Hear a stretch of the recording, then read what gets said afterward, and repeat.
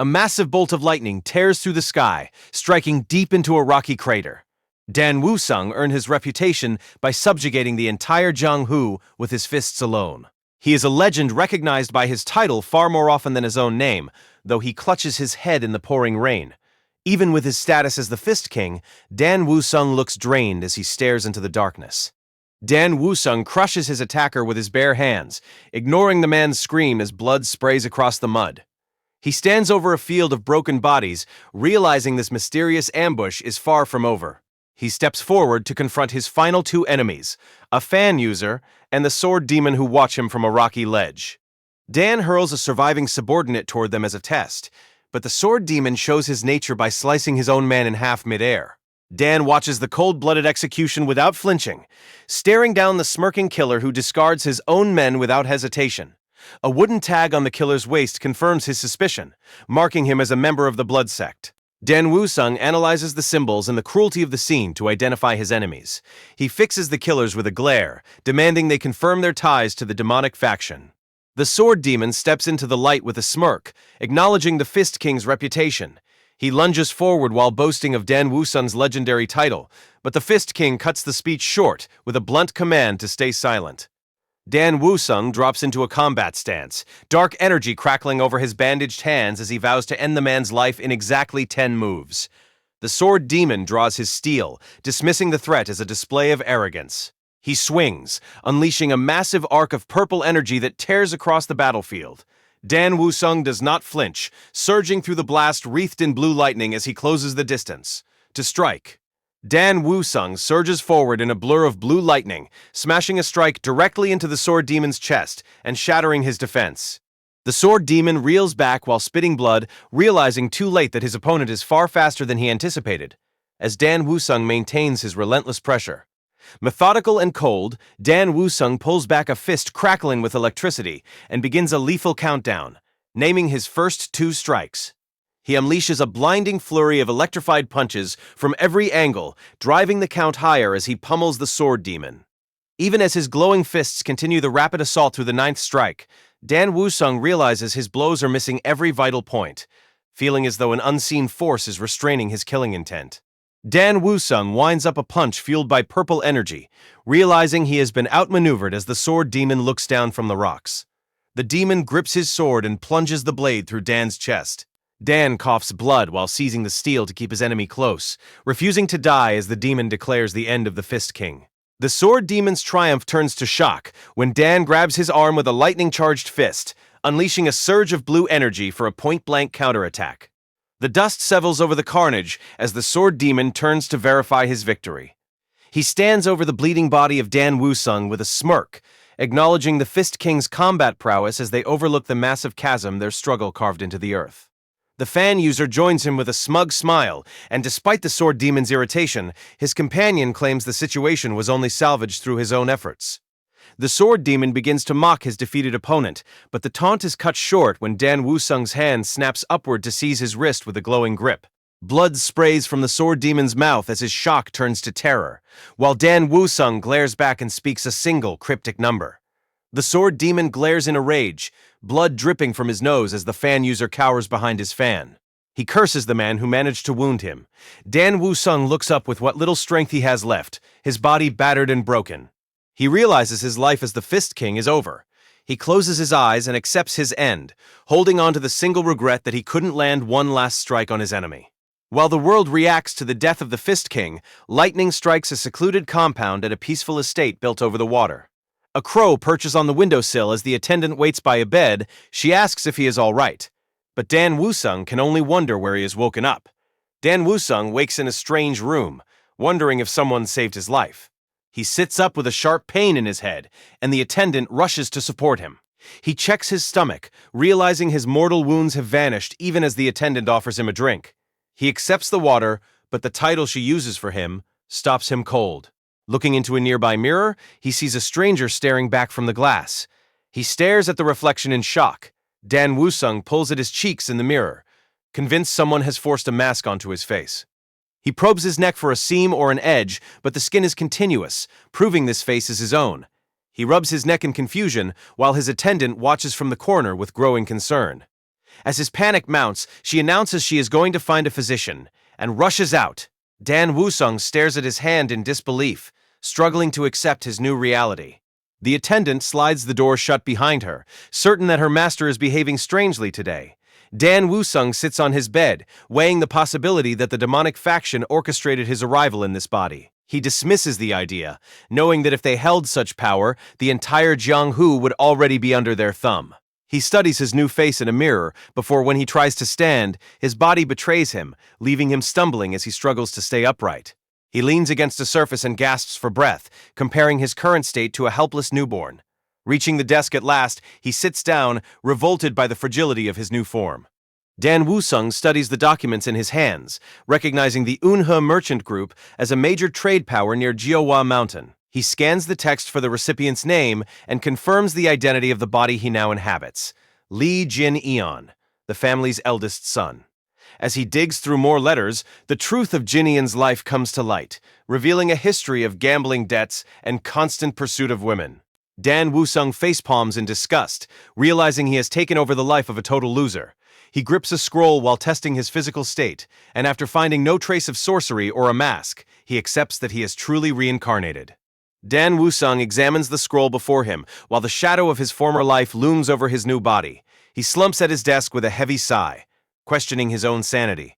A loud shout from the hallway catches him off guard, and Dan Wusung watches the intrusion with bewilderment, having no idea who this man is. Gongsun Myung clutches the young master's hand and explains that reports of his odd behavior left him worried. Dan Wusung pulls away and calmly tells the physician that his concern is unnecessary. The physician settles into a respectful kneel and orders the attendants to serve the young master's usual meal. Gongsun Myung presents a bowl of dragon and phoenix soup, claiming the meal will invigorate Li Jin-eon's body. As Dan Wusung holds the dish, he recognizes the physician's malicious intent, knowing this specific recipe acts as a poison to someone in Jin-eon's weakened state. He recalls how Gongsun Myung sneakily tried to check his pulse earlier, acting like a snake because his patient appeared unexpectedly healthy. The physician maintains a friendly facade, promising that regular consumption will make him fit enough for the Dragon Phoenix Martial competition. Dan asks how long that tournament has been running and learns that 200 years have passed since his original life. Dan pushes the physician toward the door, ordering him to leave so he can sleep without being disturbed. Standing alone after dismissing the physician, Dan Wusung calculates the timeline of the upcoming 200th Dragon Phoenix Martial competition. He ties his hair back as he realizes his death was recent, meaning the demonic faction and his old rivals are still alive. Between the treacherous physician treating him and the enemies of his past, he recognizes he is surrounded by targets. Clasping his hands, he stares forward with a murderous vow to kill them all with a single strike. Dan Wusung stares at the lavish spread of food before him, marveling at the feast. His attendants note how much his appetite has grown, compared to his old diet of porridge. Just as the door swings open. Having finished his morning workout, Dan wipes the sweat from his brow and enters the room, praising the bowing servants for their timing. He pulls a robe over his shoulders and tells the staff to keep his breakfast simple like this moving forward. As he heads for the table, the attendants whisper to each other, relieved to see him looking so much healthier. Dan takes a massive bite of food and savors the flavor just as Gongsun Myung calls out from the doorway to introduce himself. Dan Wusung pauses his meal in annoyance when an unwelcome voice calls from outside, yet he tells the visitor to enter. Physician Gongsun Myung walks in with a serious expression, but Dan just smiles, noting the physician's lack of respect. Gongsun immediately shifts gears, forcing an enthusiastic greeting as he reaches out with a fake smile. Dan watches him carefully, questioning why the man is groveling and deciding right then to set a trap for this rat. He calmly sips his tea and asks what the physician wants, a sudden directness that leaves Gongsun stunned. As Dan Wusung sips his tea, Gongsun Myung puts on a dramatic show of fake tears, complaining about the loneliness of being ignored before claiming that all his effort feels wasted now that Dan looks so healthy. Dan smirks at the mention of that hard work, setting down his tea to ask if the physician is referring to the time he tried to seduce him with dragon phoenix soup. The accusation hits Gongsun like a physical blow, and the physician begins to sweat under the pressure. He stammeringly tries to defend the soup as a mere tonic, but Dan casually dismisses the excuse by labeling the dish as poison. Gongsun erupts in a desperate shout, reminding Dan of his position as a personal physician, while Dan ignores him to focus on a snack. Realizing the conversation has turned dangerous, Gongsun turns to make a hasty exit under the guise of being offended, but Dan calls him back with a single word, forcing the terrified physician to freeze mid-step. Dan Woo-sung pauses mid-meal to challenge Gongsun Myung's audacity, questioning if the physician believes himself to be the master of the house.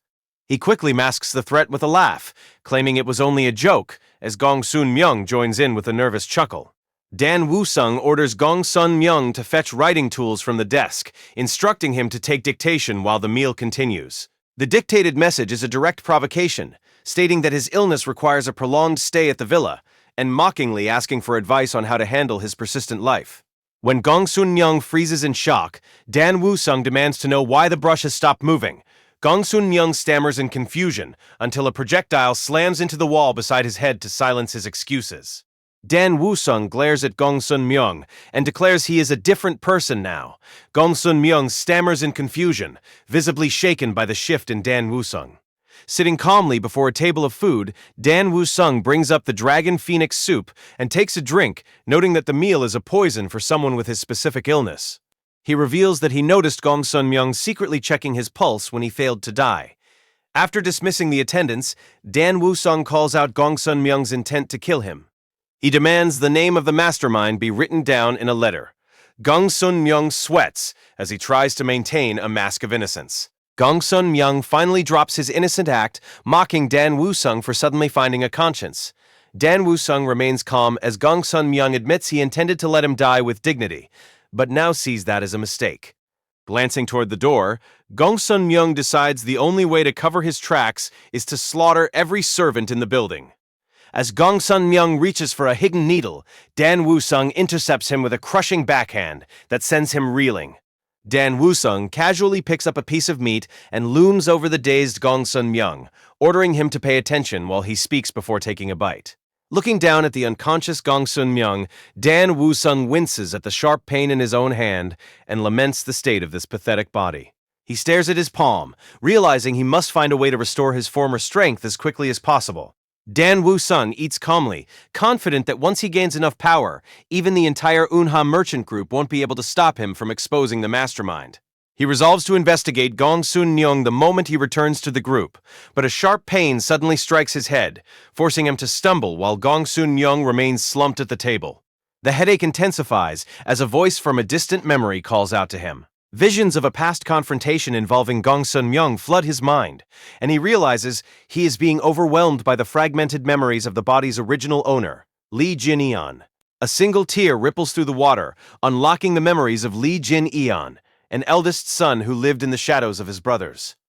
Jin-eon tried to compensate for his lack of talent with wealth, spiraling into a life of excess until his health broke and he was left in isolation. Surveying the secluded villa, Dan Woo-sung realizes the merchant group has abandoned this body to exile. Reincarnating without memories was his first major hurdle, but now he is free to dedicate himself to martial arts. He touches his forehead and smiles, recognizing that Jin-eon wasted a gifted body that he will now forge into a powerhouse using his past life's knowledge. Dan Woo-sung pauses as a sudden realization hits him, his eyes fixed on the massive pile of gold coins shimmering on the table. He understands that his vast fortune can buy any elixir required for his martial arts training, leaving him confident that his wealth has removed every obstacle. Looking back at Gongsun Myung's lifeless body, he decides to settle his affairs by burying the physician. Mok In-sup of the Unha merchant group introduces himself, sword in hand, as he requests to see young Master Lee Jin-eon to deliver a letter. Mok In-sup freezes in shock as he finds Lee Jin-eon shirtless, revealing a back built of dense, trained muscle that contradicts his reputation. Lee Jin-eon glances over his shoulder with a calm focus, forcing the guard to question if this is truly the same man.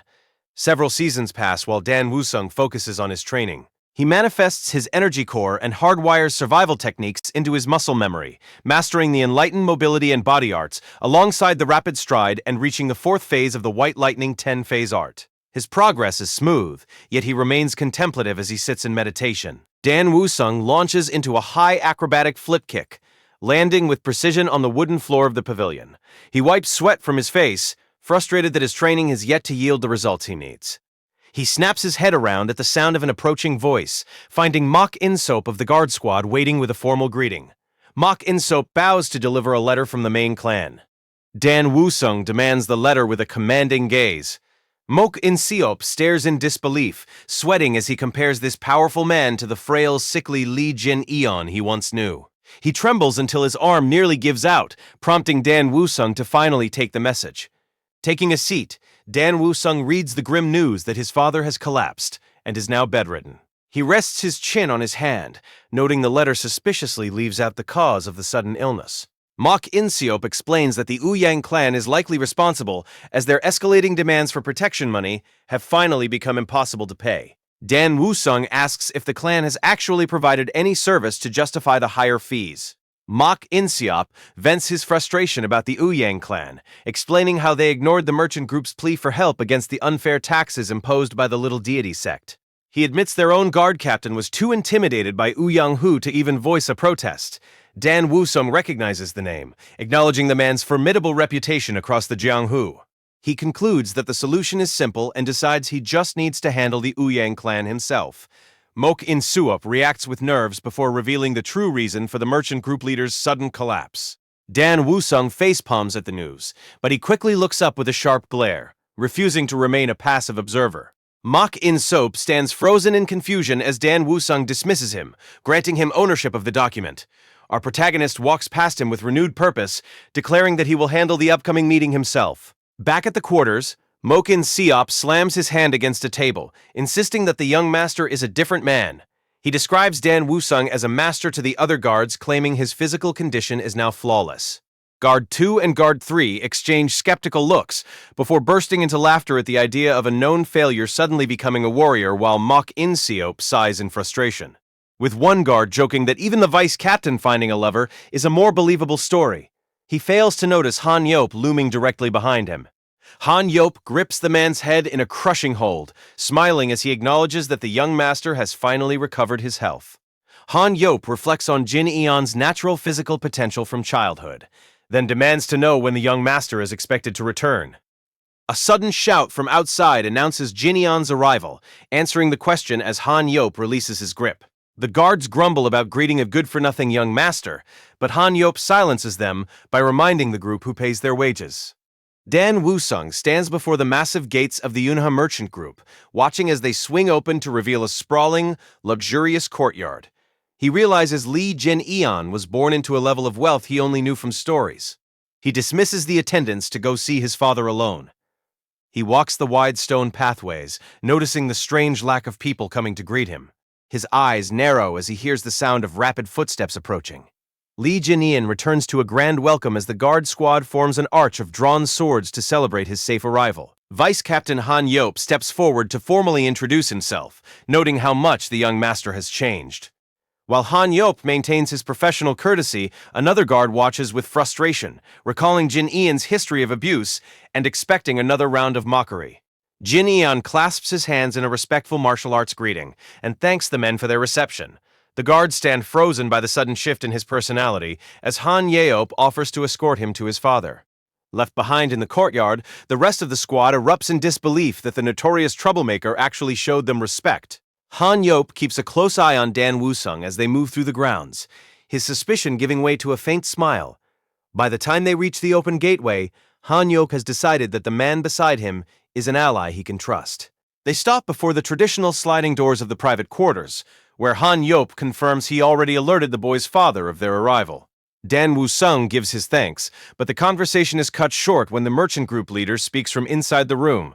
The third son stops directly in front of his brother, acting amused by the encounter. He grabs Jin-eon's shoulder with a firm grip, though our protagonist remains unbothered as he looks down at the hand. Lee Ja-eon smirks, mocking his brother with a derogatory label. Jin-eon aggressively brushes the hand away, meeting the third son's eyes with an assertive glare. Han Yop watches with concern, imagining his master cowering and being struck once again. He steps in to catch Lee Ja-eon's wrist, forcing a diplomatic smile as he reminds them both that this is a happy reunion. Dan Woo-sung snaps, aggressively slapping Lee Ja-eon's hand away while demanding to know why he thinks he can touch him without permission. Han Yop stands by in silence, caught off guard by the sudden hostility from a man usually considered weak. Lee Ja-eon glares at them both, his arrogance flaring as he accuses the vice captain of joining his brother and looking down on him. Dan Woo-sung doesn't blink, meeting the gaze with a cold stare and a threat to teach his brother a lesson that will make him fear making eye contact. Lee Ja-eon touches his cheek, his confusion growing as Dan Woo-sung calls out to him. But the warning is the only mercy he gets before a heavy punch slams into his jaw. The impact sends blood spraying as Lee Ja-eon's head snaps back, his face contorting under the force of the strike. Han Yop watches the display with a look of dumbfounded shock, unable to process the change in Dan Woo-sung's behavior. Dan Woo-sung slams Lee Ja-eon down by the collar, pinning him as Lee Ja-eon screams in agony and hurls desperate curses. He looms over his brother with a menacing smile, mocking the insult and demanding that Lee Ja-eon finally address him as his elder brother. At the Yunha Merchant Group estate, a sudden commotion breaks the peace. Lee Hwa-eon approaches as the guards stand by in confusion, realizing the noise is coming from directly outside his father's quarters. When he demands an explanation, Han Yop reveals that the first and third young masters are in the middle of a heated argument. Lee Hwa-eon immediately assumes the third young master is harassing his older brother again, and he screams at the guards for failing to intervene. But as he rounds the corner, he freezes to find Dan Woo-sung calmly holding Lee Ja-eon by the collar, ordering him to keep his voice down in front of their father's room. Dan Woo-sung effortlessly holds the struggling Lee Ja-eon by his collar, looking back to recognize the newcomer as Lee Hwa-eon. Hwa-eon freezes at the sight, stunned by this display of strength from his formerly weak brother. Steam rises from a teapot as they move the confrontation inside, where Hwa-eon sits and watches Dan Woo-sung continue to pin the flailing Ja-eon to the floor. Hwa-eon lifts a teacup with a calculating smile, noting that word of his brother's return had already reached him. He studies the scene from across the table, remarking on the drastic change in Woo-sung's physical health. Dan Woo-sung meets his gaze with a sharp confidence, confirming that his recovery is complete. Dan Woo-sung adjusts the bandages over his hands, as Lee Hwa-eon asks if their younger brother was responsible for the injuries. He dismisses the concern with a wave of his hand while Ja-eon cowers behind him, drawing an amused smile from Hwa-eon. Without warning, Dan Woo-sung delivers a violent slap that sends blood flying from Ja-eon's face. He continues the assault, warning the boy that raising a sword against his older brother will only lead to more pain until Ja-eon finally begs for mercy. Ja-eon trembles, his lip bleeding and his pride shattered by the humiliation. His eyes widen in disbelief as he struggles to process how he was just beaten by his brother. He clutches his head, haunted by memories of the frail boy who used to massage his shoulders just to avoid being hit. Hwa-eon watches the display with calculating interest, noting how the power dynamic between his brothers has been overturned. Dan Woo-sung sits with Lee Hwa-eon, while Lee Ja-eon remains in the background, enduring his punishment. Hwa-eon notes that he feels like a completely different person since the safe house incident, an observation Woo-sung credits to her keen intuition. His attention shifts to a stack of scrolls on the table, and as he picks one up to examine it, Hwa-eon explains it's the roster of employees for the upcoming conference. Woo-sung scans the names, specifically searching for the person responsible for recommending the physician Gong-sun Myung. He smirks as the pieces click into place, realizing that Yang-hoo is the shadow behind every key appointment, from the front gate guards to the vice squad leader. Setting the scroll back down with authority, he calls out to both Hwa-eon and Ja-eon. Dan Woo-sung locks eyes with his brothers and demands to know if any of them have conspired with the Uyang clan. Lee Hwa-eon and Lee Ja-eon recoil in shock at the accusation, while Woo-sung watches them closely, preparing to push for the truth. The brothers immediately protest the idea as ridiculous, swearing they would rather die than let another clan take over the business their father built.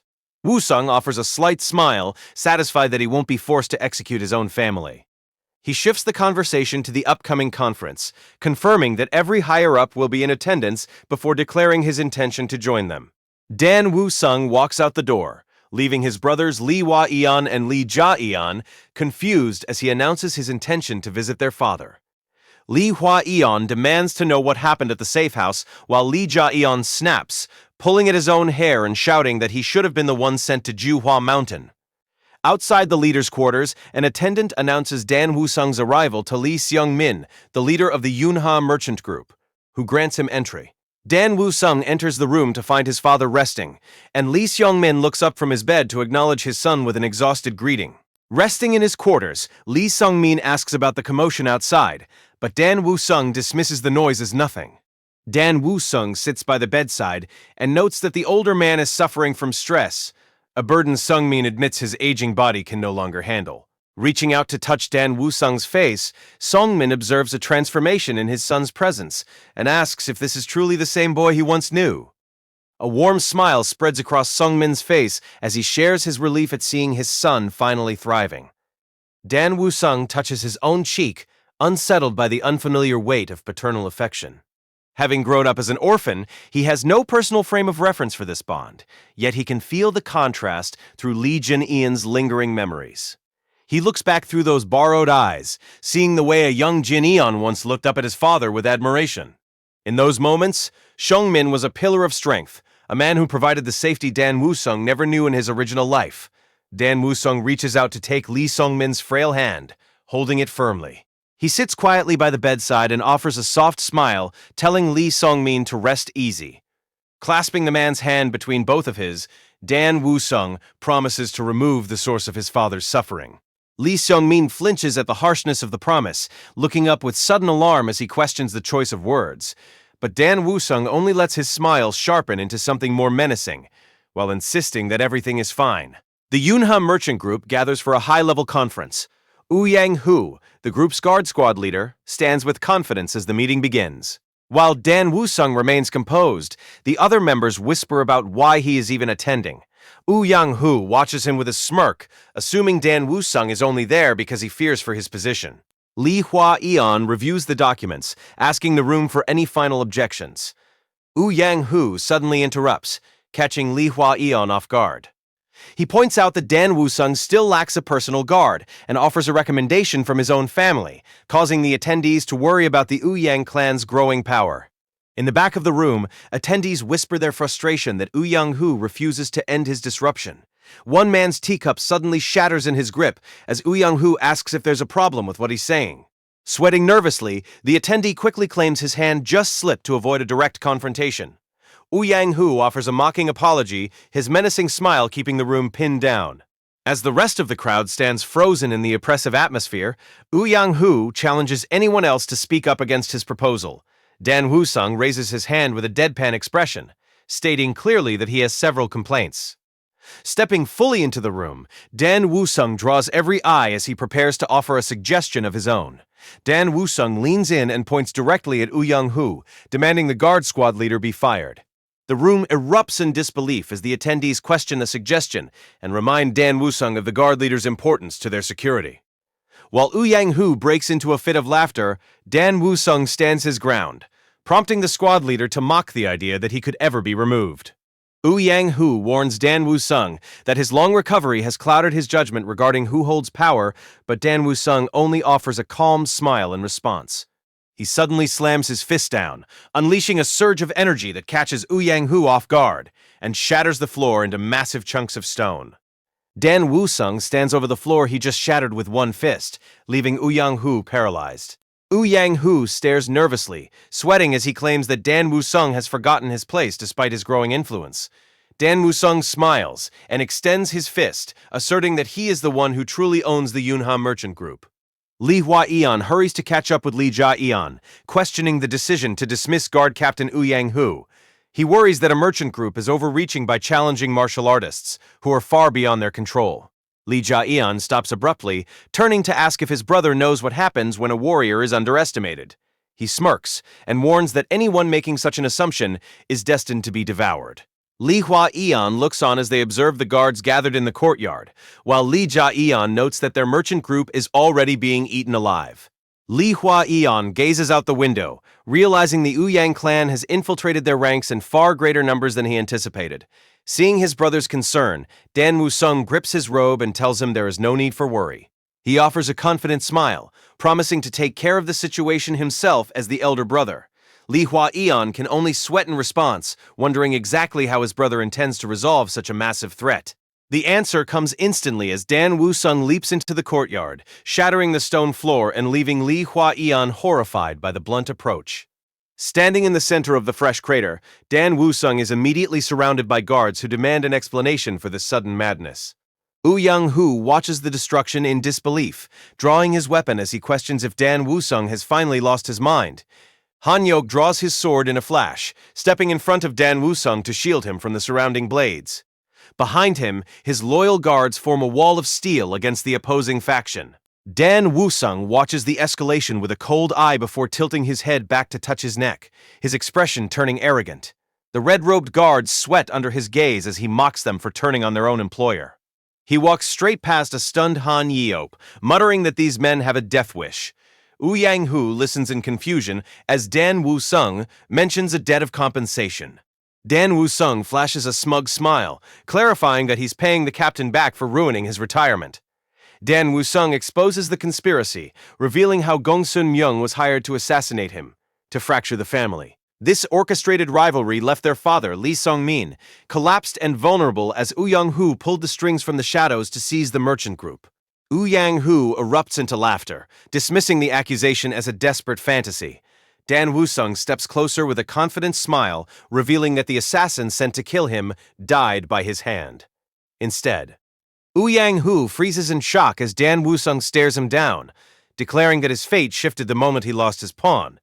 He casually claps the man on the shoulder and tells him the physician died in a single strike. Dan Wusung turns his back on the trembling conspirator, mocking his failed ambition while promising to collect for the damages he caused. Yang-hu lunges forward in a rage, his hand glowing with lethal energy as he curses Dan Wusung's arrogance. Dan Wusung doesn't blink, tracking the movement with a calculating gaze as he confirms he has his target. Yang-hu leaps through the air to deliver a heavy strike, certain the boy is throwing his life away. Dan Wusung clenches his fist, gathering crackling blue lightning around his knuckles. Their powers collide in an explosive shockwave that tears through the courtyard. Yang-hu is thrown back by the force, struggling to shield himself from the impact. He stares in disbelief, realizing the boy he looked down on has actually mastered lightning martial arts.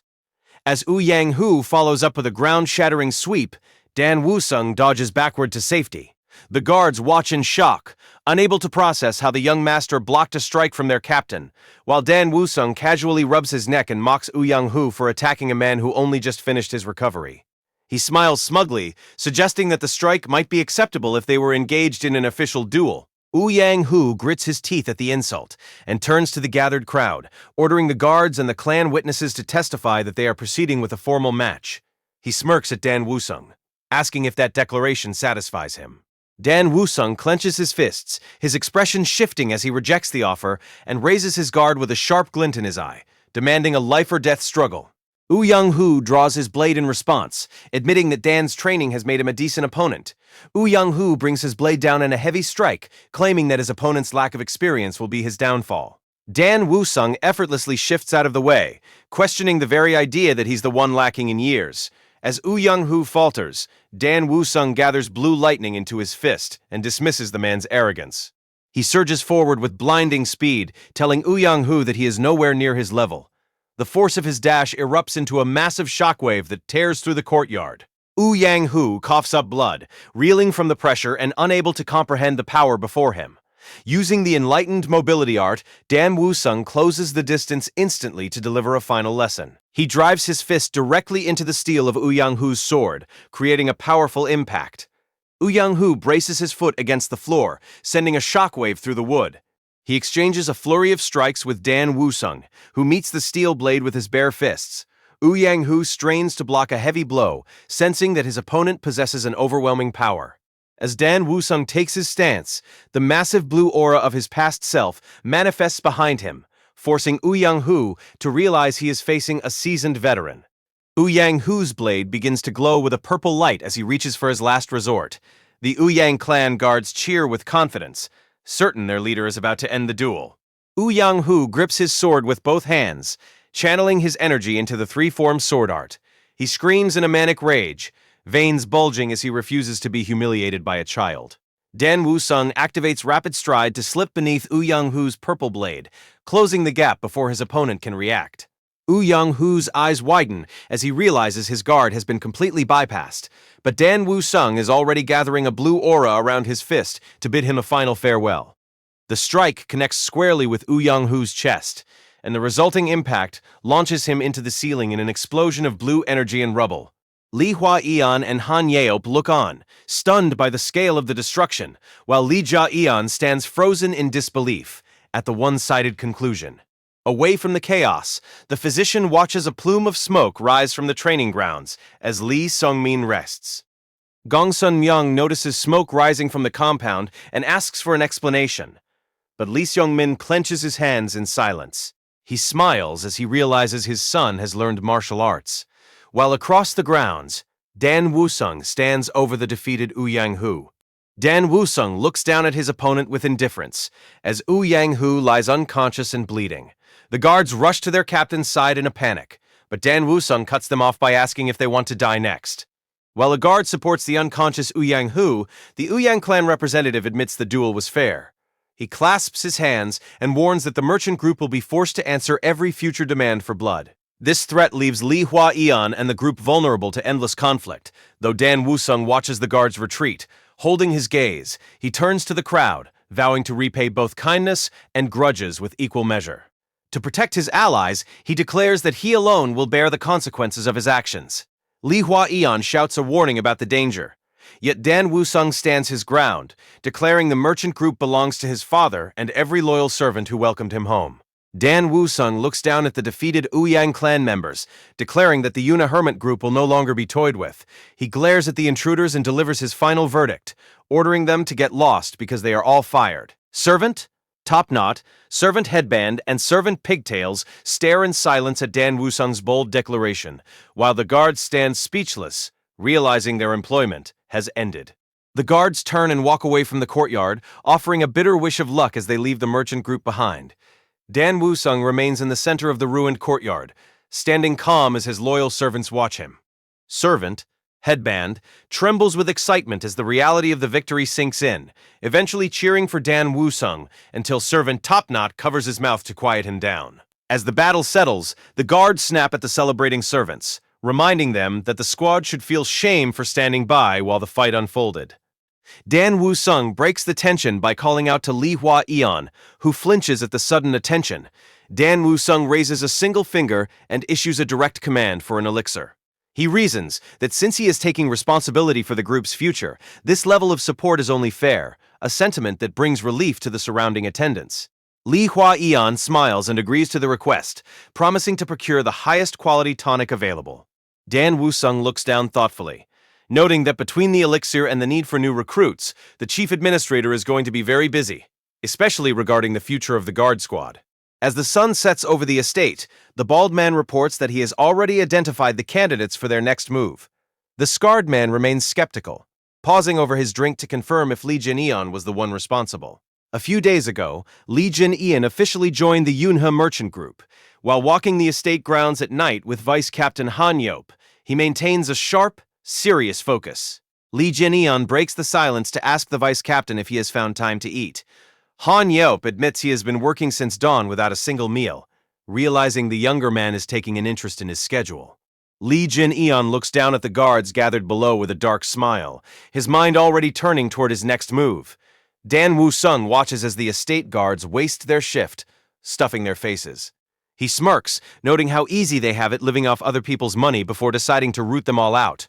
His grip tightens until the wooden railing splinters into pieces. As the shards fall away, he tells Han Yop that he needs to find someone to fill the empty positions. His gaze shifts toward a massive building in the distance, where he realizes his search is over. Inside the hall, a crowd of men shouts over mahjong tiles while players exhale smoke and calculate their next moves. Dan Woo-sung steps into the room, drawing immediate whispers from the men who recognize him as a wealthy pushover. Dan Woo-sung glances back with a sharp look, sensing the eyes of the crowd on him. The gamblers whisper amongst themselves, surprised to see him alive and eager to watch him throw away his fortune again. He ignores the gossip and heads toward a restricted doorway where the gambling hall guard stands watch with a trident. The guard reacts with surprise as Dan Woo-sung draws near, offering a mocking welcome and asking if he has returned to make another donation. But Dan Woo-sung tells the man to keep his hands to himself to avoid staining his clothes with pig grease. He pushes past the man, leaving the guard fuming at his audacity, and steps firmly into the room. 3 men wait inside, watching as Dan Woo-sung takes his place in the doorway. Chul Myun-ho acknowledges his arrival with a casual greeting and notes that he looks much healthier, assuming his time away for recovery was well spent. Yuk Jinbo and Yuk Myungbo offer their own dry welcomes, though their expressions remain stoic. Chul Myunho immediately scolds the brothers, calling them heartless for not showing more concern for a friend who has finally returned from a long illness. Dan Woo-sung sits in silence while the Yuk brothers offer an apology, prompted by Chul Myung-ho's demand that they show more concern for his friend. Dan Woo-sung recalls the reality of their childhood, where Chul Myung-ho used friendship as a cover for years of violence and extortion. Chul Myung-ho pushes the heavy bag of gold forward, urging him to take the money and find some excitement after his long recovery. Chul Myung-ho leans back with a smug grin, admitting he missed having a reliable source of easy money to exploit. He offers to host a grand celebration for the return of the merchant group's young master, but Dan Woo-sung remains silent, causing Chul's patience to wear thin. Dan calmly explains that he is simply deep in thought, prompting Chul to demand what could possibly be on his mind. Dan stares back coldly, weighing the necessity of ending Chul's life right then and there. As Chul continues to bark questions, Dan shifts his focus to the twin brothers standing behind the gambler. He realizes Chul is useless, but Yuk Jinbo and Yuk Myungbo are the ones actually keeping the operation running. Considering how the twins handle all the labor and enforcement, while Chul merely plays the part of a violent leader, Dan decides they are far too skilled to continue rotting under such a pathetic boss. Dan cuts through Chul's complaints to announce he has made his choice, then reaches out with a bright smile and demands that Chul hand over the key to the vault. Chul Myung-ho stares at the outstretched hand, flanked by the Yuk twins, baffled by the request. He asks if this is a joke, questioning why Dan Woo-sung is suddenly demanding his vault key in cash. Dan Woo-sung remains calm, confirming that he expects a full payout right now. Sitting across from Chul Myung-ho and the twins, he starts tallying the debt on his fingers, listing off his forced investments, the interest, the extortion, and his own medical bills before setting the final price at 100,000 nyang. Chul Myung-ho meets his gaze with a long, silent stare that makes Dan Woo-sung wonder if he asked for too little. The silence breaks as Chul Myung-ho covers his mouth to stifle a smirk, then erupts into mocking laughter at the absurdity of the demand. Chul Myung-ho erupts into laughter, poking Dan Woo-sung in the chest while mocking his sudden interest in arithmetic. Dan Woo-sung remains perfectly still, watching with a patience that only fuels Chul Myung-ho's mockery. Chul Myung-ho clenches his fist to boast about the immense wealth of jewelry and gold stored within the vault. He closes the distance to loom over Dan Woo-sung and grips him by the shoulder to declare that the riches are strictly off limits. Chul Myung-ho offers a condescending loan instead, questioning the demand for the key, while Dan Woo-sung maintains a bored expression. This indifference snaps Chul Myung-ho's patience, his face twisting as he demands to know why Dan Woo-sung is ignoring him. Dan Woo-sung meets his gaze with an unimpressed look as Chul Myung-ho rants about his shift from a fragile patient to a man demanding the vault key. Chul Myung-ho screams and gestures wildly at Dan Woo-sung, demanding the man acknowledge his status. Dan Woo-sung rests his face in his hand and lets out a sigh. Chul Myung-ho leans into his personal space and asks if he wants to die. He orders Yuk Jinbo to pin Dan Woo-sung to the ground for a beating. Yuk Jinbo lunges and grabs Dan Woo-sung by the back of the neck, but Dan Woo-sung doesn't move an inch while his attacker begins to sweat from the effort. Dan Woo-sung catches his attacker's arm with a mocking grin, noting that his earlier kindness was wasted. He flips Yuk Jinbo over his shoulder, hurling him through the wooden doors as Chul Myung-ho watches in shock. Yuk Jinbo struggles to his feet to continue the fight, but Dan Woo-sung leans back to avoid a sweeping kick and seizes his ankle midair. He slams Yuk Jinbo into the ground and stomps through his leg, snapping the bone with a burst of blue energy. Yuk Jinbo recoils from a direct impact to his face as Dan Woo-sung completes a sweeping kick and lands on the wooden floor. Dan glances back with a sharp look, observing his opponents with growing interest. Yuk Jinbo pushes himself off the ground with a trembling hand and plants his foot to stand. Dan watches both Yuk Jinbo and Yuk Myungbo rise despite their injuries, noting that they slide forward with vacant eyes and no regard for their shattered limbs. Dan Woo-sung smiles, acknowledging that his opponents are formidable fighters. Yuk Jinbo and Yuk Myungbo launch a coordinated strike, but Dan Woo-sung stays calm as he slips past a punch aimed directly at his face. The two attackers lunge forward only to strike empty air, looking around in confusion as their target vanishes. Dan Woo-sung leaps gracefully over them with his hands tucked behind his back, leaving Yuk Jinbo wondering where he could have gone. Dan Woo-sung appears behind the twins and seizes both their heads in his grip. With a violent motion, he smashes their skulls together. He brushes off his hands and warns the twins to stay down. Dan Woo-sung claps his hands together with a mocking smile, greeting Chul Myung-ho as the final opponent left on the field. Chul Myung-ho breaks into a sweat as he realizes he is now alone against a monster. Dan Woo-sung claps his hands in a mocking display of applause, addressing his opponent with an amused grin. Chul Myung-ho retreats a step, frantically arguing that Dan should have warned them about his hidden martial arts training instead of pretending to study. Dan Woo-sung looks down at him, his expression turning cold. Dan Woo-sung remains calm, questioning why a man as sharp as Chul Myung-ho would make such a mistake. He takes a step forward, causing Chul to flinch back and desperately suggest they talk things out. Chul clenches his weapon, forcing himself to find courage before lunging forward with a wild strike and screaming that the first hit wins. Dan deflects the blade with ease, the resulting shockwave leaving Chul stunned. Dan winds up a massive counter, his eyes glowing with focus, and delivers a punch that shatters the floor into rubble. He grabs Chul by the head, holding the terrified man in place as he declares that the second strike is the one that counts. Dan Woo-sung smiles ruthlessly as he unleashes a surge of crackling energy into Chul Myung-ho, cursing the man as he forces him to endure the brutal shock. Outside the room, a guard cowers at the sound of the piercing screams, certain that someone is being killed within those walls. Chul grinds his teeth against the pain, his body racked with tremors as the energy continues to surge through him. He crouches down to poke at the twitching body, ordering Chul to snap out of his daze, but the man remains on the floor, his mind broken as he lets out weak, delirious laughter. Chul Myung-ho lies on the ground with a delirious smile, insisting he is fine. His eye twitches as he suspects Dan Woo-sung spent his recovery secretly training. He panics at the thought of being struck down, convinced Dan Woo-sung is now driven by revenge. He sits up and desperately asks if there is anything else Dan Woo-sung wants besides the key. Dropping to his knees, Chul Myung-ho tries to use their childhood friendship as leverage, claiming they share a special bond. Chul Myung-ho smiles in relief as Dan Woo-sung acknowledges their friendship, and he enthusiastically praises Dan Woo-sung for making a smart choice. Chul Myung-ho pulls Dan Woo-sung into a tight embrace, swearing to end the bullying and extortion for good. Myung-ho turns to his subordinates, Myung-bo and Jin-bo, ordering them to treat Woo-sung with the respect due to an elder brother. As the twins offer their congratulations, Myung-ho secretly plots to take his men and flee, the moment they're clear of this mess. Woo-sung ignores the fake warmth and stares the twins down, asking if they understand that brotherhood is a commitment for life. The twins hesitate, looking toward their boss for guidance until Myung-ho barks at them to stop stalling. Myung-ho laughs nervously, desperate to keep the act going until he finds an opening to run. Dan Woo-sung decides it is time to establish a hierarchy, ordering the twins to wait outside while he and Chul Myung-ho settle who the eldest brother is.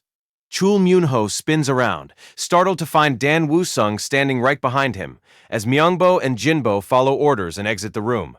Chul Myung-ho questions his intentions, but Dan Woo-sung looms over him and insists they settle this matter immediately.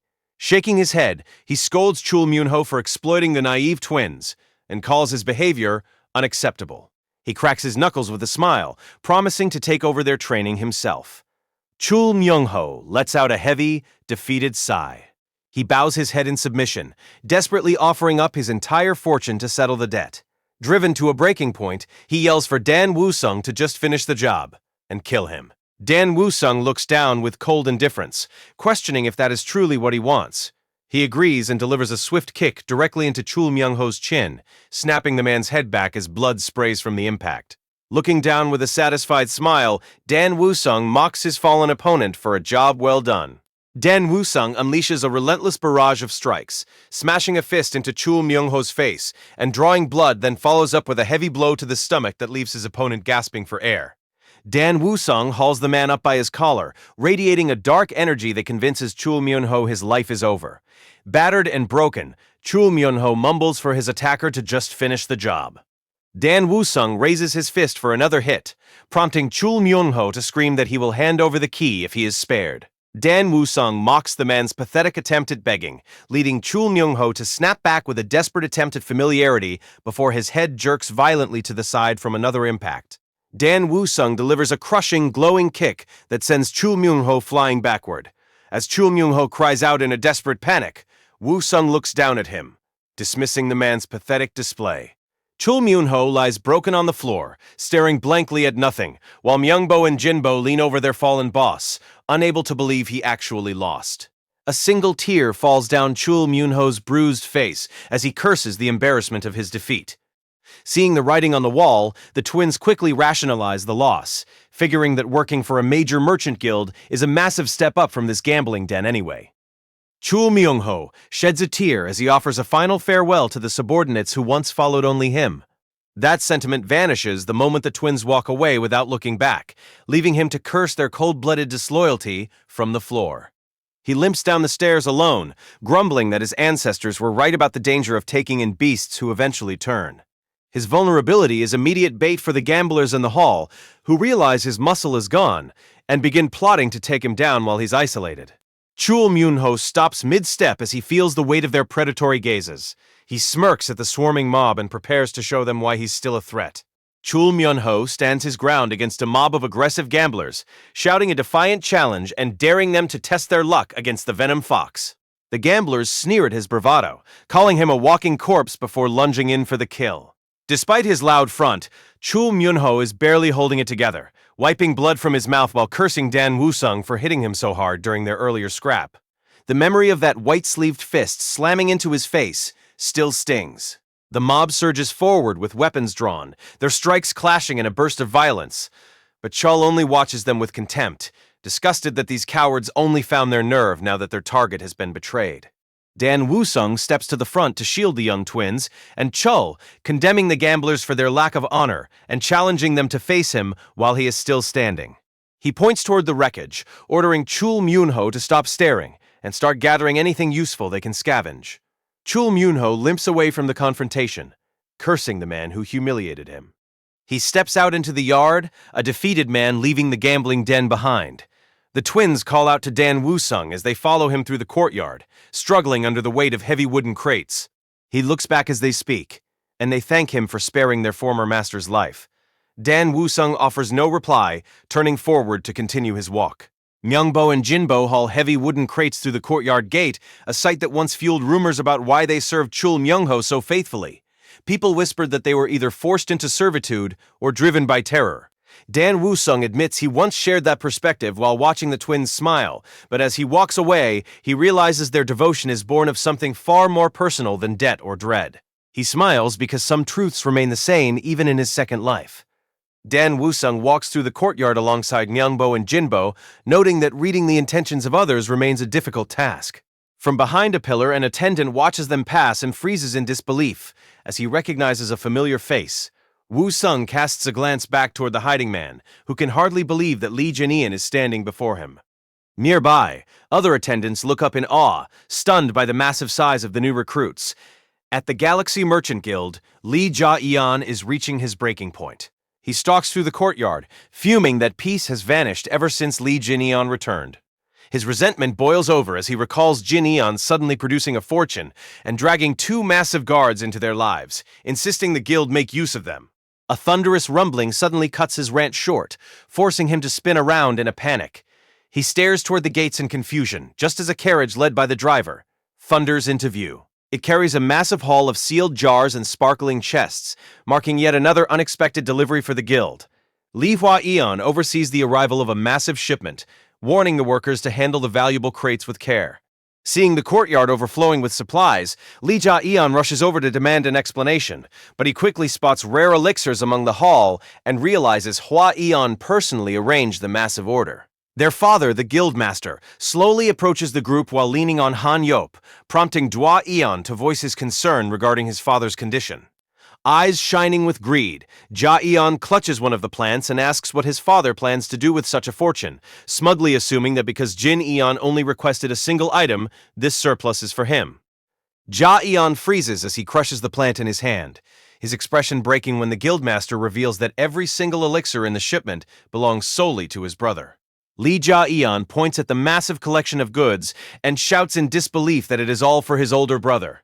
Han Yop presents a scroll while the guildmaster details his plan to pressure regional branches and merchant allies into securing even more high-quality elixirs. He admits that hiring the wrong captain was his own failure and is now determined to fix the mistake. Han Yop clenches his fist in support while Ja-eon joins the praise for his older brother's talent. The guildmaster and Han Yop finalize their plans and ignore Ja-eon, who stands between them feeling forgotten. A wide grin spreads across the guildmaster's face as he stands in the courtyard, satisfied that he has finally found a reason to spend his entire life savings. The courtyard remains still under the midday sun until he erupts in a desperate scream to stop them. He chases after his father and brother, demanding to know why he isn't receiving an elixir. His father looks back with a dismissive glance, questioning if his son even needs one. Jae-eon lashes out at a training dummy and pulls his hair in a jealous fit, screaming about the discrimination he faces. He grinds his teeth in resentment, bitter over his brother's sudden success. Lee Ja-eon looks back in confusion as Dan Woo-sung rapidly closes the distance. Watching from the ground, Ja-eon realizes Dan is dragging a massive boulder behind him, leaving him to wonder how such a feat could be considered a casual stroll. Dan sprints forward, kicking up dust with every step as he pushes through the physical strain with unwavering focus. Ja-eon watches the display with growing suspicion, eventually muttering to himself about the relentless effort Dan is putting into his training. Lee Ja-eon collapses onto the dirt, his wooden sword slipping from his hand as his body gives out. He shields his eyes against the glare, his fingers tightening around the hilt with a surge of determination. Raising the blade to his face, he visualizes the exact moment Gu Yanghu lunged forward during their encounter. He springs up to strike the training dummy, shouting a defiant threat as he swings with everything he has.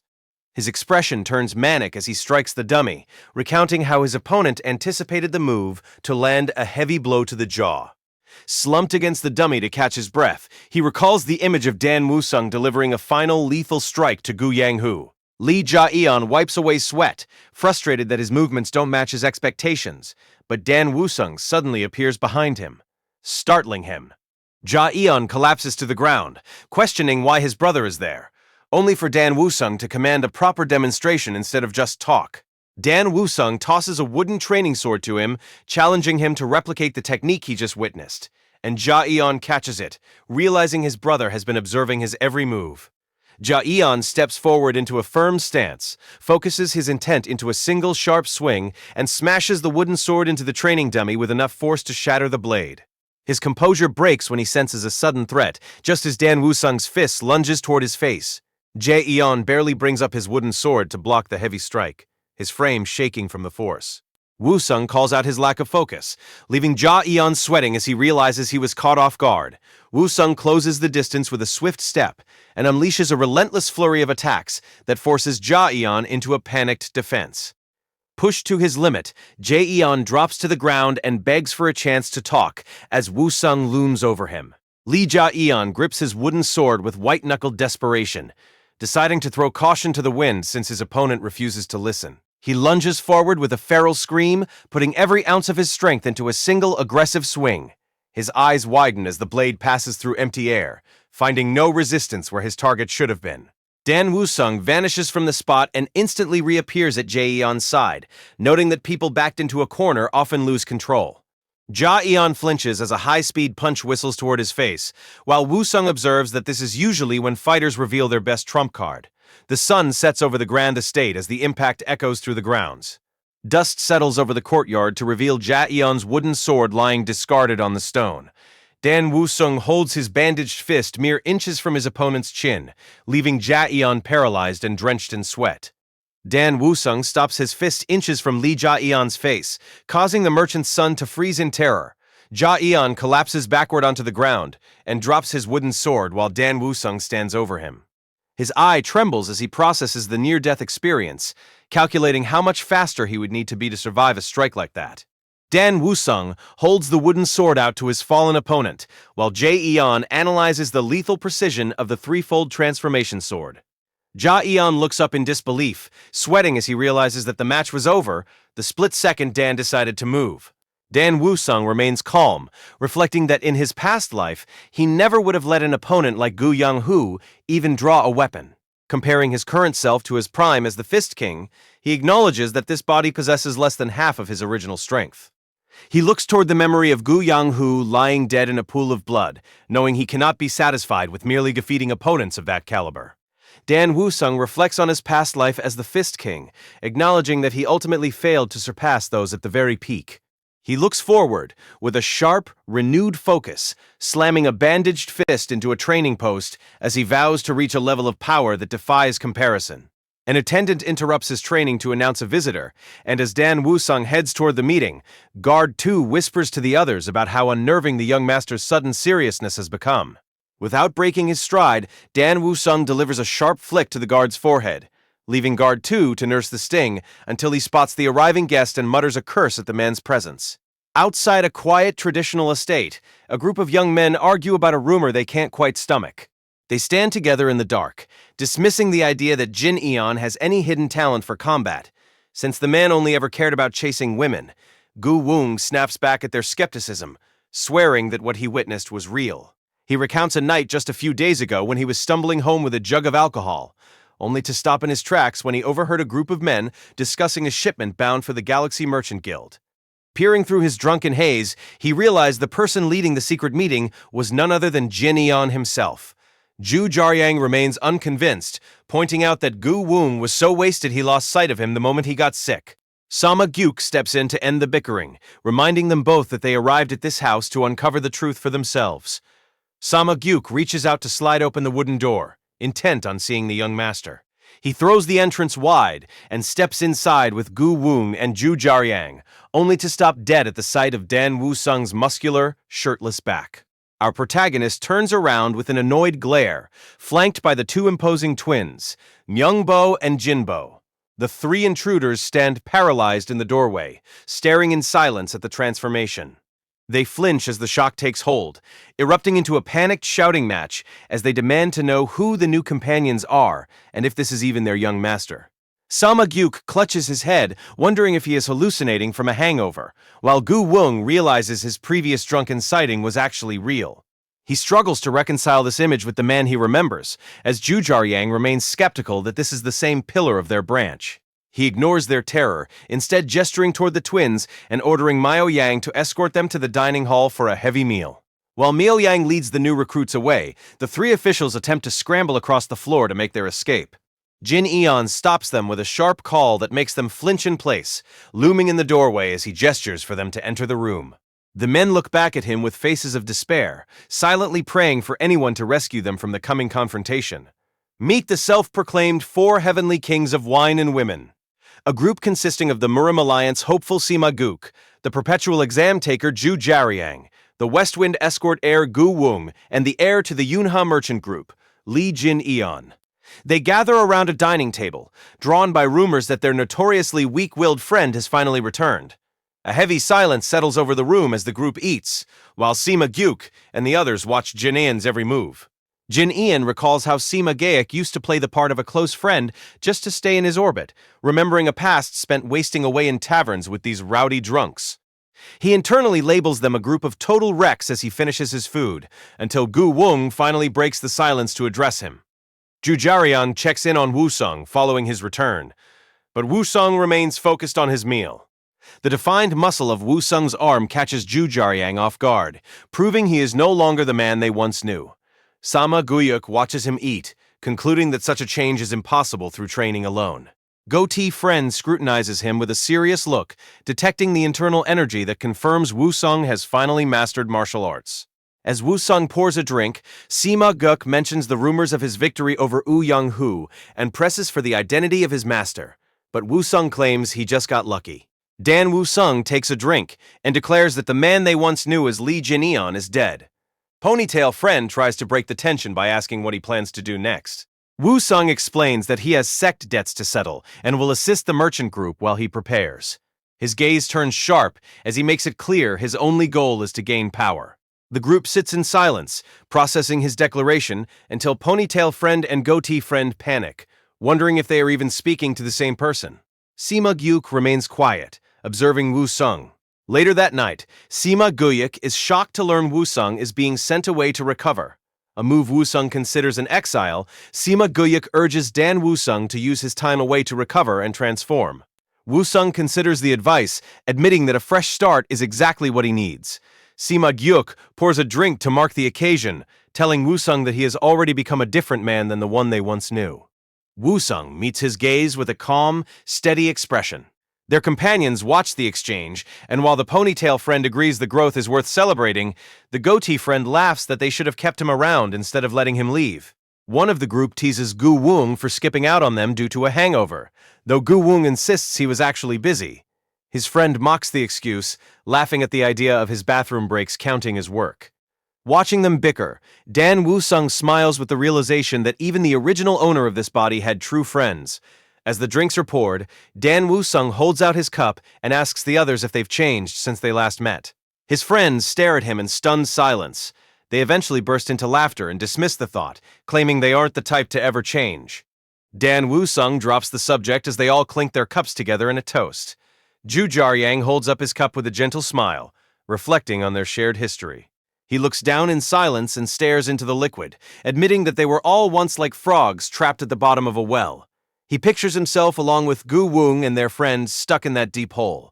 He thinks back to when Dan Woo-sung would panic over a bag of coins while the rest of them watched in concern, realizing that his friend was the only one who truly climbed out of that life. Dan Woo-sung listens with a calm maturity, having finally seen the world beyond their old horizons. Outside the estate, Goatee Friend tells Dan Woo-sung that they enjoyed the day and offers their support for whatever he needs. Dan Woo-sung warns his friends to train harder to avoid future beatings, while Ponytail Friend offers a final congratulations on his recent transformation. Our protagonist waves goodbye as he walks away, leaving Gu Wung and the others to return the gesture before Ponytail Friend looks toward the sky and admits that seeing the group's biggest troublemaker grow up makes him feel like their youth has finally ended. Goatee Friend confesses to a sudden sense of loneliness, though he quickly dismisses Ponytail Friend's suggestion of visiting a brothel. He orders his friend to go home and study for his exams instead, even as Gu Wung suggests they stop by Sweet Scent House for one last drink. A report reaches the Sweet Scent House, where a subordinate kneels before Yeom Ji-sang to deliver news that demands immediate attention. Yeom Ji-sang slams his hand against the table and shouts in shock. He leans forward, his face contorted by the news that Woo Yang-hoo has been killed. When he questions the strength of the Yunha Merchant Group's heir, his subordinate reveals that the captain was crushed in under 30 exchanges. The sect's men had scrambled toward their fallen captain's body, looking up to find our MC looming over them. The Little Deity sect subordinate recounts the recent battle, admitting their opponent possessed skills far beyond the norm. Reporting to his leader, he explains that the man didn't even use a weapon, relying entirely on his fists to secure the win. Yeom Ji-sang leans back in disappointment, calling it a disgrace for a trained swordsman to be defeated by a bare-handed youth. Despite the insult, the subordinate hesitantly asks if the sect will seek revenge. Yeom Ji-sang immediately shuts him down, refusing to act like a common thug after a fair and open duel. Frustration takes hold as the subordinate clenches his fists against the floor. He snaps, shouting a desperate reminder of the personal bond between the sect leader and the fallen man. As he continues to scream for honor, a blade suddenly flashes to his throat, silencing him. Yeom Ji-sung strikes with lethal precision, tearing through his subordinate's neck in a massive spray of blood. Suran screams as the gore splatters across her. Ji-sang wipes his face with total indifference, mocking the idea of showing any attachment to the dead. He dismissively orders his men to haul the body away while Suran stands frozen and trembling, clutching her blood-stained robes as he approaches. He looks down at the pool of blood on the floor, complaining that the sight has ruined his drink. He leads Suran away, his expression darkening as he weighs the Yunha Merchant Group's refusal to pay taxes and their role in Woo Yang-hoo's death. Subordinate 2 follows, noting that the merchants clearly no longer recognize the sect's authority. Yeom Ji-sang is taken aback when his subordinate suggests a lethal solution to their problem. He rejects the idea of senseless violence, insisting that they aren't common thugs who resort to murder. When the subordinate questions if they're simply letting their targets walk away, Ji-sang begins to weigh his options. Elsewhere, Jin Eon's friends walk together, reflecting on how much their friend has changed lately. They see his current actions as a positive sign that he is finally moving forward. Back at the sect, Yeom Ji-sang maintains a sly composure while considering his next move. He clarifies that while he won't resort to slaughter, his eyes are firmly set on the Yunha Merchant Group's fortune. He knows their leader, Lee Sung-min, is a formidable negotiator, with wealth that far exceeds public rumors. Sensing the threat, Dan Woo-sung looks back sharply. He opens his door with an unimpressed look just as his friend arrives panting from a frantic run. Dan Woo-sung sarcastically mocks the late arrival, but his friend warns him that an attack is imminent. Anxious over the loss of Woo Yang-hoo and their lack of guards, the friend suggests seeking help from Gu Eung. Dan Woo-sung recalls Mokin Seop's warning that the Little Deity sect was plotting a betrayal, and he demands to know exactly where the bastards are hiding. Dan Wusung orders Sima Gook to follow him inside, tossing him a bundle of dark clothes. They enter the guard squad's warehouse where Dan prepares his gear, telling Sima Gyuk to hurry so they can raid the little deity sect and return by morning. Sima Gyuk argues against taking on an entire organization alone, but Dan ignores the protest and pulls on a mask. He unsheathes a dagger, declaring that they need to seize the initiative before the enemy can act. Turning to the aspiring alliance member, Dan commands Sima Gyuk to lead the way. Sima Gyuk freezes with a blade pressed against his neck. Cherry blossoms drift through the air while Dan Wusung watches the little deity sect from a high vantage point. A massive contingent of little deity sect guards stands ready in the courtyard, their presence confirming that he has reached the correct destination. Sima Gyuk cowers in the bushes, trembling as he insists he will be of no help in the coming raid. Dan Wusung cracks his knuckles and tells the man his service is no longer required, leaving the guide confused as he prepares to invade. Dan Wusung looms over the cowering Sima Gyuk, demanding more information. Sima Gyuk questions the logic of their mission, pointing out the facility is swarming with guards and asking if a real plan even exists. Dan Wusung pauses to consider his options for the day.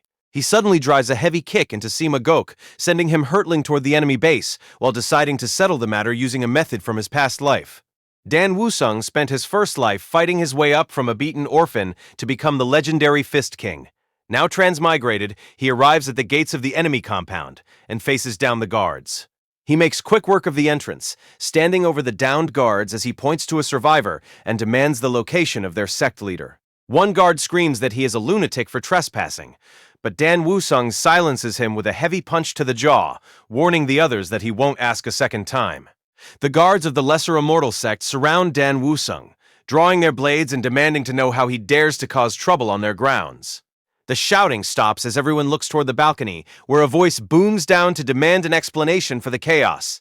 The Lesser Immortal sect leader looks down at the intruder, an attendant clinging to his arm as he asks for the young man's identity. Dan stands his ground with confidence, introducing himself as an assassin before asking if he's speaking to the head of the sect.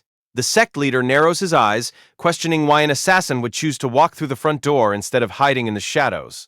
He notices Dan's bare hands and realizes he fights with his fists, correctly deducing that Dan is actually the heir of the Galaxy Merchant Guild, and Dan admits he has no reason to hide his face. Declaring that he won't hold back against such a prize, the sect leader signals his men to drop a massive net from above, trapping Dan where he stands. Dan Wusung leaps high into the air, easily clearing the massive net as the yellow-robed guards charge with their swords drawn. Dan snatches the edge of the trap mid-flight and swings it with enough force to sweep the entire squad off their feet, noting that it has been a long time since he faced a group like this. A streak of blue energy flares from Dan's eye as he acknowledges his current body lacks his former strength, though his skill remains. Dan proves it by unleashing a spinning strike of radiant blue energy, launching the guards into the air with a single rotation. Blood splatters across Dan's mask as he smirks, finding a dark thrill in the heat of the combat. Dan continues his assault, his limbs moving like whips of energy to strike down every guard in his path. His bare-handed strikes slice through armor and flesh, sending weapons flying as the formation collapses. The survivors can only tremble at the carnage, wondering who this monster is as he tears through their ranks without even drawing a blade. Dan Wusung stands amidst a sea of fallen enemies, his overwhelming strength leaving the remaining guards questioning if he's even human. He tracks an incoming attack with a sharp glare and shifts just enough to avoid the blade, though the steel grazes his mask and draws blood. Dan wipes the wound and mocks the quality of his opponent's gear, but the Lesser Immortal sect leader counters by leveling a heavy crossbow at him, promising to use his most expensive equipment to end the fight. Dan reacts instantly, snatching two nearby guards and hauling them into the line of fire to serve as human shields. A full line of crossbowmen take aim, and the sect leader sneers, certain that no amount of martial skill can save Dan from the coming volley. The Lesser Immortal sect leader gives the command to fire, raining a massive volley of glowing arrows down on the courtyard. Dan Wusung smirks as a scratch on his cheek bleeds. Noting that the leader is willing to sacrifice his own disciples just to secure a kill, a voice suddenly calls out his name, and he looks up to see a sword hurtling through the air. He snatches the weapon by the hilt and swings it in a wide arc, unleashing a circular wave of energy that shatters the entire volley of arrows. The Lesser Immortal sect leader stares in shock, realizing Dan Wusung neutralized his entire barrage of iron needles using only a dagger. Dan Woo-sung flashes a confident smile despite the blood on his face, signaling his success with a thumbs up, which Sima Geuk returns. Dan Woo-sung then spins his dagger and throws it with sharp focus. The sect leader watches in horror as the weapon transforms into a massive, glowing energy blade hurtling directly at him. The attack strikes, grazing his neck and causing blood to spurt, as he cries out. He clutches the bleeding wound, grimacing as he looks down at the injury. Dan Woo-sung reaches out toward his opponent, admitting that a blade isn't his weapon of choice. He wears a dark smile, noting that he only made an exception for this fight as the sect leader clutches his bleeding throat and calls him a psychopath. Dan ignores the frantic orders and crushes the hand of a fallen guard under his boot, then effortlessly sidesteps an incoming strike. He pulls his fist back, declaring that his true power has always been in his hands. Seeing the end approaching, the sect leader cowers and yanks a terrified attendant in front of him to serve as a human shield. Dan doesn't hesitate, his fist crackling with blue lightning energy as he prepares his strike. A massive blast of blue lightning tears into the building, sending thick smoke billowing into the night sky.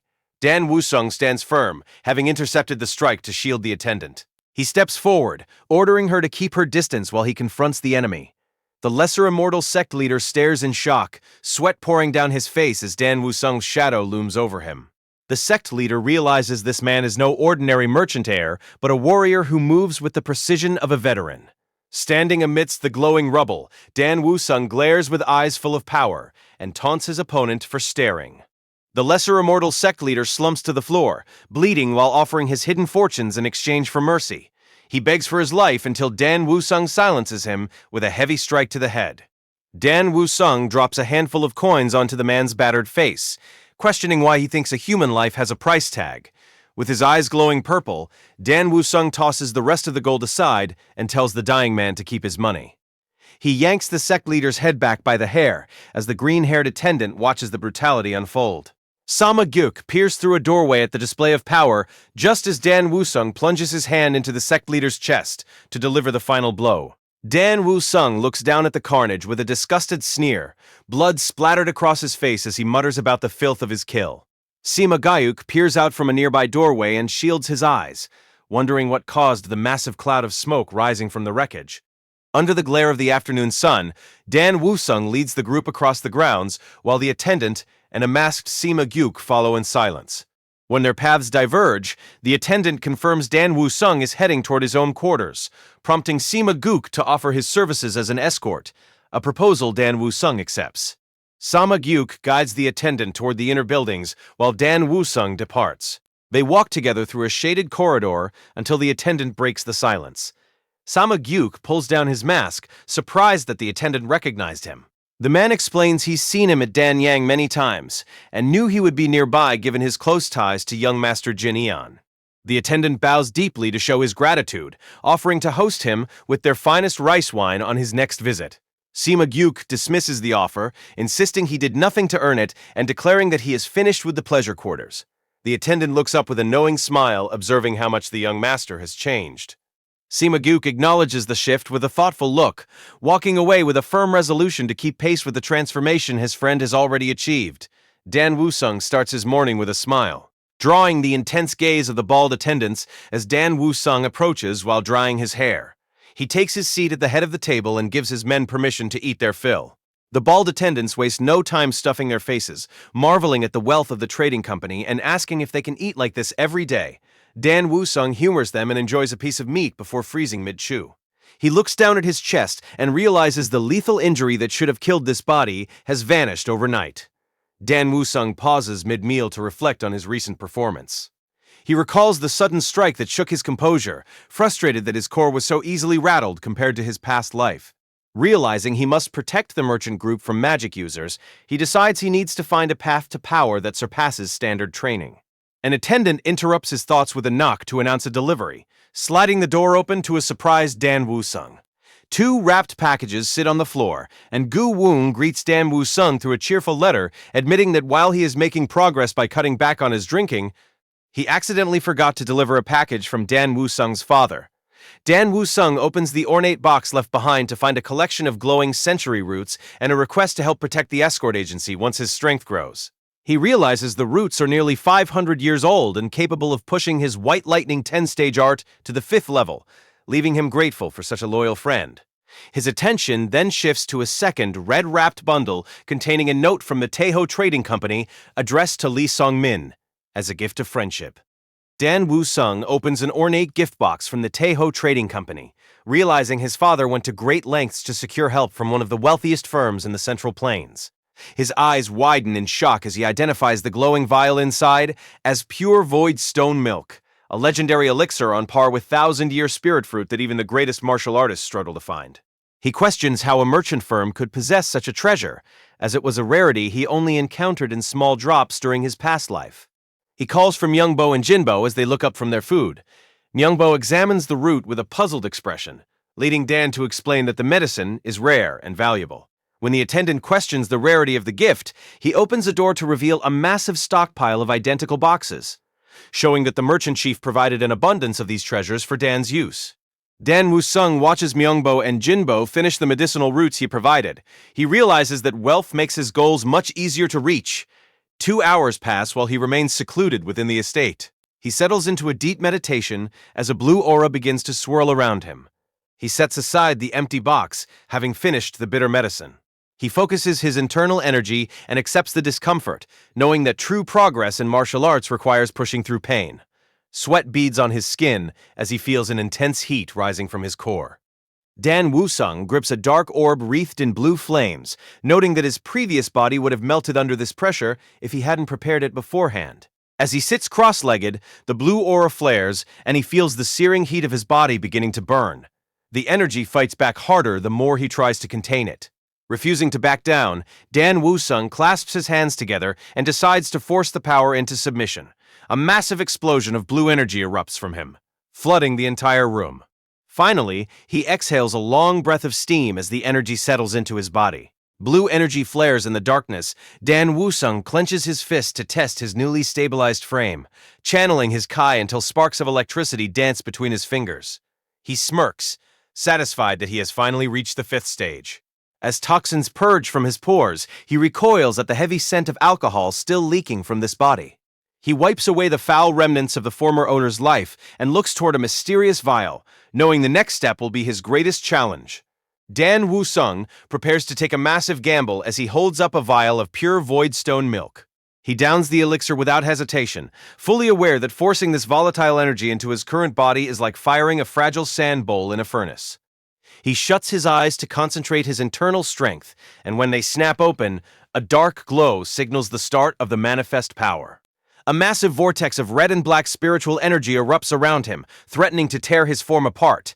Despite the crushing pressure and the sweat pouring down his face, Dan Woo-sung smiles as he challenges the energy to do its worst.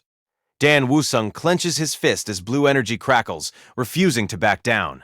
He anchors himself, while a vortex of red and blue spiritual power erupts, smiling at the surge with the knowledge that surviving this trial will grant him new levels of power. Outside the training hall, the chief steward keeps watch, growing anxious as he realizes a full week has passed without any sound from within. 2 attendants approach to pay their respects, asking if there has been any sign of the young master. A violent surge of energy suddenly erupts from within, shattering the heavy doors and throwing the group backward as the shockwave rips through the courtyard. Dan Woo-sung staggers out from the settling smoke with purple energy surging through his eyes, leaving the attendants frozen in fear. The chief steward recoils from a foul stench and realizes his master is suffering from a lethal chi deviation.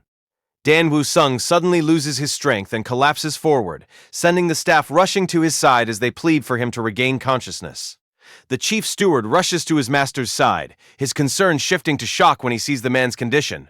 Dan Woo-sung gasps for air, his body convulsing while he struggles to suppress the internal energy of a sudden chi deviation. Dan Woo-sung gasps for air, his face flushed as he fights a wave of internal heat. The chief steward and his attendants rush to his side, kneeling in concern as they ask if he is all right. As the steward leans in, Woo-sung's eyes snap wide with a sudden realization. He bolts upright, startling the men surrounding him, and begins walking away with a dismissive command for them to stay back while he cools off. He vaults over the courtyard wall in a flash, leaving the steward staring at the dust. The group remains in the ruined quarters, the steward left wondering how his boss could be overheating on such a clear day. Dan Woo-sung bounds across the rooftops of the estate, his entire body burning with a heat he can barely endure.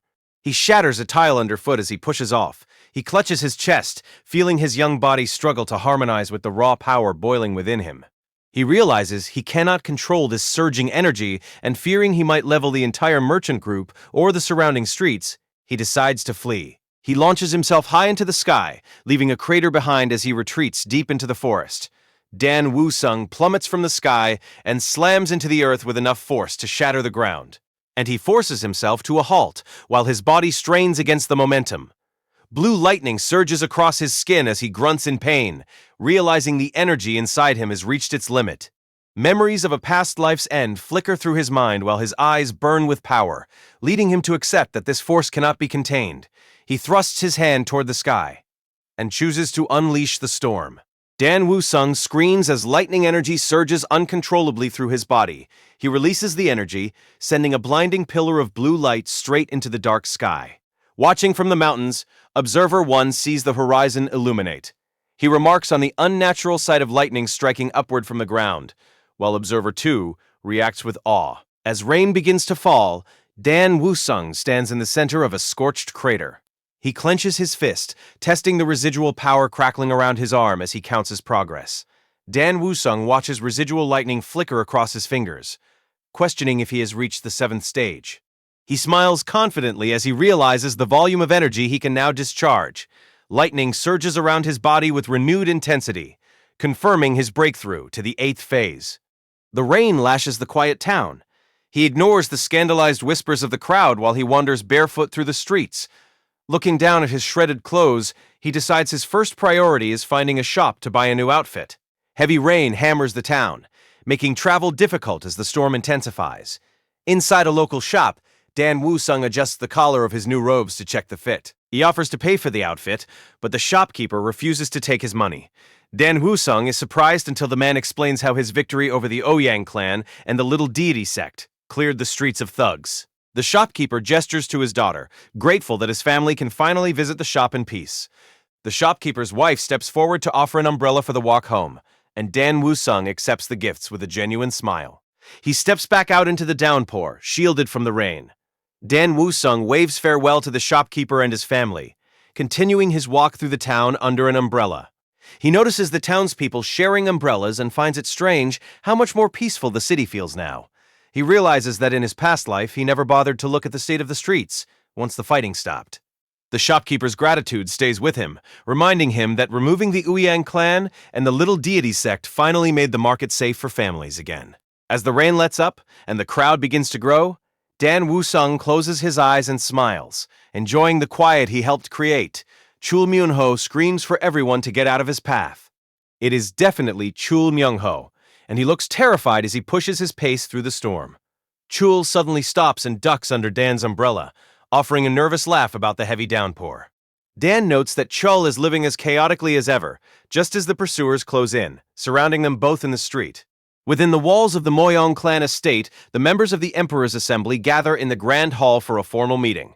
The pleasantries end quickly as Moyong Bin turns to Ouyang Sang to address a recent rumor. As Ouyang Sang glares back, Moyong Bin asks if it is true that Ouyang Hu, a prominent member of his clan, was killed in a duel by a merchant. Other members of the assembly join in, noting that Ouyang Hu was an experienced master who was crushed after picking a fight with the merchant group. A sudden burst of laughter breaks the tension, making Moyong Bin sweat as Namgung Wu finds the news of the Ouyang clan's defeat by a common merchant group hilarious. He mocks the situation as more entertaining than a stage play, leaving Moyong Bin to nod along nervously while the Blade Emperor continues his ridicule. He shifts his focus toward revenge, plotting to show Dan Woo-sung the true strength of the Ouyang clan, while our hero and Chul Myung-ho travel through the rain. Chul Myung-ho sprints through the downpour as Crimson Reaper Alliance thugs close in, screaming for their target to stop. He ducks under Dan Woo-sung's umbrella and laughs off the pursuit, prompting Woo-sung to remark that his friend hasn't changed at all. The gang quickly surrounds the pair, and Woo-sung observes that Myung-ho still leads a remarkably chaotic life. The thug leader points a finger at Woo-sung, warning him to hand over the bastard or risk getting hurt. Myung-ho identifies his pursuers as notorious underworld punks who stole his auction records during their attempt to seize control of the district. Woo-sung ignores the threats to ask if his friend's hands have recovered, and Myung-ho shows them off with a grin, confirming they are finally back in working order. Dan Woo-sung steps forward into the rain, offering the Crimson Reaper Alliance thugs a single chance to leave peacefully. He dismissively tells them to get lost and only return once Chul Myung-ho has fully recovered. The thugs initially erupt in mocking laughter, deriding him for acting like a sheltered brat who doesn't recognize their status. Their smiles vanish as the atmosphere suddenly shifts, replaced by a heavy silence. They stare nervously at Woo-sung's back, sensing an oppressive weight radiating from him that freezes their blood. The youngest thug snaps and charges forward, ignoring his allies' warnings as he closes the distance. He begins a final arrogant taunt while pointing a finger, but Woo-sung shuts him up with a brutal punch to the face that sends blood spraying into the mud. Dan Woo-sung unleashes a devastating punch, the resulting shockwave scattering the Crimson Reaper Alliance thugs. As the survivors stare down at him in terror, Woo-sung remains calm under his umbrella and calls out to the group. He points a finger toward them, warning that his hunger has left him with no patience for a fight that would only end in their deaths. He offers them a single chance to retreat, promising that either he or Chul Myung-ho will track them down at a later time. Woo-sung turns his back on the threat, and the thugs immediately bow in submission before accepting his dismissal. They scramble into the rainy night, desperate to put distance between themselves and Woo-sung. Myung-ho tries to claim his previous defeat was only due to starvation, while Woo-sung ignores the excuses, leading the way toward the best noodle shop in town. Chul Myung-ho finishes his meal with a sigh of satisfaction, finally feeling human again after the food hits his stomach. Myung-ho calls the waiter over to double their order, demanding 4 more bowls to keep the momentum going. While the rain hammers down outside the shop, Myung-ho leans in and shifts the conversation to the twins. Myung-ho imagines the sheer amount of food those two must be consuming and dreads the bill for such gluttonous spirits. Chul Myung-ho grins over their recent haul, taking credit for his part in the job, while Dan Woo-sung focuses on his meal. Leaning in, Myung-ho asks how one goes about learning proper martial arts, prompting Woo-sung to question his sudden interest. Myung-ho explains that he wants to be able to hold his own against the leader of the Crimson Reaper Alliance and his endless swarm of subordinates. Woo-sung watches him with a flat expression as he finishes his food, then asks if Myung-ho wants to be his student. Woo-sung sets his empty bowls aside with a clatter as Myung-ho eagerly accepts the offer. Woo-sung demands a promise of absolute obedience to his methods, which Myung-ho confidently gives while boasting about his reputation as the poisonous fox. Dan Woo-sung points toward the table and demands that Chul Myung-ho bow to him. Myung-ho stares back in silence, complaining that such a request is embarrassing for a man with his reputation as the poisonous fox. Despite the protest, he drops to his hands and knees to complete the bow while Woo-sung watches with his arms crossed. Woo-sung remains unamused as he looks down at the display. Myung-ho stands back up and leans over the table, vowing to disgrace the Yunha merchant group if Woo-sung refuses to teach him. Woo-sung ignores the threat and raises his umbrella to demonstrate a specific point, catching Myung-ho with a hard strike across the face. Dan Woo-sung sits with a chopstick in hand, meeting Chul Myung-ho's skeptical gaze with indifference. Myung-ho stands abruptly and shouts that he even bowed to Woo-sung, threatening to cause a scene at the merchant group if this is all he gets. Woo-sung cuts him off by striking him hard across the head with the handle of his red umbrella. While Myung-ho clutches his skull in pain, Woo-sung orders him to shut up and take the umbrella with one hand. Myung-ho grabs the handle, only to be told that the umbrella is a personal gift Woo-sung is only willing to lend. Woo-sung instructs him to swing the umbrella exactly as he just did 100,000 times, warning him to give up on martial arts if he cannot finish the task. From across the table, Myung-ho asks for the count one more time, and Woo-sung confirms the massive requirement. Myung-ho counts on his fingers, staring at his new teacher in disbelief at the scale of the training. Dan Woo-sung stares Myung-ho down, telling the poisonous fox that his constant chatter is useless and he should leave if he lacks the resolve to act.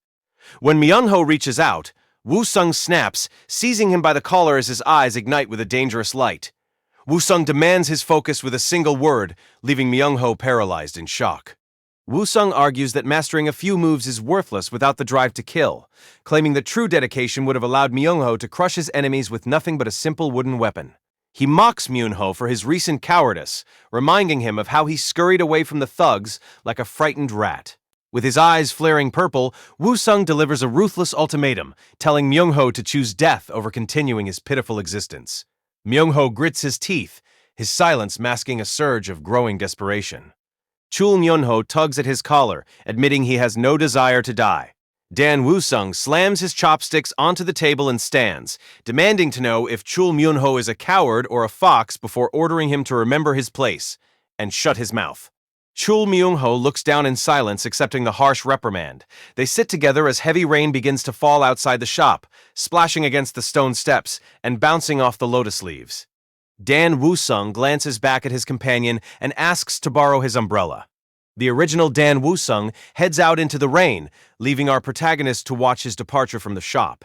A waiter immediately approaches, asking Dan Woo-sung to pay the bill for his companion as well. The boy with bamboo hat observes the scene from the doorway, wondering if the punk is finally going to get his act together. Dan Woo-sung leans on his hand, weighing his chances against the Crimson Reaper leader if he manages to learn martial arts. He crosses his arms and turns his focus toward the Alliance. At their headquarters, the leader sits on a high platform above a floor littered with bodies as Dan Woo-sung resolves to keep his promise and find them. The surviving thugs kneel and tremble in the presence of their master. The leader looks down at a subordinate lying in a pool of blood and begins to speak. Drenched in blood, the Crimson Reaper Alliance leader looms over his subordinates and demands an explanation for why Chul Myung-ho was allowed to escape. The Crimson Reaper Alliance leader begins a cold interrogation, looming over his surviving thugs from a platform surrounded by corpses, as he demands to know how a mere merchant's son stopped their pursuit. A terrified subordinate stammers that the boy is a master of martial arts, already rumored to be the strongest warrior in the Yanghua region. Refusing to accept failure, the leader orders his men to mobilize and execute both targets. Meanwhile, Dan Woo-sung listens as his attendants describe the savage reputation of the man now hunting him. He learns the Crimson Reaper earned his name by tearing opponents apart with his bare hands, a fate that has already claimed the leaders of 4 major sects. The Alliance has already seized control of the entire Yukon region through violent extortion, and Woo-sung realizes the scale of the threat when he hears that even Chul Myung-ho was forced to pay this monster tribute. Dan Woo-sung listens as his attendants describe how the Crimson Reaper seized control of the auction house just yesterday. He realizes that if his true identity is discovered, the merchant group will be pulled into a dangerous conflict, so he decides to handle the situation personally before things escalate. Night falls over the Yukon shopping district, centering on the Grand Passion House where the elite gather. Deep within the hallways, the Passion House attendants are suddenly interrupted by a piercing scream. An injured woman stumbles out of a guest room in a daze, and as the attendants rush to aid her, they realize that another girl is still trapped inside with the Crimson Reaper. Jung-hwa looks down at the bloodied feet of the injured woman and orders her attendants to take the woman away to rest. She warns the staff to remain silent to avoid disturbing the Crimson Reaper before heading downstairs to meet a guest. She finds Dan Woo-sung waiting in the hallway and attempts a formal greeting, but he interrupts her to ask if the Crimson Reaper is on the premises. Jung-hwa is caught off guard by his intensity as he repeats the demand. She tries to maintain protocol by asking if he has an appointment with the leader, but Dan Woo-sung forces a direct answer until she finally admits the man is upstairs.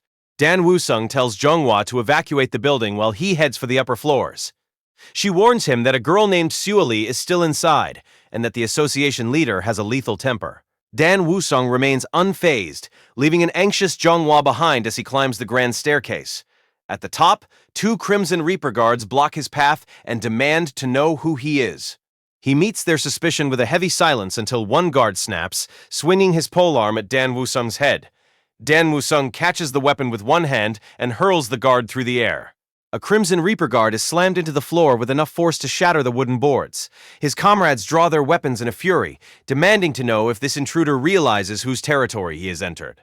Dan Woo-sung stands at the base of the grand staircase, looking up at his enemies with composure. As a mob of guards charges down the steps, Dan demands to know which floor their leader is hiding on. Blue lightning crackles around his hand as he decides it will be easier to kill everyone and find the target himself. One guard lunges forward with a desperate swing, but Dan catches the man's arm to use him as a conduit for his power. He then unleashes a massive wave of electricity that sweeps across the room, sending the entire group of guards flying. A Crimson Reaper guard swings a spiked flail at Dan Woo-sung, calling him a madman. Dan effortlessly evades the heavy strike as it crashes into the floor, then catches the chain mid-swing and announces he is borrowing the weapon. Lacing the chain with blue lightning, Dan yanks the guard forward and delivers a crushing counterblow. The force sends the guard crashing through a wooden wall while a nearby thug watches in terror. Dan tilts his head back, annoyed that he has entered the wrong room. He steps into the corridor to face the next wave of armed thugs. Dan Wusung swings his umbrella with enough force to trigger a massive shockwave, wondering if he really has to break into every single room. He looks on as the corridor is leveled and his enemies are tossed through the air. Standing amidst the ruins of the hallway, Dan Wusung looks through the massive hole he just carved into the building. Elsewhere in the building, the Crimson Reaper Alliance leader sits in a dimly lit room, waiting. He glares toward the side, his expression hardening as the threat approaches. A Crimson Reaper thug is sent flying back by a crushing impact. Scrambling on the floor, the terrified subordinate screams a warning to his boss that the merchant's son has arrived. Dan Wusung silences the man by driving his boot into the back of his head. Standing in the doorway, Dan stares across the room at his target and confirms that he has finally found him. The Alliance leader looks down with an amused expression, noting the noise Dan made on his way in. He asks if Dan is here to settle Myung-ho's debt, but Dan ignores him to observe the layout of the 5th floor. The leader stands to face him, mockingly asking if the climb to the top was too much for him to handle. Dan Wusung walks through the ranks of the Crimson Reaper Alliance, claiming that crushing trash on his way to the top is his specialty. He stops directly in front of the Alliance leader to face him. The leader leans in with a predatory grin, countering that his own specialty is looking down on people from above. He pulls his hair back as a dark aura flares around him, admitting he enjoys the company of underworld thugs. Dan ignores the intimidation, already savoring the thought of the fight ahead. His focus shatters when he spots a trail of blood and a pale, motionless foot on the floor. Dan looks past the leader to find the dead woman lying on a blood-soaked bed.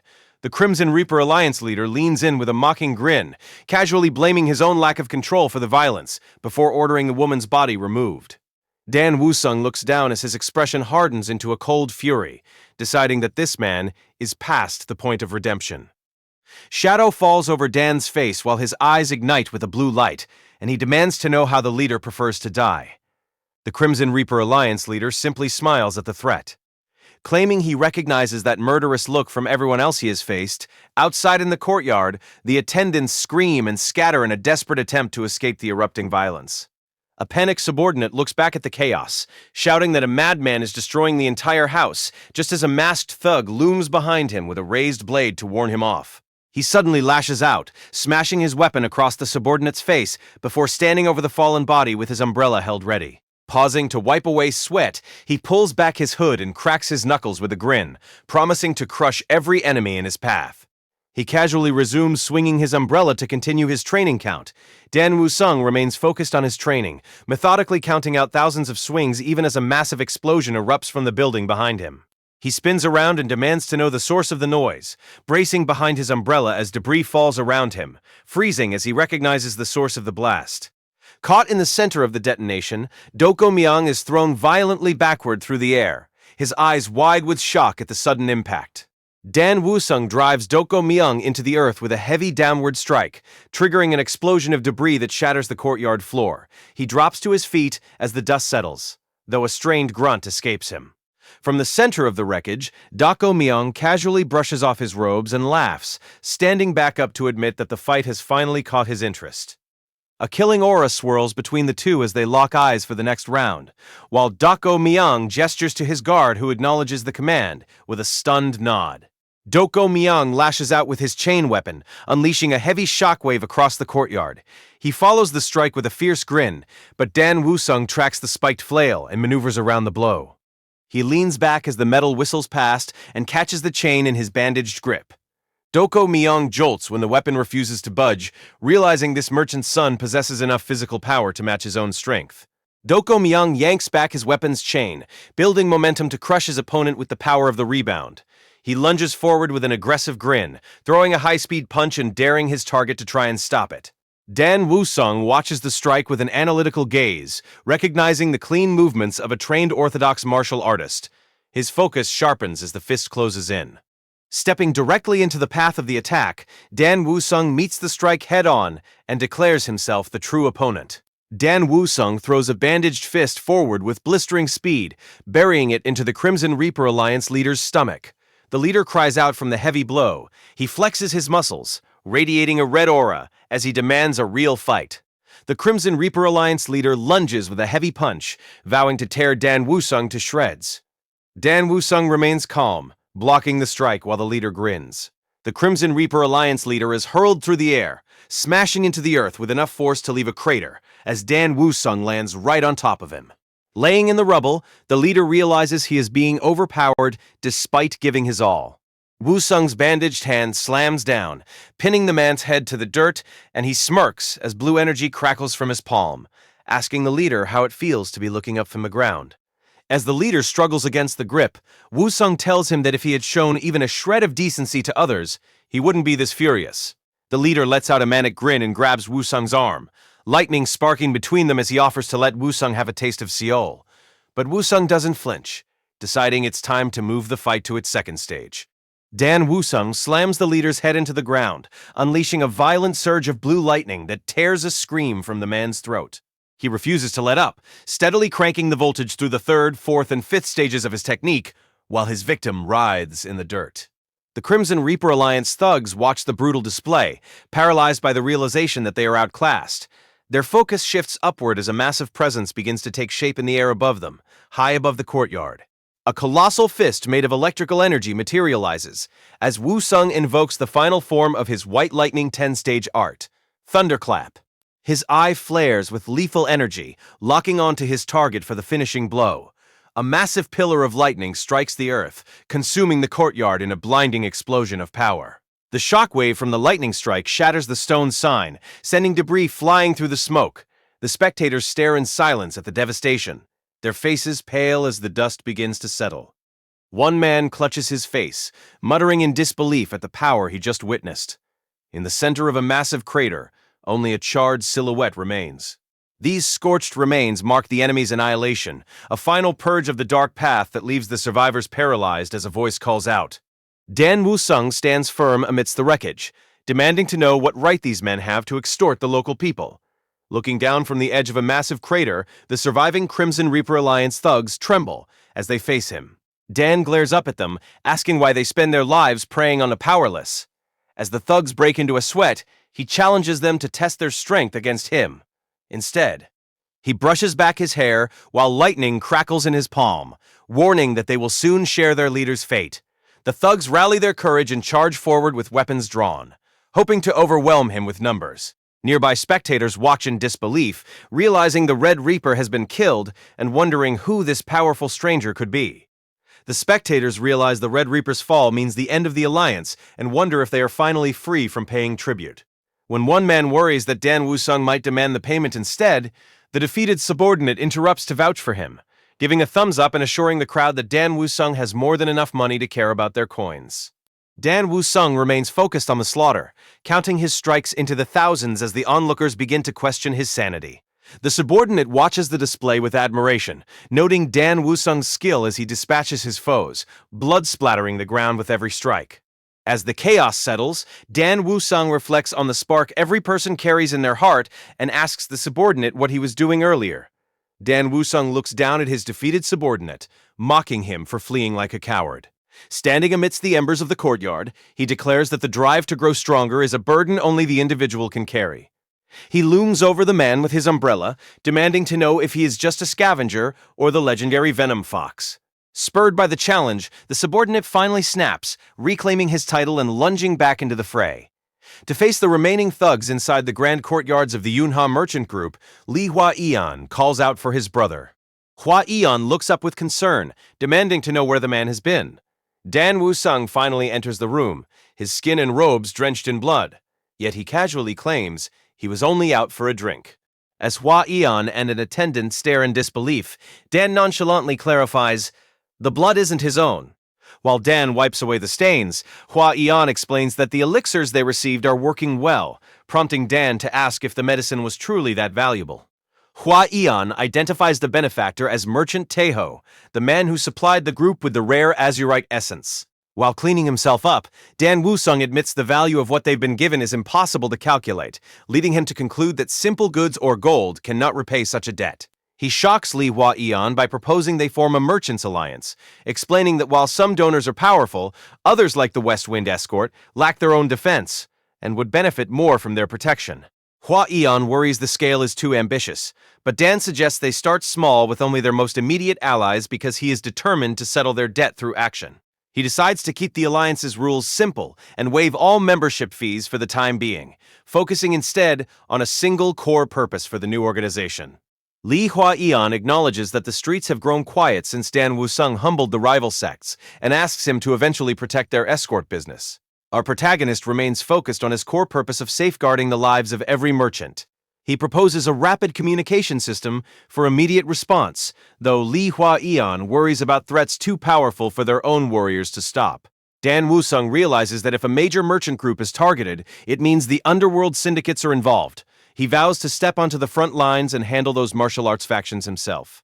Dan Wusung explains that the priceless medicine he received granted him this overwhelming strength. Li Hua-Ian slams his hands onto the desk, asking for a name for their new organization. Dan Wusung initially suggests the Great Merchants Alliance, but a dark memory of his past makes him quickly change the title to the Great Merchants Association. Li Hua-Ian turns back before leaving to complain about how his workload has exploded since his brother's return. Dan Wusung offers a sincere apology, but Li Hua-Ian reassures him with a smile, stating that a busy life is the mark of a successful merchant. Dan Wusung allows a brief, amused smile. His moment of quiet is interrupted when he and the chief steward look up at a frantic shout from the hallway. A messenger bursts through the doors in terror, struggling to catch his breath as the chief steward asks for an explanation.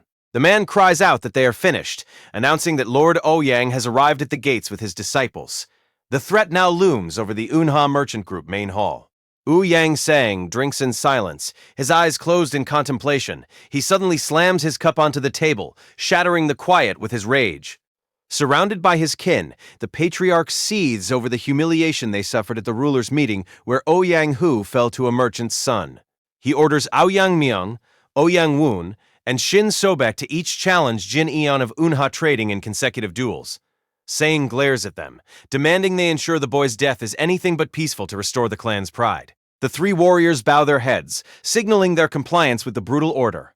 Shin Sobek casually asks about their choice of equipment, noting that he intends to fight with his bare hands. Ouyang Myung agrees that his fists are more satisfying, while Ouyang Woon opts for his blade to remain cautious. Ouyang Myung mocks his brother's caution, questioning why Ouyang Woon is worried about a merchant's son, but Woon reminds him that their opponent has already defeated a Jianghu veteran. Myung dismisses the loss as a simple lack of skill. He demands to see the boy immediately, ignoring the way a massive guard crushes a teacup beside him, until a guard pulls back a curtain to announce their arrival. Dan Wusung stands waiting in the courtyard as the three warriors approach. He welcomes his guests while tightening the bandages on his hands, prepared for the meeting.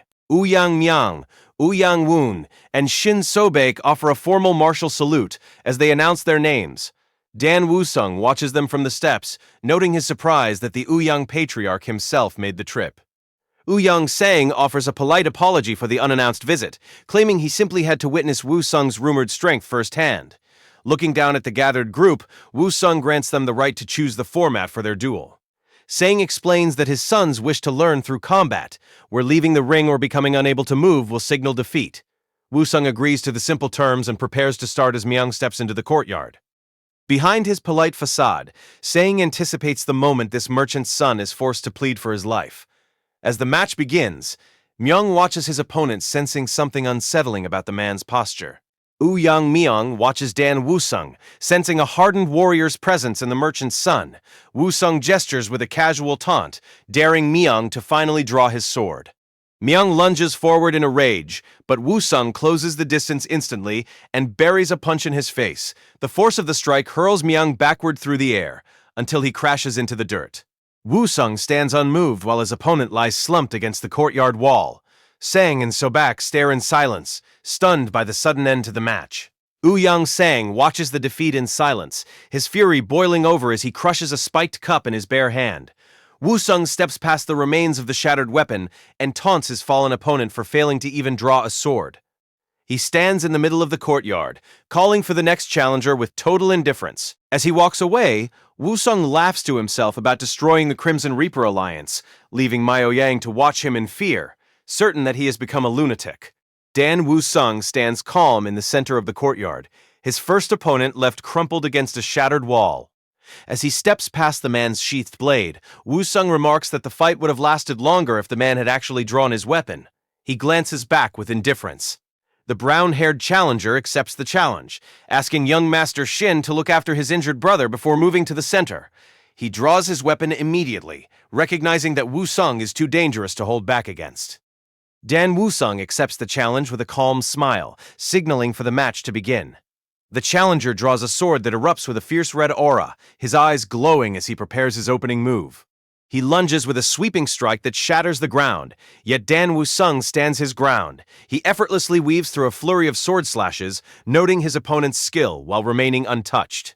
Dan Woo-sung's hand blurs as he prepares a counter, and the challenger's eyes widen as his guard is bypassed. Dan Woo-sung catches a lethal blade with his bandaged hand, stopping the sword demon's momentum. He casually bats away the next strike and parries a relentless flurry of attacks with ease, reading the flow of every movement. Blue lightning begins to crackle around Dan Woo-sung's fist as he prepares the fifth phase of his art. He draws back his arm to strike, focusing his energy into a concentrated burst, and a massive wave of electricity surges toward his opponent. The sword demon freezes as the blinding light consumes his vision, and Dan Woo-sung unleashes the lightning roar, slamming a colossal fist of energy down with explosive force. The third young master lies broken in the dirt as the dust of his defeat settles. He suggests they end the spars now to avoid a total loss of reputation, but the third young master refuses to yield. He jolts upright when he feels a sudden rush of movement streak past him.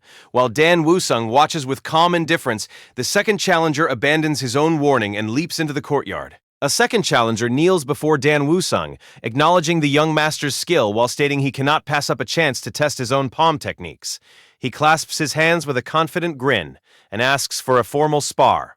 Dan Woo-sung watches him with an indifferent gaze, tightening the bandages on his fists as he recognizes a decently skilled opponent. He shifts into a fighting stance with a sharp smile, granting the request. The ground cracks as the challenger launches forward with explosive force. He delivers a heavy downward palm strike, but Dan Woo-sung blocks the impact with a single arm. Dan Woo-sung tracks his opponent as the man leaps high into the air, smirking down with a taunt about the lack of offensive pressure. The third young master dives back down, spinning his entire body into a heavy tornado palm strike. Dan Woo-sung leans away from the rotation with a casual smile, noting that his opponent's movements are far too wide. He reaches out and catches the third young master's wrist mid-swing, halting the momentum instantly. With a sudden surge of strength, Dan Woo-sung crushes the joint until it bursts, sending the young master into a scream of agony. Standing over his broken opponent, Dan Woo-sung offers a final, mocking compliment on their duel. Dan Woo-sung delivers a brutal downward kick, driving the third young master face first into the dirt. The young master lies broken and unconscious in the center of the impact crater as Dan Woo-sung stands over him. Watching from the sidelines, the second challenger crosses his arms, frustrated that another fighter has failed to stop him. Dan Woo-sung turns away from the wreckage of his opponent and stretches his neck, letting out a long breath. He declares the duel finished and looks toward Ouyang-sang, but as he glances back over his shoulder, he senses a shift in the air. Ouyang-sang glares from the shadows with glowing red eyes, his fury radiating across the courtyard. Ouyang-sang stands above the courtyard, trembling with fury as he watches Dan Woo-sung below. He can hardly believe a mere young master from a merchant group has managed to defeat his men so decisively. Narrowing his eyes, Ouyang-sang realizes Dan Woo-sung is no ordinary opponent, concluding that even bringing in reinforcements from the Ouyang clan wouldn't be enough to stop him. Standing before the imposing silhouettes of the assembly members, he feels the crushing weight of their expectations. If this continues, the reputation of the Rulers Association will be destroyed. A dark smile spreads across his face as he decides that being turned into a laughingstock is not an option. On a busy city street, Ouyang-sang masks his intentions with a polite front and invites Dan Woo-sung to join him for a walk. Dan Woo-sung walks through the quiet streets with Ouyang-sang, who comments on how well the town serves as a hub for merchant suppliers. Sang stops mid-stride and shifts to a more serious tone, offering Dan a formal invitation to join the Rulers Association. Dan is surprised to learn the offer is for him personally, with Sang promising that his individual enlistment would secure safety for the entire Unha merchant group. Analyzing the power structure, Dan identifies the group as a collection of clans that split from the Muram alliance to avoid the influence of the 9 great sects. Sang admits his reputation has taken a hit due to the rumors surrounding Dan's recent actions. He turns calculating, urging Dan to join the association as a way to help him reclaim his lost honor. Ouyang Sang places a hand on Dan Wusung's shoulder, pitching a plan to bring the Unha merchant group's eldest young master into the association under his own authority. When Dan Wusung asks what happens if he declines, Ouyang Sang appeals to his logic, arguing that a merchant's heir should understand how to calculate profit. Dan Wusung closes his eyes, rejecting the offer of a lowly martial artist's seat, since he has no shortage of wealth. He walks away down the paved path, leaving the patriarch standing alone. Ouyang Sang looms behind Dan Wusung, threatening to slaughter every member of the Yunha merchant group. He boasts that his clan's influence can easily brand Dan Wusung as a public enemy of the entire martial world, then leans in to ask if he is truly prepared to face the Rulers Association. Dan Wusung suddenly snaps, whirling around to seize Ouyang Sang by the throat and slams him into the ground. He pins the patriarch down, warning that he could end his life right now before moving on to exterminate the rest of the Ouyang clan. He delivers a final chilling promise to frame Ouyang Sang's eldest son for the massacre. Despite the grip on his neck, Ouyang Sang smiles and calls the threat the most shameless thing he's ever heard. He demands that Dan Wusung prove that strength through action, detonating a burst of green energy to break the hold. Ouyang Sang readies his poison-toad palm strike, a technique he perfected to take down the leaders of the four great clans. Toxic green gas surges across the roof as he dares his opponent to withstand the fumes. His confidence shatters the moment blue lightning reflects in his eyes. Dan Wusung stands untouched, his crackling aura incinerating the poison as the lightning consumes the gas. The surge breaks Ouyang Sang's stance and sends him stumbling back, allowing Dan Wusung to deliver a spinning kick that launches him across the courtyard. Ouyang Sang collapses onto the stone, coughing violently from the impact. Dan Wusung looks down at the defeated Ouyang Sang, mocking the man for his pathetic display of strength compared to his own mastery of the white lightning art. Ouyang Sang refuses to back down, demanding a swift death while warning Dan that his murder will make him a public enemy. He even manages a smirk, banking on the political power of the Rulers Association to protect him from the consequences. Dan cuts the talking short by violently seizing Ouyang Sang's head, hauling him up by the hair to promise that he will regret his arrogance for the rest of his life. Inside a wide courtyard, the Ouyang clan guards and their elite martial artists gather around a hexagonal table while an attendant waits nearby. Their meeting is cut short when Dan Wusung marches into the center of the grounds, dragging the battered Ouyang Sang by his hair. The bandaged martial artist and his dark-haired companion stare in fury, demanding an explanation for this assault. Dan Wusung simply dusts off his hands and warns the group to stay silent, or he will leave them in the same state as their master. Desperate for answers, the martial artist demands to know if his father survived the encounter. Dan Wusung gives a cold confirmation before ordering Moken Siop to prepare a carriage for their departure. The martial artist steps forward, warning the young master that he needs a valid justification for this level of carnage. Dan Wusung pauses with a smirk, amused by the request for an explanation. He reveals that the patriarch tried to extort him, threatening to destroy the Galaxy Merchant Guild and frame him for the crime. The guards and martial artists freeze in disbelief as they learn of their leader's betrayal. Taking charge, Dan Wusung commands the guards to follow him as witnesses to report the corruption to the Emperor's assembly. However, the attendant interrupts to point out a major flaw in the plan, noting that the assembly has no physical headquarters to report to. Identifying the Moyon clan as the closest of the four emperor's strongholds on the map, Dan Wusung prepares for his next move. He charges Moken Siop and the guards, with watching the twins to prevent any foolish escape attempts. Hua Eon receives orders to compile a report on the day's events for the Martial Alliance. The carriage departs for the Moyon clan, traveling through the forest. Dan Wusung rests his head on his hand and hums a tune while his captives, Chul Myung-ho and Gongsun Myung, remain bound and unconscious beside him. Gongsun Myung eventually stirs and blinks away his confusion. He stammers out a question about their destination, but Dan Wusung keeps his gaze fixed on the passing scenery. Gongsun Myung gasps for air and begs for water to soothe his parched throat. Dan Wusung confirms their destination is the Moyon clan, but Chul Myung-ho refuses to help the elder without his master's explicit approval. Dan Wusung breaks the silence with a sharp laugh, reaching out to pat Chul Myung-ho on the head while mocking the man's lack of compassion for the elder. He flatly accuses him of being an assassin, and as Chul Myung-ho screams in agony, a surge of lightning tears through the carriage. With the traitor now a charred silhouette, Dan Woo-sung dismisses the terrified shouts of the guards outside and orders them to keep the carriage moving. Dan Woo-sung begins a cold interrogation, demanding to know if the captives are hired killers. The Silver Assassin confirms it, trembling as our protagonist asks for the name of their organization. Dan Woo-sung listens with disdain as the Silver Assassin identifies his group, mocking them for their obvious greed. Shifting his focus, Dan Woo-sung asks Gu Yang-sang exactly how much he paid for the contract. A sharp threat is enough to break the silence, and Gu Yang-sang admits to paying 800 yang for every head. Dan Woo-sung checks the figure with the Silver Assassin, who realizes the payment was far above the standard market rate. The reason for the bonus is grim, as Dan Woo-sung reveals that the extra gold was meant to cover the cost of the assassin's own life. He explains the trap, informing the stunned killer that Gang Sang intended to execute them all once the Galaxy Guild was out of the way. Since dead men can't talk to the patriarchs, Gu Yang-sang remains silent, unable to deny the ruthless logic of his own plan. Dan Woo-sung mocks the hypocrisy of the so-called White Path as the Silver Assassin realizes his employer is simply protecting his own reputation. He ridicules the assassin for having such a cheap price on his life, sneering that anyone who kills for money has already lost their humanity. Dan claps his hands before his captives, grinning at the pathetic state of the men he just dismantled. As the carriage approaches a massive estate, Dan counts his trophies: 3 assassins, a cripple, and a corpse.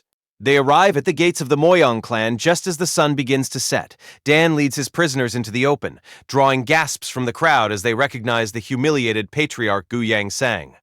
Moyang Bin descends the stairs of his estate to greet Gu Yang-sang, asking what brings the senior back to the clan. Shifting his attention, he introduces himself as the Moyang clan patriarch and asks for our hero's identity, who introduces himself as Lee Jin-eon of the Galaxy Merchant Guild. This title surprises Dan Woo-sung, as he distinctly remembers Moyang Chu holding the position of patriarch. Moyang Bin looks between them, demanding to know why a man of Gu Yang-sang's standing is being treated like a common criminal. Dan Woo-sung takes over the conversation to explain the recent betrayal, explicitly accusing Gu Yang-sang of hiring the very assassins they now have in custody. The Moyang clan elder leans in, whispering a desperate plan to Moyang Bin. He warns that Dan Woo-sung's threats could humiliate their guild before the entire martial alliance, suggesting they kill the boy now to keep their secrets buried. Moyang Bin demands to know why the young master of the Galaxy Guild has come to their doorstep, but Dan Woo-sung stands his ground beside the captive Gu Yang-sang, asking if the patriarch is simply terrified of the repercussions. Dan Woo-sung smirks, forcing Moyang Bin to consider what he would do if their roles were reversed. He describes a world where the patriarch's family is butchered, and he is branded a criminal, leaving no choice but to take a life in return. He gestures to Gu Yang-sang, reminding the room that executing such a high-profile target means answering to the man's clan and the eyes of the world. Gu Yang-sang glares at the patriarch as the weight of the political disaster settles over Moyang Bin. Gu Yang-sang trembles with humiliation, lashing out at the memory of those who laughed at his defeat. He screams in a rage, claiming his failure is entirely the fault of the patriarchs who sneered at him during their gathering. He begs Moyang Bin for help, but Moyang Bin steps forward to interrupt him. Moyang Bin silences the outburst with a sharp strike to the neck, refusing to let this breakdown bring further disgrace to his name. Dan Woo-sung watches the scene unfold in silence, observing how the clan handles its own. Standing over the unconscious body, Moyang Bin orders his guards to imprison the 3 assassins while ensuring they remain alive. He then turns to Dan Woo-sung with a smile, offering a formal apology for the chaotic welcome. Moyang Bin invites Dan Woo-sung to share a meal, and Dan accepts, deciding the trip was worth the effort. They sit across from each other at a table packed with food, where Moyang Bin brings up the recent battle and acknowledges that Dan defeated the Guyang patriarch personally. Moyang Bin studies him, questioning where a warrior with such strength could have possibly come from, before revealing his plan to hand Gu Yang-sang over to the martial alliance to shift the clan's resentment onto them. Since this move protects their honor while damaging the emperor's assembly, Dan agrees the political maneuver is the right choice. Dan Woo-sung addresses a sensitive topic, questioning if the former patriarch Moyang Chu has officially retired from the martial world. Moyang Bin becomes uncomfortable, asking if Dan Woo-sung is unaware of recent martial affairs. He confesses that his father has been missing for over a year. Dan Woo-sung is stunned by the revelation, while Moyang Bin admits his failure to find any trace of his father has left him branded as an unfilial son. Dan Woo-sung realizes the patriarch vanished at the exact moment he reincarnated. Dan Woo-sung visualizes the brutal end Mo Young-chu likely met, realizing they both shared the same fate. He turns to Mo Young-bin and asks if Mo Young-chu had any history with the demonic path, which catches Mo Young-bin off guard since that faction has been dormant for over 2 decades. As they sit over a meal, Mo Young-bin finds it impossible to believe such a group would resurface only to target Mo Young-chu. Dan Woo-sung counters that he was also ambushed without warning or reason before asking for a genuine assessment of how Mo Young-chu would fare against a group of skilled assassins. Mo Young-bin remains firm, confident that Mo Young-chu's martial prowess would overcome a few attackers, but that confidence shatters when Dan Woo-sung reveals that every single attacker had mastered the level of sword-defying steel. Dan Woo-sung looks back on the final moments of his previous life, recalling how he once unleashed a 9th-stage thunderstrike that few could ever survive. He realizes that even those elite foes would have fallen to the 8th-stage strike he recently channeled through Lee Jin-yan's body. The masked assassins he defeated were elite warriors who had reached the realm of sword-defying steel. If warriors of that caliber united with masters like the fan user, only the strongest martial artists in existence could stop them. As he drinks his tea, Dan considers that even a son searching for his father could find no trace of the demonic path, leaving him to wonder what they hoped to achieve through such calculated silence. A massive lightning bolt strikes a distant canyon, revealing a figure standing at a cave entrance. Deep within a dark canyon, the fan user approaches the Sword Demon to announce that their search is finally over. He confirms they have tracked down the Sword King's hidden location. The Heavenly Demon smirks at the report and commands his subordinates to prepare for combat. Shadowy reinforcements gather on the cliffs above as he declares that the hunt for the king has begun. Heavy rain falls over the fortress as Dan Woo-sung questions why the demonic sect is operating in such secrecy that he cannot find a single trace of their path. The informant confirms the Blade Emperor remains active, recounting how the man mocked his peers before revealing that the Sword God has been in seclusion for 6 months, and the Sword Emperor has become a wanderer. This leaves only the Sword King, who has stepped away from the front lines to focus on training his disciples. Dan Woo-sung brings up the Fist King, wondering about his current whereabouts while he nurses a cup of tea. He recalls the Fist King as a man of volatile temper, someone even his own father struggled to manage, likely out in the world either hunting for a successor or dismantling rival factions. Sitting in the quiet of a dimly lit room, Dan admits that the Fist King isn't exactly approachable. He sets his cup down, catching the gaze of his informant. When Dan questions why the Fist King is so difficult to befriend, the informant reacts with shock. The informant explains that the Fist King operates on a hair-trigger, brutalizing arrogant Orthodox juniors and crushing unorthodox seniors alike, while showing no mercy to heretics and even striking the heirs of the great clans. Dan absorbs the grim reputation, crossing his arms as he considers the challenge ahead. Dan listens intently as the informant shifts the focus of his report, then looks out at the rain and announces he has finished his meal. He stands up to return to the Merchant Guild, but stops in confusion when the informant suggests he visit the Murim Alliance in person. At the Moyong clan estate, the informant suggests that a personal testimony will allow them to control the final outcome of the situation. He introduces Dan Woo-sung to a member of the Murim Alliance who was recently on assignment nearby, suggesting the two travel together.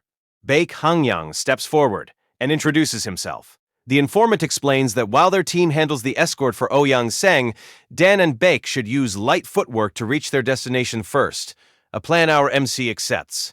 The informant reassures him that the guild is safe because the Moyong clan's own warriors have already arrived to provide security.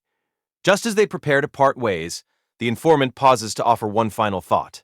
Dan Woo-sung identifies the assassins as the Silver Blood Group and requests that the Emperor's Assembly investigate the organization. While finalizing their next moves, he promises to lend his strength the moment their hideout is found. He turns away with a smile, admitting he arrived prepared to tear the Moyong clan apart and only spared them because the leader was wise. The informant offers his thanks as Dan Woo-sung and Baek Hangyang suddenly leap into the air. Left behind, the informant reflects on the young master's audacity to face a great clan alone. As the two warriors fly into the distance, he admits Dan Woo-sung.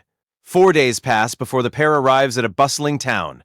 Baek Hangyang realizes his companion is every bit as blunt as he is, as their entire journey has consisted of nothing but short agreements on when to move or rest.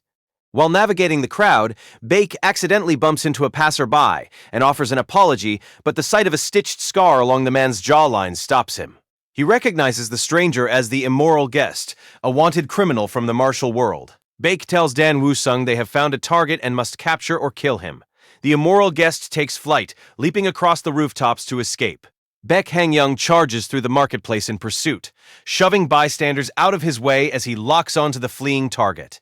He considers the recent surge in heretics, hunting down alliance members, landing on the roofs to keep the wanted criminal in his sights. The immoral guest glances back to find Baek Hang-young closing the distance, but the pursuit ends abruptly when three armed men step out to block the alleyway. Baek Hang-young immediately assesses the threat, noting that the thugs are missing their arms. A silhouette stands amidst a field of severed limbs, the grim remains of those who fell to the alliance chief. Baek Hang-young confronts the thugs blocking his path, who mockingly ask if his seniors are healthy enough to challenge the chief again. He calls their tactics disgraceful, disgusted that they would use a wanted criminal as bait.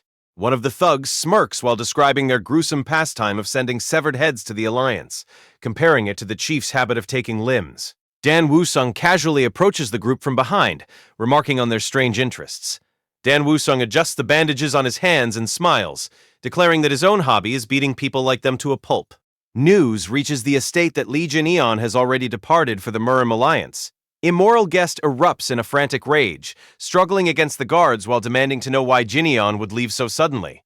Glasses Woman explains that the Moyang clan head requested Jin-eon testify in person regarding the Ouyang family, then orders the guards to release their prisoner. Crushed by the news, Immoral Guest collapses to the ground and laments a broken agreement, awkwardly admitting the deal involved his training to strike 100,000 times. Desperate for guidance, he descends into an unhinged tantrum and threatens to defile the front gate if they don't give him answers. The heavy wooden gate slams shut in his face, as Glasses Woman tells him to just go find Jin-eon himself. Left alone outside the walls, Immoral Guest realizes he has no choice but to follow his target to the Murim Alliance. Immoral Guest grips his fan with a white-knuckled hold, insisting he is no fool and reclaiming his title. As the Venom Fox, with a sharp snap of his weapon, he resolves to storm the Murim Alliance and force a confrontation. He blurs past the compound's exterior wall in a desperate sprint, his voice rising in a manic count of strikes as he hunts for Lee Jin-eon. Dan Woo-sung stands his ground in the courtyard as the bearded martial artist demands to know his identity. Baek Hang-young is surprised that he managed to follow them undetected, but Dan Woo-sung just smiles and claims his only hobby is pummeling others. Chul Myun-ho laughs at the threat, calling Dan Woo-sung trash in front of the seniors. He tries to walk away, but Dan Woo-sung stops him with a crude insult, causing Chul Myun-ho to snap back in anger, while Dan Woo-sung remains unbothered. Our MC asks Baek Hang-young if public enemies can be legally killed, and the senior confirms they can be executed on the spot. Dan Woo-sung cracks his bandaged knuckles and confirms that execution is the plan. Baek Hang-young watches in surprise, noting that after 3 days of travel, this is the first time he's seen the man smile. Dan Woo-sung pulls his hand bandage tight with his teeth, his expression turning wicked as he welcomes the violence. 3 armed thugs rush forward with their weapons drawn, and one of them hurls a volley of daggers while shouting a murderous challenge. Dan Woo-sung casually dodges the incoming blades, with minimal movement. 3 daggers streak through the air. Dan Woo-sung knocks the blades aside with his bandaged hands and lands firmly, kicking up a burst of dust. Dan Woo-sung hurls the weapons back with a cold warning, striking 2 thugs squarely in the face. The immoral guest realizes Dan Woo-sung intentionally avoided hitting him with the counterstrike, as Dan Woo-sung lands behind him to demand an explanation for the ambush. The immoral guest turns with a manic grin, gathering green energy in his hand while offering a crude insult as his only answer. He leaps into a strike, thrusting his glowing palm forward to tear Dan Woo-sung apart. Immoral guest lunges forward with his hand glowing green, threatening to tear the limb from Dan Woo-sung's body. Dan Woo-sung meets the charge with a cold glare and slams him into the dirt. The criminal's hand is crushed under the pressure, forcing a scream of agony as his bones snap. He lies defeated on the shattered ground, while Dan Woo-sung stands over him. Panic sets in as immoral guest scrambles backward, desperately offering to surrender to the Murim Alliance to save his skin. Dan Woo-sung leans over the cowering man and demands to know why he would turn himself in. Sweating, the criminal tries to bargain his way out by promising secrets about other operations. Dan Woo-sung cuts the negotiation short with a heavy blow to the face, drawing blood. Dan Woo-sung delivers a crushing blow to the immoral guest's face, declaring that his lack of ties to the Murim Alliance means he has no reason to accept a surrender. The immoral guest drops dead in a pool of blood, while the rest of the thugs are sent sprawling, leaving Dan Woo-sung standing calmly over the scene. Dan Woo-sung looks over the carnage with a hint of blood on his face, briefly wondering if bringing the man in alive would have been the better choice. Baek Hang-young assures him that the man deserved his fate and tells him to put it out of his mind. With the battle over, Dan Woo-sung decides it's time to find a meal, and the two men leave the bodies behind as they head down the path together. They arrive at a multi-level inn packed with patrons and settle in for a meal, where Baek Hang-young admits that watching the fight finally answered his questions about Dan Woo-sung's true level of experience. Baek Hang-young admits he struggled to believe a merchant guild's young master could defeat the Woo-young family head, especially since Dan Woo-sung's name carries so little weight. Dan Woo-sung remains unbothered, calmly focusing on his meal as he accepts the skepticism. Baek clarifies that witnessing the recent battle changed his mind, proving Dan's strength is legitimate. He promises to personally vouch for Dan's abilities so that testimony is never an issue, earning a quiet word of thanks. Baek leans in with a serious look, preparing to offer a life-changing suggestion. He urges Dan Woo-sung to join the Muram Alliance, explaining that they prioritize raw talent over a person's background or family name. Baek warns that the rival Emperor Assembly only cares about the great clans, treating outsiders as temporary mercenaries who will flee when the real fighting begins. Dan Woo-sung stares back in silence, weighing the choice between these two powerful factions. Baek Hang-young insists that a personal testimony will allow Dan Woo-sung to control the narrative, though Dan continues eating and dismisses the idea as a misunderstanding of how the Emperor Assembly works. From the balcony above, Autumn Wind in Wild looks down and agrees with Dan's assessment. He leans over the railing to mock the Muram Alliance, labeling them a group built on slander. Baek is startled by the interruption as Autumn Wind in Wild tells the pink-haired woman to avoid following such a disgraceful example. Rising from his seat, Baek glares up at the balcony to defend the honor of his organization. He immediately shifts his approach, bowing to ask for the man's name so he can offer a formal apology. The man confirms his identity as Autumn Wind in Wild. As Baek remains in his bow, the pink-haired woman watches the exchange with a look of boredom. Dan Woo-sung accepts Baek Hang-young's submissive apology, telling him the matter is settled. Across the room, Autumn Wind in Wild questions if Dan belongs to the Emperor Assembly, though his companion suspects the group is only in town for the Dragon Phoenix tournament. Dan considers the tournament as the name reaches his ears, prompting Baek Hang-young to ask if he intends to participate. Baek insists that Dan's martial arts are exceptional enough to earn him a significant reputation at such a grand event. Dan remains uninterested, claiming that true fame is built naturally through strength. His attitude shifts instantly when Baek mentions the winner receives a top-grade elixir, and he declares his entry into the tournament without hesitation. Baek is left flustered by the sudden reversal, while Dan notes that the prize should have been the lead of the conversation. After finishing their meal, Dan Woo-sung offers his thanks to the innkeeper. As the group departs, Baek Hang-young informs Dan Woo-sung that the Muram Alliance is just a short distance away. Autumn Wind in Wild mocks their slow progress with a snide remark, which clearly irritates Baek Hang-young. Baek Hang-young suggests they pick up the pace and move like the wind, an idea Dan Woo-sung accepts. The two of them explode forward at a blistering speed, leaving a stunned Autumn Wind behind in a cloud of dust. Coughing and irritated, Autumn Wind orders Yoon-seol to escort the remaining guests at a normal pace. He launches himself forward, determined to prove that his light footwork is superior. A guest shouts for Autumn Wind to dominate the competition, while Yoon-seol watches with a look of confusion. The group reaches a massive canyon where a single building sits perched on the cliff's edge. Dan Woo-sung leaps across the gap and smirks back at his trailing companions, landing gracefully at the gate while Baek Han-young and Autumn Wind are still suspended in midair. He calmly adjusts his clothes as the others plummet toward the landing zone. Baek Hang-young grits his teeth, stunned by the protagonist's overwhelming speed as Autumn Wind passes him, before both men hit the rocky ground hard, leaving Baek Hang-young to face the reality of the gap between them. Two figures plummet from the sky and slams violently into the rocky ground, bracing against the impact as a shout goes up that the Emperor Assembly might actually take the lead. While Baek Han-young and Autumn Wind in Wild skid through the dirt, Dan Woo-sung stands perfectly still, untouched by the chaos. Baek Han-young pants heavily, sweat pouring down his face as he claims a narrow victory, though Autumn Wind in Wild immediately mocks his failing eyesight. Baek Han-young drops to his knees, struggling for breath while he begs for the final verdict, only to find Dan Woo-sung looking down at him with a bored expression. As Dan Woo-sung's shadow falls over the defeated pair, he questions if their desperate struggle even matters. The Blade Emperor breaks the tension with a wide smile, officially declaring Dan Woo-sung the winner of the contest. Since the provided panel analysis contains only a filler panel and no story beats or non-filler content, there is no narration to generate for this segment. Every sentence must advance the plot or reveal character, and filler panels are excluded from narration per the core rules. Hanyang welcomes the alliance leader, who offers a warm word of praise for his officers' hard work.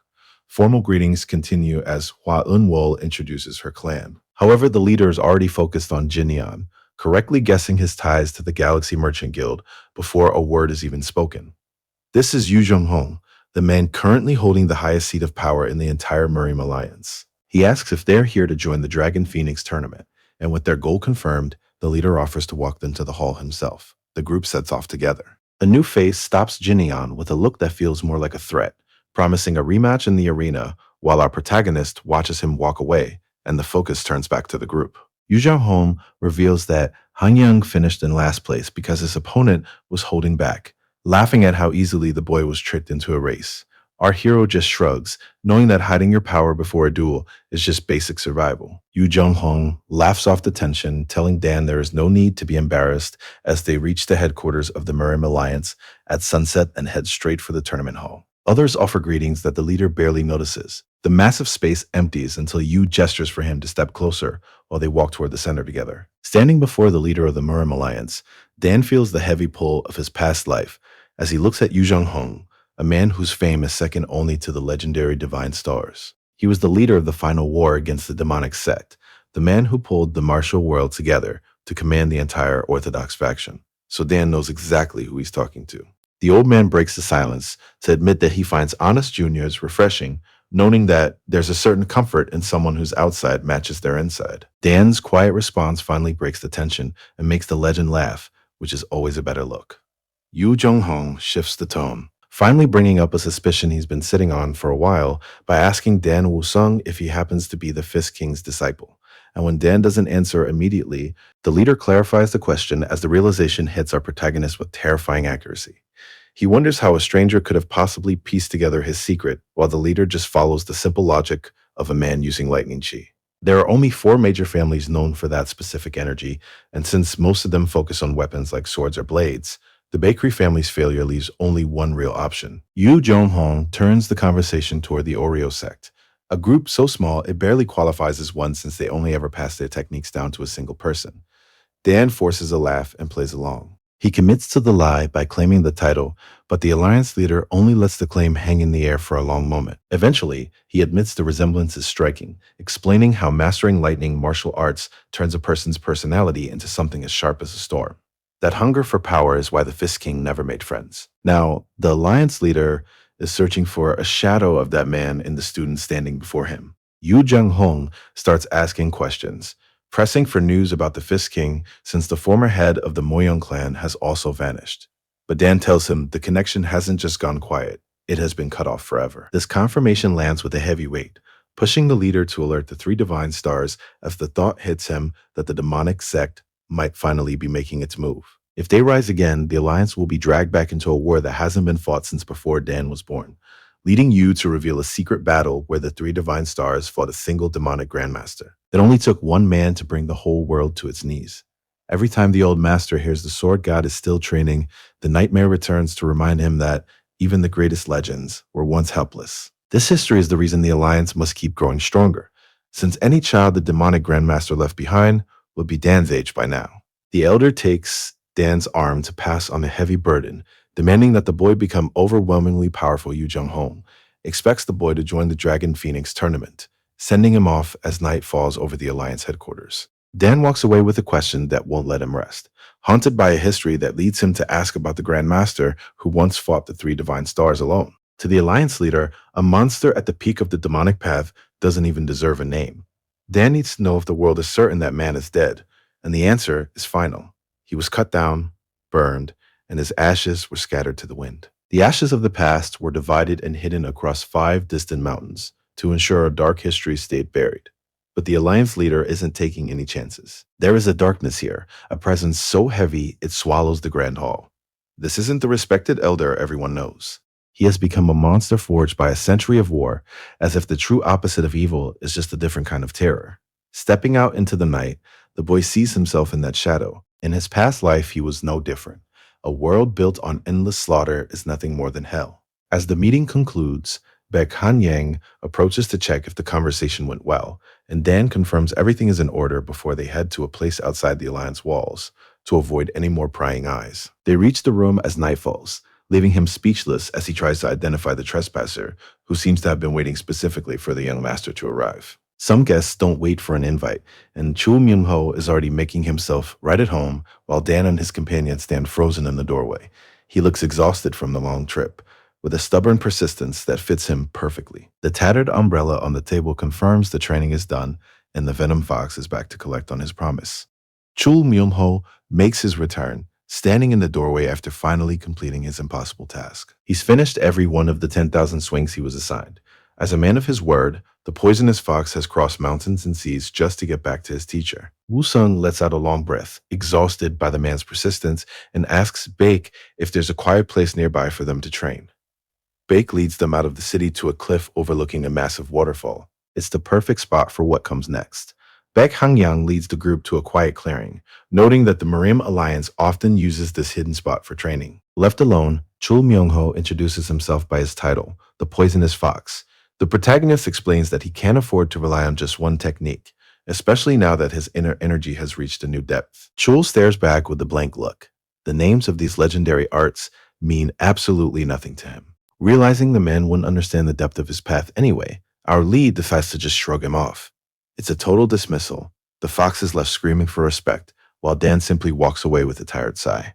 Dan Woo-sung starts his lesson with the warning that he's only going to explain this once, telling Chu Myung-ho that while his lightning art is built for offense, raw power alone isn't enough. To handle the best, a fighter has to know how to redirect and exploit an opponent's moves.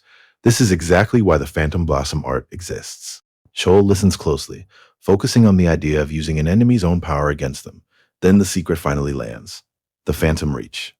This is the true core of the divine art, a technique that allows Dan Chul Myung-ho reflects on his style as a close combat fighter, but Dan Woo-sung isn't looking for a brawl, as he holds a single flower branch and warns that this technique is survival. Chul scoffs, dismissing it as a thief's trick, and Dan notes that those 100,000 strikes might finally be paying off. Chul only stares at his own limbs, unable to find any transformation beyond his arms feeling heavier, while grumbling that a little kindness from his master would have gone a long way. Dan Woo-sung only gave Chul Myung-ho a chance because he saw something special in him, but potential doesn't mean much if the kid can't seize the moment. So he decides it's time to turn up the heat. Out of 100,000 practice swings, only one was worth the effort, and he strikes without warning to warn his student that survival in a real fight depends on finding that one perfect move. If Chul can't find the right path, he's simply going to die, and as the weight of the lesson finally registers, Chul fixates on the only goal that matters now. Dan breaks down the math of a basic form, explaining how it takes hundreds of thousands of strikes to find one efficient movement that masters then polish through repetition into a complete sequence. Pure skill won't keep him alive, and without the battle instinct that only comes from real combat, Chul is just a dead man waiting to happen, a realization that brings a moment of manic clarity to the student as he lies in the dirt. He finally sees that everyone in this world must be just as crazy as they are, but then Dan drops a curveball by admitting he never planned to teach Chul any difficult techniques, which makes no sense to a man who thinks he needs the hardest secrets to compete with the elite sex. Dan calls out to Myung-ho, stripping away the boy's excuses about needing a famous sect or a master to find success, as the protagonist believes real strength doesn't come from a name or a legacy. It all comes down to who is actually willing to live their life with more seriousness. As the lesson lands, a set of footsteps approaches from the brush, revealing that their training session hasn't been nearly as private as they thought. Baek Heng-young quickly apologizes for bringing the boys here, but the Blade Emperor only smiles, finding Dan's new ideas much more entertaining than his standard practice. Most agree that the Dako's 9 sword strikes are the peak of martial history, a story Dan knows well from his childhood days of swinging sticks in the dirt. But as it turns out, there is one style that surpassed even the Dako clan, and the mystery grabs Dan's attention immediately. The name that carries that weight is Jin Sohan, a man whose entire life was defined until Chol confirms it. He grew up performing on stage alongside the women who raised him, turning those showy movements into the foundation of something far more dangerous. Chul Myung-ho asks us to imagine the weight of Jin Sohan's youth, where for 10 years a boy practiced sword dancing solely to avoid hurting the people who took him in. He lived as an orphan of the world. But when that man finally learned to use his steel for killing, a decade of held back power exploded, allowing him to surpass every legendary strike in history. Chul Myung-ho challenges the idea that the dance itself made the art great, noting that neither the prestige of a great sect nor the beauty of the moves really mattered. What mattered was that he lived earnestly through those 10 years, proving that strength is just a reflection of the life you choose to live. Dan Woo-sung lays it out plain, giving his companion a choice between living as a coward or embracing a dangerous future. And as Chul Myung-ho accepts the reality and demands to know the next step, our protagonist searches his face for any hint of doubt and finds only absolute resolve. Dan takes the umbrella from his hand and begins a demonstration of the first form, showing him what true power looks like with a series of sharp, blinding strikes. Woo-sung pushes his student toward a nearly impossible goal, while the Blade Emperor studies the impressive quality of the technique. The display brings back a feeling the master hasn't had in years. He wonders when he last felt this relaxed while training. After decades spent leading the Miram Alliance, he looks back on a path filled with friends and followers who are long gone. The solitude of being a legend is finally catching up. Chul Myung-ho finds himself pulled back into a memory of standing on a cliffside where the Blade Emperor once offered him a gift for a good performance. And back in the present, he watches his student with that same level of focus. Something has shifted in Dan Woo-sung. As he enters a state of deep concentration and begins to exert absolute control over the area, he lifts massive boulders into the air with his mind and never even breaks his stance. Apparently, his talent goes even deeper than anyone expected. Chul Myung-ho can't even process the sight. Telekinesis is a skill on a completely different level, and his student is using it like it's nothing. The man standing before them is no ordinary elder, but the leader of the Miram Alliance himself. Dan Woo-sung offers a respectful greeting. As it turns out, the old man has noticed Dan in training and appreciates all the hard work he's been doing lately, before he introduces himself with a formal bow. The leader notices the scar on Chul's face and assumes it came from a sword. And as he tries to guess if it happened in a duel or during a training accident, Chul finally admits that he actually got it in a fight while he was still running a gambling den. Dan stays silent as the rain falls, giving the moment the weight it deserves. Chul Myung-ho is already beating himself up for letting his guard down and blurting out the truth about his gambling debts to the leader of the Miram Alliance. He could have easily lied about training or a duel, but the truth came out anyway. Instead of the lecture Chul expects, the Alliance leader offers a piece of his own past that he usually keeps hidden. He shows a scar that never faded, a real reminder of a time before he found his current power. Back then, his father was a simple brewer who got beaten by drunks while his son watched. He was helpless to stop them. Long before he mastered the sword, the Alliance leader was just a boy with a stick. But watching the thugs surround his father ended his fear, and he swung blindly until he knocked every one of them to the ground. His father could only stare in shock as he rushed over to stop the blood on the boy's arm and scooped him up to run through the snow. It had been a long time since he felt this small, and from his father's shoulder, he finally saw the cost of their escape. The man was pushing past his limits to keep them moving, and the boy finally understood what his father was willing to endure for him. This is the moment he realizes his father isn't just a man, but a shield. The Miram Alliance leader remembers the moment his life changed. Looking back, he realizes that some marks simply refuse to fade, especially since that jagged scar on his arm is a permanent story of survival. He breaks the silence by asking Chul Myung-ho about the tattered umbrella, and when the boy explains he only borrowed it from Dan Woo-sung, the leader studies the handle before offering his own umbrella. He decides that this time, he will be the one to provide the protection. Chul Myung-ho nearly drops the gift the moment it hits his hands, but the Alliance leader explains this is a black iron umbrella from the Moyan clan, a rare weapon that won't ever break, and is now officially his. Our boy tries to laugh it off, wondering out loud if he really deserves a treasure like this.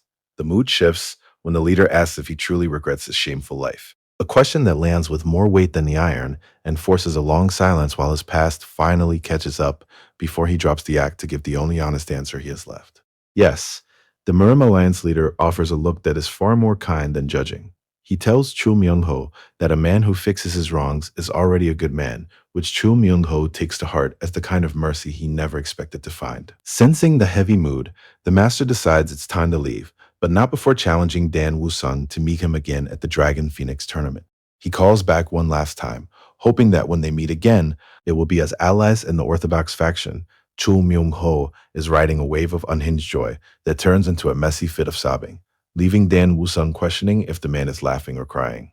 A few days later, lanterns light up the city for the Eve Festival, where our lead watches from the balcony as the host takes the stage to explain that because the wait for the early rounds is exhausting. The festival allows anyone to challenge their rivals in a public grudge match before the tournament officially begins. The tournament hasn't even started, but the host is already getting rid of the weaklings, and our MC finds the festival atmosphere fun until the host singles out a man with a strange weapon. Chul Myung-ho is surprised by the sudden attention and snaps back at his critics, but his outburst only makes things worse. The crowd starts laughing at the idea of using an umbrella in a fight. As it turns out, Dan Woo-sung recognizes that nasty temper immediately. This man is a lunatic who hasn't changed a bit. Chul has finally had enough of the talk and agrees to humor the crowd with one swing.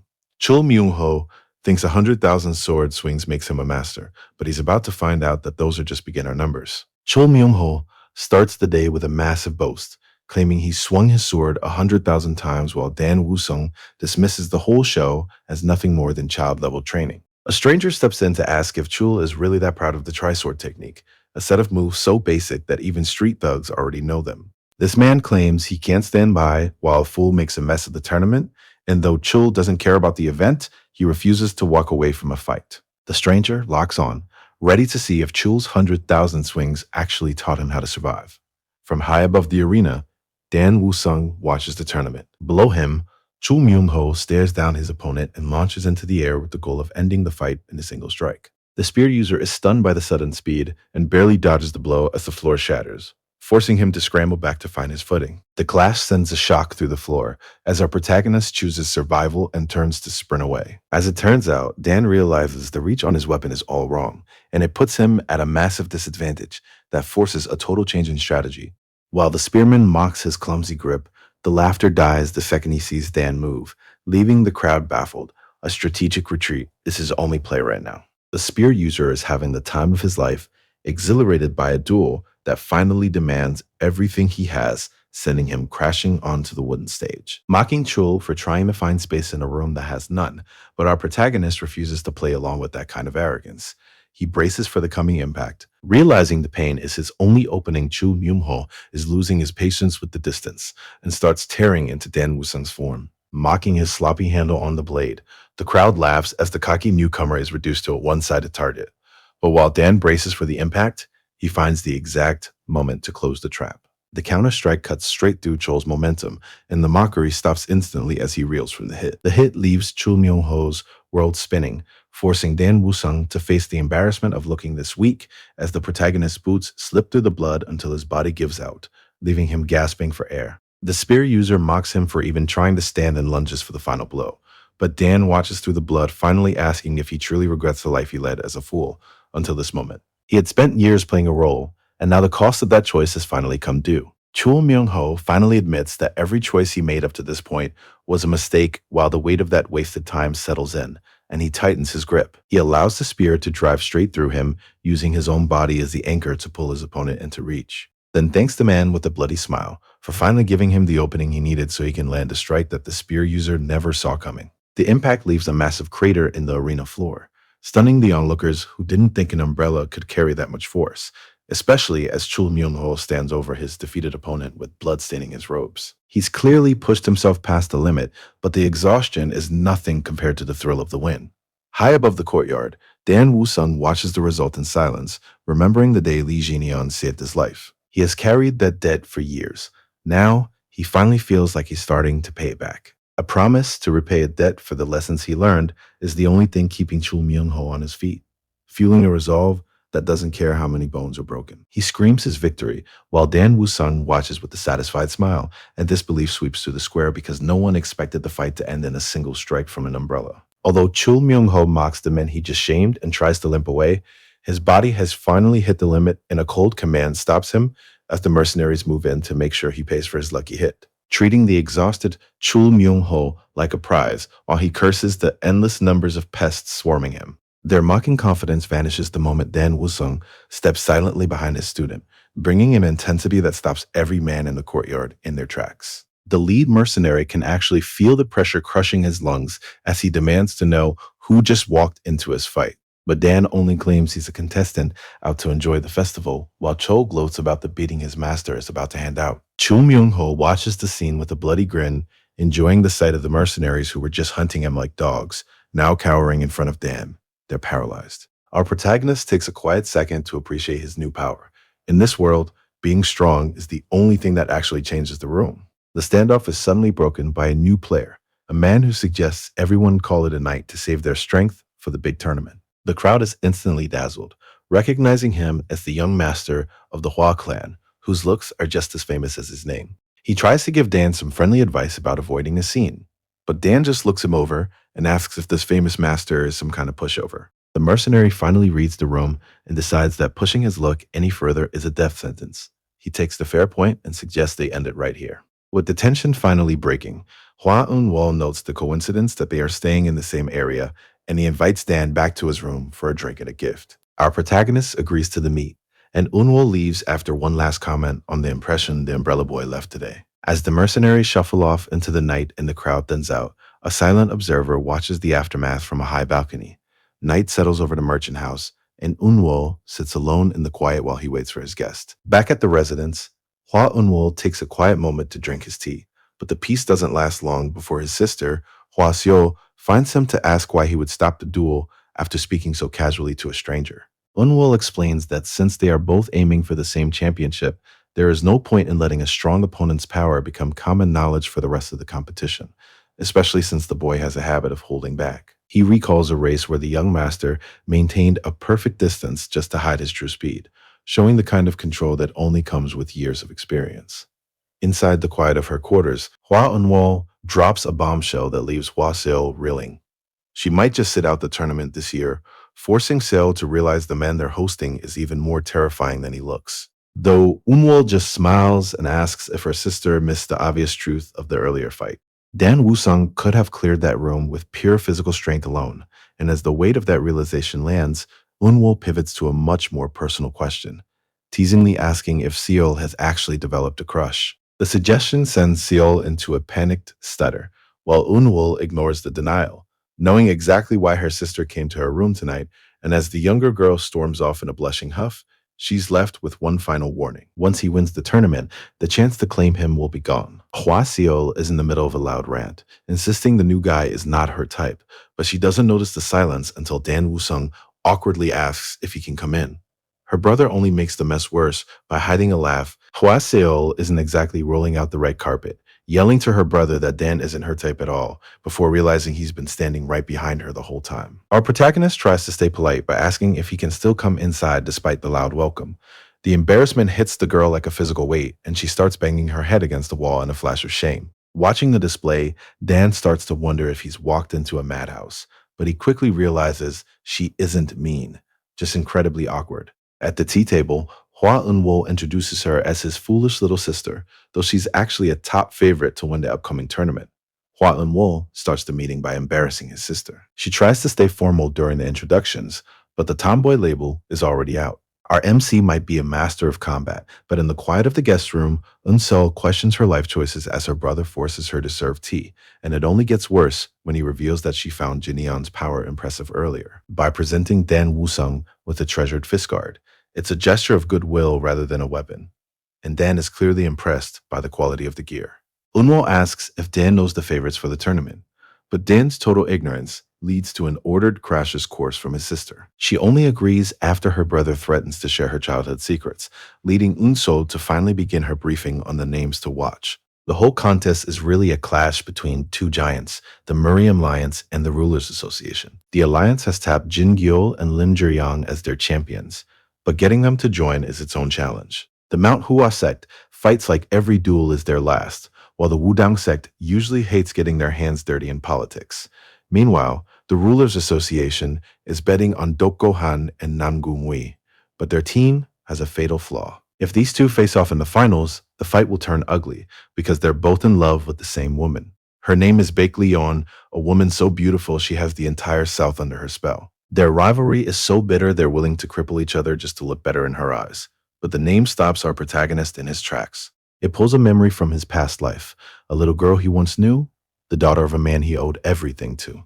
Looking back at the man he once was, he sees just how much the world has changed since he died. The kid he used to treat like family has grown up into a prize for the great clans, and now he finds himself standing right among her peers. What a strange feeling. A hidden master, a silent sister, and the man who might just break the tournament's balance. Unwo mentions his brother is a member of the Rulers Association, though the man avoids public duels simply because he finds them annoying. His sister calls the man the Autumn Leaf and wonders if he's just so powerful that he never feels the need to struggle. Naming a rumored master from the Hainan sect, along with Dan Wusung, who takes the label in stride while Unwo asks if he's actually ready for the fight. Dan Wusung takes a long moment and offers a blunt apology, explaining that none of the other fighters are worth his time. A claim that leaves the sisters silent until Unwo breaks the tension with a laugh. Our guy clearly has no plan to lose. Behind the amusement, his focus sharpens as he tries to size the man up, failing to pin down a martial level or find even a hint of interest in Unso, despite her fame as the Snow Phoenix. He truly is a difficult man to deal with. Hwa Unwo watches the guests with a quiet respect, noticing a drive that most people never find, and he realizes Dan is completely focused on the path to becoming stronger as the young man ignores everything else to inspect his new gear. Later, under the light of a full moon, Dan offers a formal goodbye as the siblings watch him fade into the shadows of the estate. With the guests finally gone, Unseo asks her brother about his plans for the upcoming Dragon Phoenix tournament, a question that forces him into a long, silent calculation.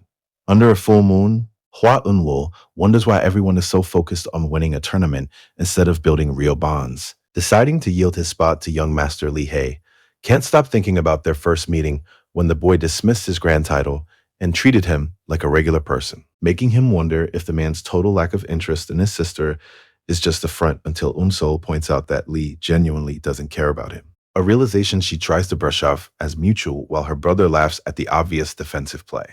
Hwa Unwol advises his sister to see the world as it is, rather than trusting in titles. As he tells her not to take his teasing seriously, Unso accepts the comfort until the mood shifts, when her brother laughs at the man's sheer nerve. Dismissing names like Doko Han is a death wish. Doko Han demands to know what was just said. Sensing the danger, Hwa Unwoo quickly dismisses his sister and sends Unso inside before things get any uglier, though Han hardly notices as he watches her leave. He doesn't buy the lie that it was just some passing wanderer, because to suggest that he and Namgun Woo are nobodies is an insult that demands a response. Looking toward the gate, he connects the dots and realizes the man who just left is the merchant's son. It makes sense now why Hua would have such a mouthy commoner in his home at this hour. The target finally has a name, and Han is already deciding exactly how he's going to pay him back for that insult. Doko Han has heard the rumors about the merchant's son's growth, but Hua Unwol refuses to flatter him. The strategist warns him not to take the boy lightly, and when Han's blade flashes out in a fit of temper, he wants Han to join the Dragon Phoenix tournament to crush his rivals, because if he wins, the association takes everything this year. This strategist just made a bet that could cost him everything. He claims the two biggest powers in the land won't even see the winner coming, and he's so sure of this shift that he's putting 30,000 yang on it. That quickly breaks into a full laugh, telling Han to just relax because neither of the major groups will win this year, as he snaps his fan open to deliver a warning from the man who plans to be the next chief strategist. Han finds the arrogance interesting and bets 10,000 yang that he's wrong. But Unwol triples the bet on the claim that the winner comes from somewhere else entirely. Under the night sky, Dako Han lets the silence stretch before warning Hua Unwol to have her money ready for the bet. She only offers a sharp wish of luck in return. Morning brings a different kind of tension to the grounds of the Dragon Phoenix tournament. Our protagonist moves through the crowd as an attendant bellows the rules. Collect 3 name tags if you want a spot in the main round. He reaches the table where a clerk asks for his registration name, and when he learns that aliases are allowed for the qualifiers and the main stage, the choice becomes clear. Dan Wusung doesn't need to think about it for long. He is reclaiming a title that was always his, the Fist King. Staring at the blank tag in his hand, Dan Wusung refuses to claim the title of king because his current self hasn't surpassed the heights of his past life yet. He feels that taking the name now would be disrespectful, so he has the clerk list him as a fist warrior moving toward the tournament grounds. He scans the massive crowd and notices that the inner energy of these young masters is much higher than he expected, signaling that the coming matches won't be easy. Inner energy is the base for most martial artists, but our MC knows it isn't the only way to win. He's decided to test the limits of the physical techniques he's worked on, sharpening his focus for the trials ahead. Nearby, a brown-haired challenger is in a state of panic. The man begs for another chance after coming so far, but winning isn't an excuse for the cruelty that led to his disqualification. He had viciously attacked an opponent who was already defeated, and as the judge calls for a medical team, Dan watches the Alliance get rid of those who forget the code of a true warrior. The judge has a temper, and it reminds Dan how annoying the Orthodox groups can be. Sometimes, they're just as bad as the Uyang clan. But elders like this one still have honor, so Dan asks about him even after a spot opens up. He doesn't waste any time. Our protagonist shows his respect with a deep bow and hands over his tag. The judge notes his style as a fist warrior and wishes the boy luck. The judge pauses, his curiosity piqued by gear he hasn't seen once in 50 years, and Dan's humble explanation of a casual gift only deepens the mystery once the old man recognizes the rare, blade-proof silk. He signals for the match to begin and steps away, leaving the challenger just enough time to take a stance and start a taunt that Dan cuts short with a single move. Dan taunts his opponent for a lack of focus, leaving the challenger to realize his mistake, just as the hit shatters the stage. The judge watches in silence for a moment before stepping in to call the match for Dan. Seeing power this efficient is rare even for an official, and he quickly calls for the next warrior, Lifestealer, to take his turn. Dan Wusung centers himself for the next exchange as Lifestealer finally realizes he's in over his head, knowing that he can't read his opponent's level and that the last strike was a warning he should have taken seriously. Driven by desperation, he gambles everything on a single blow by pouring his entire reserve into one massive swing that our protagonist simply slips past, leaving the man swinging at empty air while he closes the distance before the miss even registers. Dan mockingly points out that he shouldn't have wasted so much power on a wooden stick, just as the gap between their power levels becomes painfully clear. Dan taunts his opponent as he steps in, putting every ounce of his weight into one final perfect strike. The challenger drops instantly. The arena goes quiet. Nobody expected a high-level match to end in a single breath. From the stands, the experts noticed the lack of energy signatures and realized Dan just won with raw physical power. Our lead doesn't celebrate, he simply notes to himself that the rumors of the man's strength weren't entirely fake. The judge watches the aftermath with a grin and then breaks into a booming laugh, clearly thrilled by the show he just witnessed. The judge calls for the next fighter, but the mood in the arena has clearly shifted. Seeing what happened in the last match, the next man in line shouts that he forfeits, his courage failing before he even steps onto the floor. The judge is furious, telling the coward to leave his tag and get out of his sight. He collects the discarded wood with a sigh, tired of people who lack even the basics of a warrior. Then he turns his attention back to Dan, looking at the tags in his hand and admitting he has never seen anyone pass the first round with only 2 punches. It is a massive result, and the old man finally grins as he tells Dan he is moving on to the main stage. Late into the night, the tournament building remains lit while the organizers scramble to finalize the matches. They tally the names, a nameplate is pinned up for the 5th fighter, which matches the rumors that he cleared the qualifiers with just 2 punches. The team is still moving names around when the Merchant Lord steps forward to thank them. The Merchant Lord knows how few fighters actually made the cut, though Elder Song confirms they filtered out the weak links as the Lord orders his units to track the participants to keep them safe. He warns that anyone who touches a participant goes to prison, stopping the officials one last time to demand they protect every fighter's safety to uphold the honor of the Murim Alliance before leaving. Cho Myung-ho takes a long breath, finally letting the tension out of his chest. Even after all these years, the presence of the man he just left behind carries a weight that never gets easier to bear. It is the kind of fear that stays with you, no matter how many times you face it. The focus shifts because today isn't just any day. It is the start of the main event for the Dragon Phoenix Grand Tournament. An attendant pulls back the curtain to reveal the tournament brackets, laying out the path to the championship for the entire city to see. Everyone in this arena knows what is at stake. Officials watch from the sidelines, looking for the one fighter who will make them the most money. Out in the courtyard, the common people pack the stands to witness the clash of a generation, parents lifting their children onto their shoulders just to catch a glimpse of the action. But away from the noise of the arena, the Merchant Lord stands alone in the quiet of his hall. He is weighing the cost of the gamble that is finally about to play out.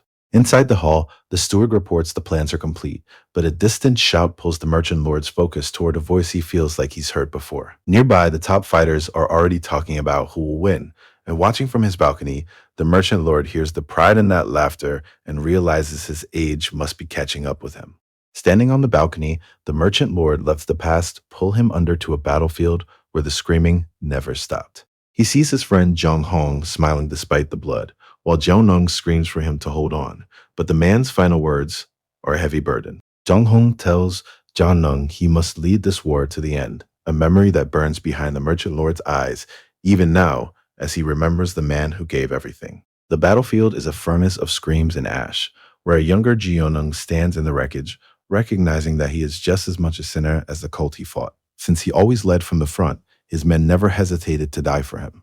He watches the shadows clash and wonders why the weak didn't just run. In his ideal world, the Murim would only be a place for the strong to test one another.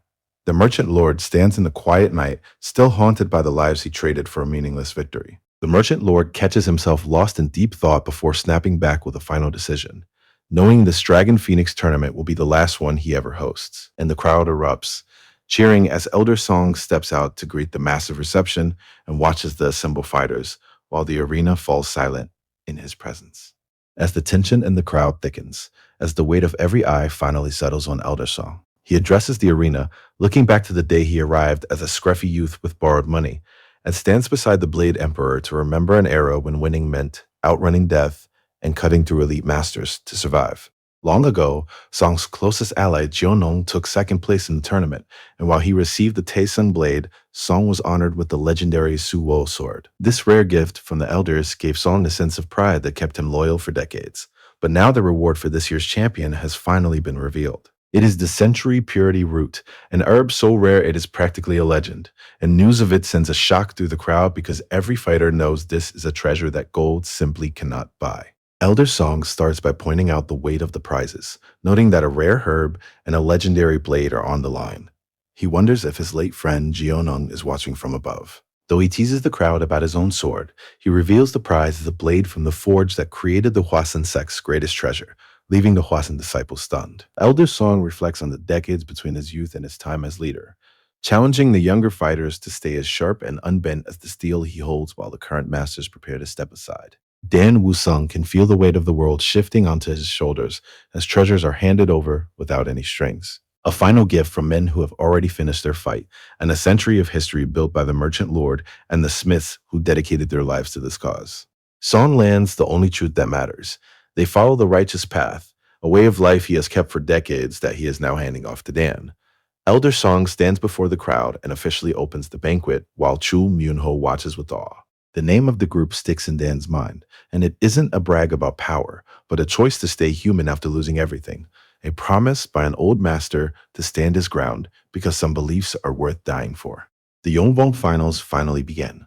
The crowd goes quiet as the announcer calls the two warriors to take the stage. The Spear Master looks our hero over and realizes something is wrong, but Dan Woo-sung is only interested in seeing if the Baekdo style lives up to its reputation. They meet in the center of the ring, and while Dan has never fought a master of twin spears before, he's not backing down. The Spear Master asks if he really plans to fight without a weapon. It's a bad bet, and he takes it. Sizing up his unarmed opponent, the Spears Master asks if he's dealing with a fistfighter. Our protagonist doesn't miss a beat, claiming he's nothing less than the Fist King. The title gets a laugh from the Hebei Master, who assumes anyone he hasn't heard of must be a low-level guy looking for a quick win. The referee calls for a bow, and as soon as the signal to begin drops, both men charge into the center of the ring. Dan gets inside the spear's reach faster than the Master can track, catching him completely off guard. The Master finally sees the shape of the threat. Our MC moves with a smooth grace that makes every dodge and counter look effortless. Everything the Hebei Master believed about this fight has just been proven wrong. Sometimes the best strategy is to just stop playing your opponent's game. The Spear Master decides that staying close to Dan is too dangerous, so he leaps back to force a fight, where his range gives him the edge. He crushes his weapons to trap the boy and slams into the stage with the strike meant to end the duel right now. From the side, Elder Song finds the display more than a little interesting. Chul Myung-ho keeps his eyes locked on the exchange as the dust settles over the arena floor. The Hebei Twin Spears Master commits everything to a downward strike, but Dan tracks the weapon with a focus that makes the steel look like it's moving in slow motion. The mistake is clear the moment the Master starts his descent. He watches in disbelief as Dan meets the spearhead with nothing but his bare hands. The impact kills the momentum instantly and sends the Master spiraling across the arena floor. From the viewing deck, Elder Song leans forward as if he recognizes the move, while the Blade Emperor struggles to process the power of the collision. The Emperor calls out to his senior in shock, but Elder Song only laughs at the beautiful absurdity of our protagonist's display.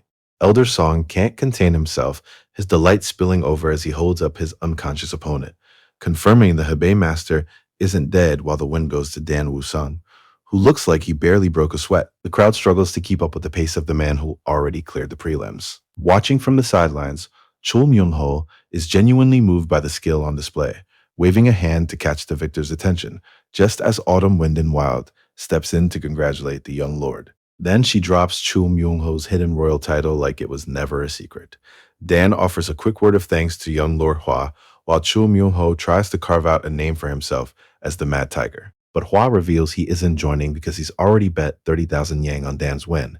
But Dan isn't buckling under the pressure and promises to make sure his friend doesn't lose a single coin today. Dan's new allies are far more dangerous than they let on. The young clan head, Unwol, brings up the gauntlet Dan gave him and notes the elder was right about the rare silk, explaining his family once gifted a powerful sword to the Bakery clan and received this gauntlet as a return gift. Between Lady Hua's hidden blade and these connections, Dan realizes their weakness is a mask, but Unwol redirects him back to the tournament as Doko Han arrives with a massive pitch black sword. Doko Han readies his massive blade, carrying the heavy expectations of a tournament favorite. Hearing the hype, Myung-ho and Woo-sung exchange a look and wonder why every fighter in this bracket gets the same title. The match ends exactly as expected when the referee declares Han the winner after a single strike. Leaving the arena, Han stops to acknowledge the group watching him. Ma Young-ho looks annoyed by the power on display, but their companion Autumn Wind finds the tension hilarious. Our MC takes Han's measure. This isn't just another tournament fighter, it's someone with the weight of a major clan behind his every move. Han scoffs at the cheers, thinking it's beneath him that the audience is so impressed by a quick victory, before walking past the group with his head held high. When huge bets are on the line, everyone starts showing their true colors. Doko Han can't wait to rub it in, mocking young Lord Hua for losing a huge bet on the merchant's heir, though Hua tries to act like he didn't even hear the insult until Doko Han calls it a shame that the emperor's next top strategist has such bad taste. Dan Woo-sung stands there confused, wondering why these powerful men are acting like children over a simple match. Chul Myung-ho's last insult is the one that finally pushes Doko Han past his limit. The line lands, and our MC dares him to repeat it. From this point on, the tournament isn't a game anymore. It's a fight for survival. Doko Han freezes as the insult lands, but Myung-ho only doubles down and calls him a brainless moron, as Dan braces for the fallout, while Hwa Eun-wol watches with a grin. Our lead plays dumb until Doko Han finally snaps. Dako Han reaches his breaking point, issuing a cold warning for the man to watch his mouth, but Chul Myung-ho doesn't even flinch as he points at the massive black blade and doubles down on the disrespect by comparing it to a common umbrella. Dako takes a long breath, trying to keep his cool, and asks if the man is fearless or just stupid before promising to settle the score during the tournament duel. But Chul Myung-ho kills the drama by revealing he isn't even taking part. This is the end of the line. Doko Han loses his restraint and demands the man draw his weapon while Hwa Eun-wol tries to stop the courtyard from becoming a bloodbath. The new man pushes through the group with a blunt command to move aside, treating everyone present as a simple block in his path, while Doko Han freezes and Chul Myung-ho asks who this person even is. The newcomer only mocks Han for wasting his strength on a weakling and looks down at the group as the name Namgun-wi lands. This is the grandson of the Sword Emperor. The bloodline is unmistakable. Dan Woo-sung sees that legend in every line of his face.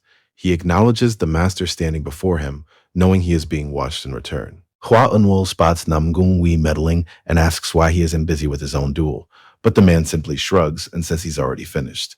At the arena, medics haul a mangled loser away as Namgun-wi admits he couldn't let his rival Doko be the only one ending a match with a single strike. Dan Woo-sung recognizes the name and understands the gap in power as he looks at the bloodied victim and locks on to the only man in the room who truly matters. The tension between these rivals is heavy enough to choke a man. Doko Han stares down his rival, measuring the pride that leaves Chul Myung-ho wondering if he can stay standing, until Hwa Eun-wol steps in to call for her brother. It's a strange group, but Namgun-wi quickly shifts into noble manners to greet Lady Baekleon as she offers thanks for the sword her clan head once gave her. Namgun-wi can barely find his words when Lady Baek approaches, though Dan Woo-sung is far less impressed by the display as she turns her full attention toward him with a look of genuine interest. She offers a polite nod of respect that catches everyone off guard and leaves Dan to wonder why a high-ranking lady would even bother acknowledging him. Hwa Eun-wol tries to stop him before he can simply walk away, but the group standing has already taken a hit, leaving the others frozen until their shock turns into a simmering rage over the blatant disrespect shown to their guest. The first round of the tournament finally wraps up, and inside the winner's tent, Hua Eun-woo checks to see if our protagonist is ready for the jumping competition, while Dan Woo-sung locks in his focus. He can't help but notice the thick, hostile pressure coming from the two rivals in love sitting right behind him. Chul Myung-ho doesn't hide his disrespect for the high-ranking clans. He scoffs at how a rich heir could let a woman cause such massive trouble, but Dan Woo-sung shuts him down by noting he is only alive because the enemy had a crowd watching. His pride vanishes, while as the focus shifts toward the next match. The heavy hitters are finally stepping onto the tournament stage as his allies feel the weight of the crowd, and Dan Woo-sung watches Nam Gun-wi end a match with speed that leaves the audience speechless. Baek Lee-yeon takes in the result, sensing the gap in power between the favorites and the field, while the bracket thins out to the names that have ruled for years. Ha Eun-wol tracks our protagonist down to explain that the finals are only 2 wins away before dropping the name of his next opponent, the peerless Doko Han. Hwa Eun-wol breaks down the bracket, scouting the heavy hitters like Jin Gyeol and Wi Mak-seon, who stand between Dan Woo-sung in the finals. But the scouting ends when the announcer calls for the next match. Dan steps onto the stage to find Dako Han already waiting, and as the silence holds, his rival is fuming with jealousy that Baek Lee-yeon would look at an amateur who he plans to crush with every drop of his energy. Hwa Eun-wol senses the heavy intent in the air while Chul Myung-ho begs his master to crush the man in front of them. And Dan Woo-sung walks out to meet the opponent, who is already mocking Dan's string of good luck. Dan warns the man to stay quiet, but the demand only makes Dako Han's anger boil over, as he draws his weapon and swears to break Dan's jaw first. The force of his energy is high enough to crack the stone stage, and as the clan head watches with focused interest, Dan stands in the center of the storm and tries to find a way forward. This is a level of pure hate he isn't sure he can match. He's facing a man who doesn't just want to win, he wants to break him. Chul Myung-ho thinks he's doing the kid a favor by holding back, but he's about to find out why you never underestimate a man with nothing to lose. He looks down on Dan as nothing more than a merchant, demanding he accept his place at the bottom, but the arrogance dies the second our boy takes a step and grounds his weight. Then, the stage explodes. Myung-ho is left in total shock, as even the spectators realize this isn't the power of a merchant, and our protagonist just smiles, wondering if his opponent still wants to talk about knowing one's place. Lee Jin-ian enjoys the look of disbelief on his opponent's face. He decides to return the favor with a level of focus he usually saves for far greater threats, making it clear this fight is about to go in a very different direction. The crowd can hardly believe their eyes as the tournament stage collapses under the weight of a single strike. This isn't just a match anymore. It's a demonstration of raw power that has every observer on edge. Our protagonist is finally showing what he's capable of, and even the alliance leaders are starting to take notice. A heavy silence hangs over the arena as the crowd realizes the stage has been shattered to pieces. Morung Jiwa approaches the alliance leader for orders, deciding to let the match continue as long as the audience stays safe. Across the ruins, Chul Myung-ho stares at his opponent with a mix of shock and anger. That kick had enough power to level the stage, but he tries to convince himself it was just a fluke from an ignorant brute. Convinced Dan has nothing else left to show, Myung-ho launches his next attack. Dan just stands his ground, watching the strike close in without even flinching. The gap between a genius and a master is usually measured in decades, but today, Dan Woo-sung is rewriting the scale. Dan Woo-sung channels his internal power into a strike, pinning Chul Myung-ho to the floor and forcing a realization that he's outclassed, a shift that Autumn Wind and Wild notices with satisfaction.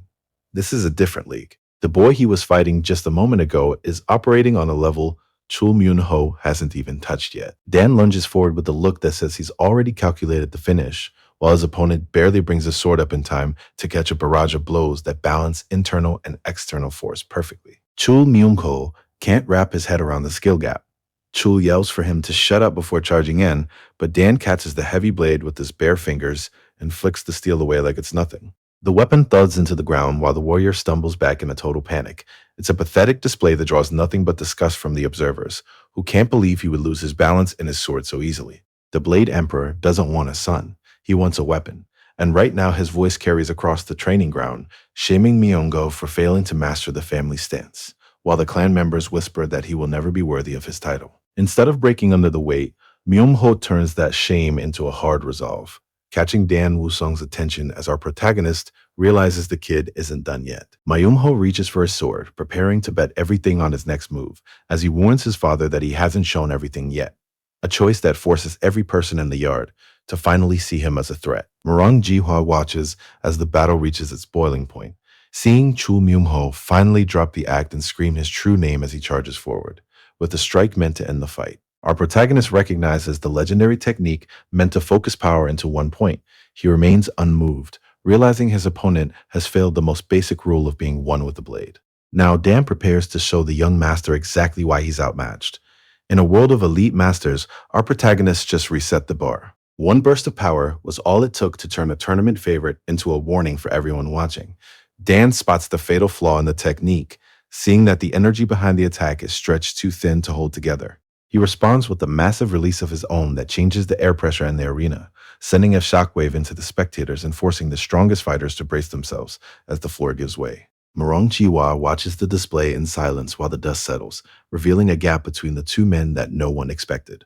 Chul Myung-ho is left broken. He can't understand why his power is scattered or how his greatest move just fell apart. The realization hits hard. He was never even in the same league. Chul hears the voice of every family member who ever looked down on him, repeating that he's even more of a letdown than they expected.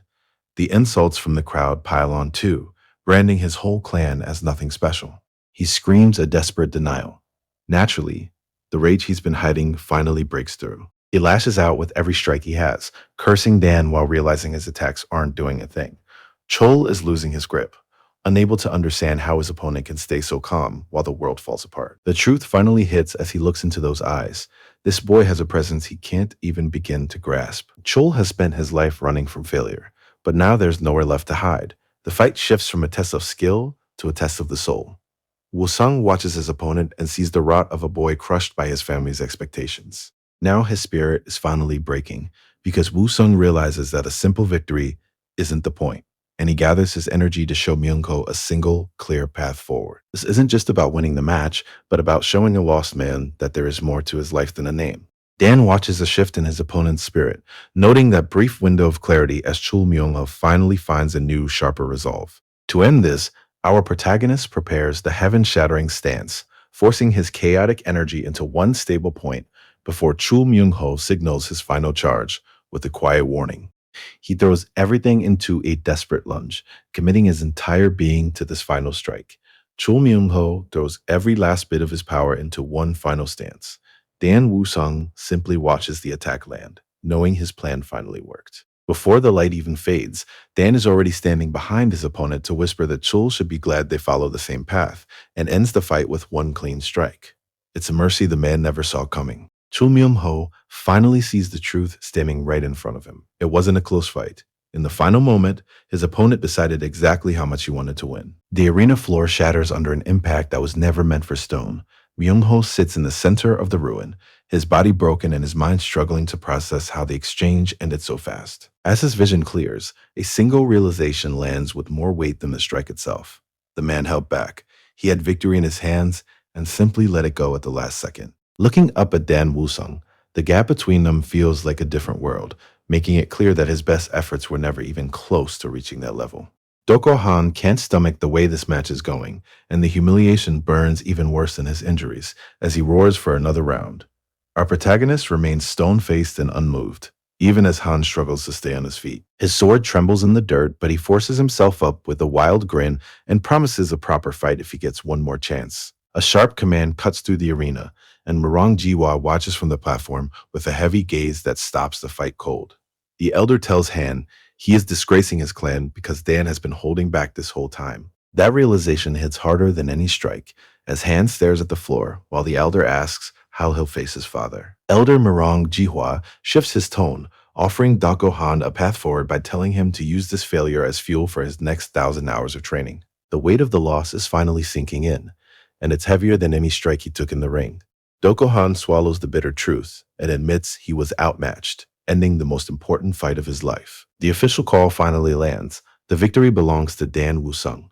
Dan stands under the open sky as the victory finally settles. In the distance, the crowd breathes a huge sigh of relief that the fight is over, while one competitor watches from the shadows. He originally wanted to be the one to break Doko Han himself, but he quickly decides this result is actually for the best.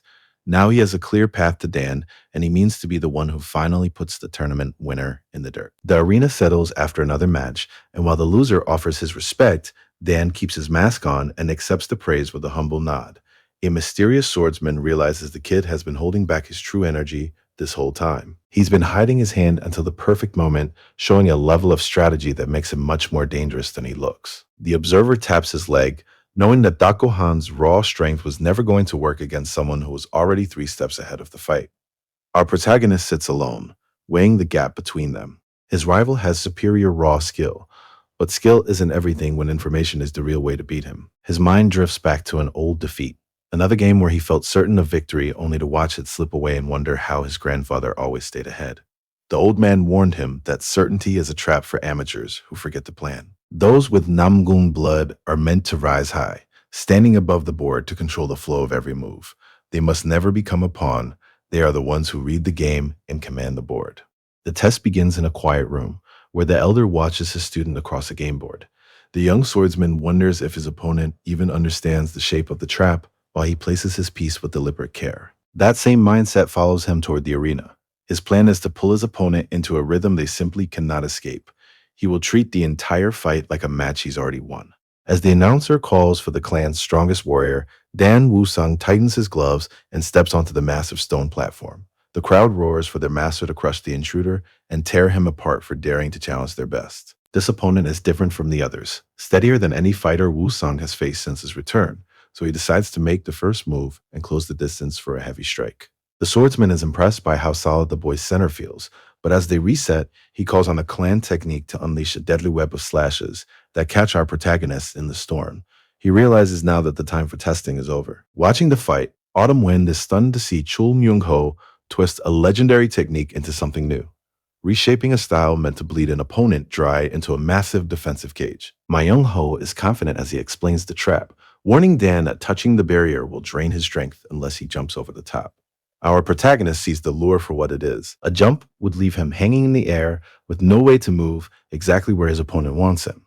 Instead of taking the bait, he asks what happens if he refuses the trap and sprints straight into the energy blades at full speed. The shock hits Myung-ho hard as he realizes the boy is charging straight in, betting everything on pure momentum instead of playing it safe. Bracing for the collision, he can only scream as Dan closes the gap in a single heartbeat. Our protagonist isn't just fighting for a win today. He's looking past his opponent toward the strongest master in the world. Even as a deadly blade flashes toward him, he doesn't see a threat. He sees a test of his own path against the legend's disciple. Dan's strike lands with enough weight that Chul goes skidding back across the arena stones, prompting our protagonist to taunt him and see how long his overthinking can keep him from the reality of Dan's fist. Realizing he has to take back control of the fight, Chul lunges forward to strike first, but Dan meets every flash of the blade with the perfect deflection, moving so naturally that the crowd starts to realize just how lopsided the match has become. As the steel flies, Dan recognizes the specific shape of the Sword Emperor's own style and acknowledges that while Chul is skilled enough to beat almost any other disciple in this generation, he's still just another wall that Dan has to climb to reach the top. Most fighters would be worried if their opponent started using secret clan techniques. But Dan Woo-sung is actually smiling.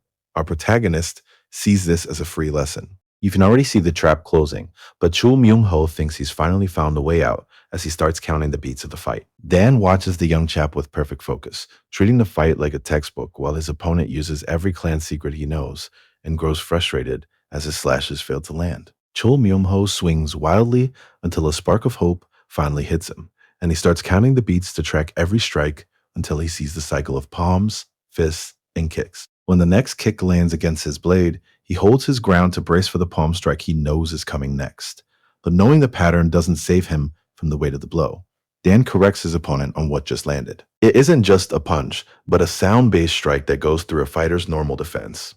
Chul Myung-ho reels. He can't understand how a fist user could weave sound into a physical blow. The swordsman watches the pieces on the board and realizes Dan never intended to play by the rules. This is an unpredictable force, and he doesn't just want to win the match. He's here to smash the entire board. The blow lands with more than just physical weight, leaving the crowd stunned at how easily the Namgun clan fell. His attendants scramble onto the stage to shield him, and their frantic shouts match the panic of a young master. Lady Backley watches the retreat from the stands until his men finally guide him away from the stage. He stands in the middle of a defeat that should have been impossible. The world he thought he controlled was never bigger than the palm of his hand. This is the first time he's ever felt outclassed. He salutes Dan Woo-sung, shouting out his surrender with enough volume to rattle the arena.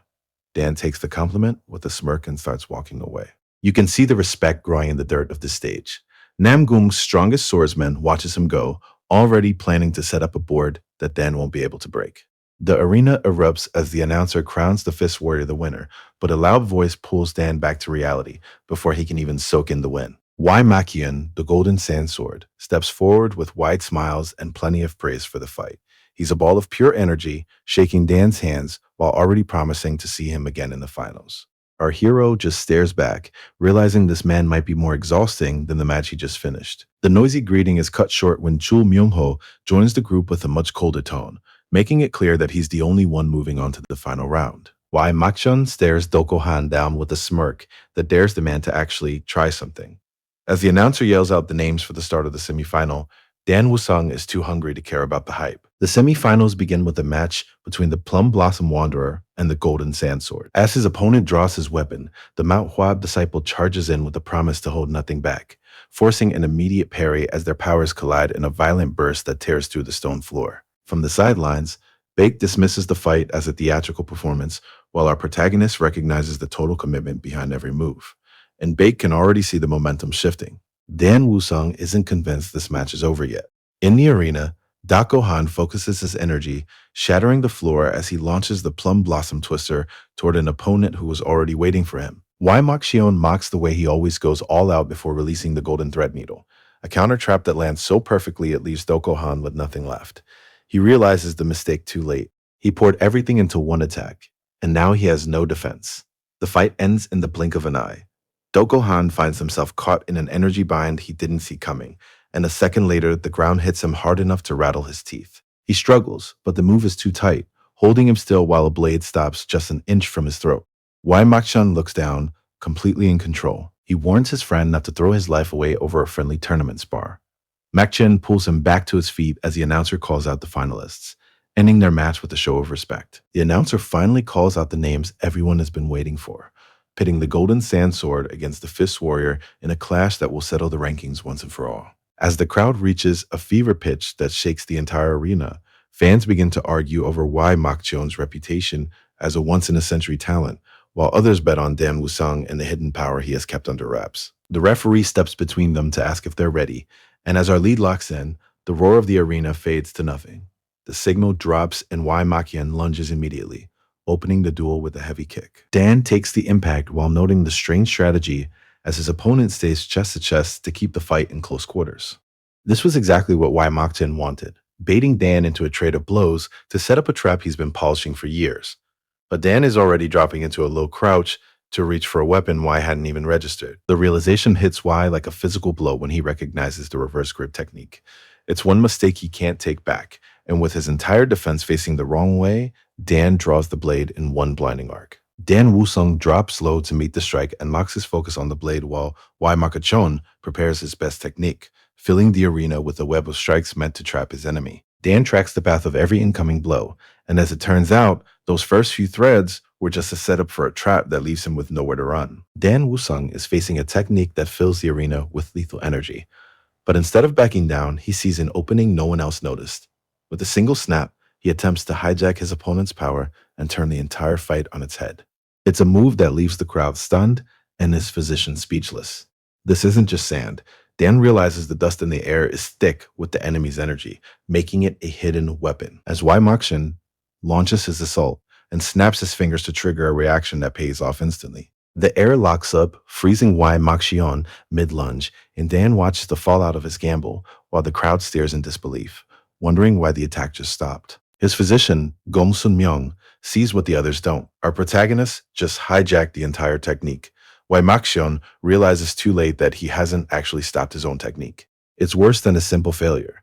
The protagonist is manually seizing control of every strand, forcing them to stop with a precision that makes them almost invisible to the naked eye. Wai Makchun stands trapped in a web he didn't create. The kid likely mastered his entire style after seeing it one time. The precision required to manipulate inner energy like this is beyond anything he's ever seen. But Dan Wusung only settles into the feeling, finally finding the right rhythm for the stolen technique. Wai Makchun looks at the gap between them and realizes he has finally hit a wall he cannot climb, letting out the kind of breath that only comes when a fighter is forced to accept their own limits. Even as the weight of the defeat lands, our protagonist, watches him and waits for the formal surrender that follows.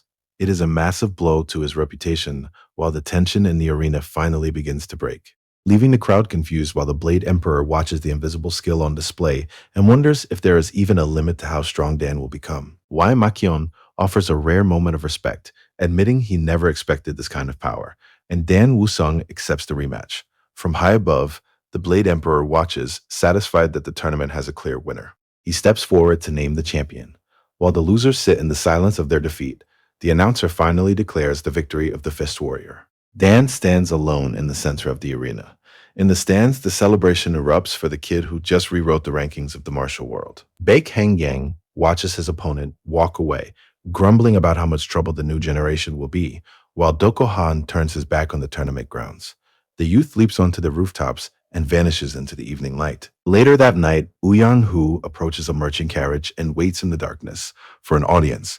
Dan Wusung tells him to come in, and the subordinate offers a deep bow to the leader who now holds his loyalty. Inside a dusty room, Oh Kyun asks for a report on the orthodox talents, but since his men dismissed him as nothing more than kids, he moves forward with a revised plan. Rumors of a warrior surviving both the heavenly demon and the sword demon demand a total shift in strategy. He orders his men to finish their work here, tasking Group 3 with setting an ambush near Goring Gorge to slaughter every rising star on their journey home. Empty beats, no narration, generated. Lee Jinian watches the Alliance leader, noting how the man treats his juniors with a warmth that's rare in this world. And while the Jianghu is full of people who don't live up to their names, he has to admit the old man is the real deal, especially after the leader tells him to take the herb immediately and promises to stand guard. It's a massive show of support that the youth meets with a silent nod before turning away to settle on the ground. Opening the small wooden chest to reveal the legendary root that's supposed to change everything, Lee Jin Eon is finally making his move toward true power, and his mentor is right there to see him through it. Lee Jin Eon centers his internal energy, reflecting on his years as a lonely wanderer who had to sleep with one eye open. Knowing he has real protection now changes everything. As the power begins to build and the crowd is shushed into silence, the Blade Emperor watches with pride, while Lee Jinian finally smiles. He isn't in this fight alone anymore.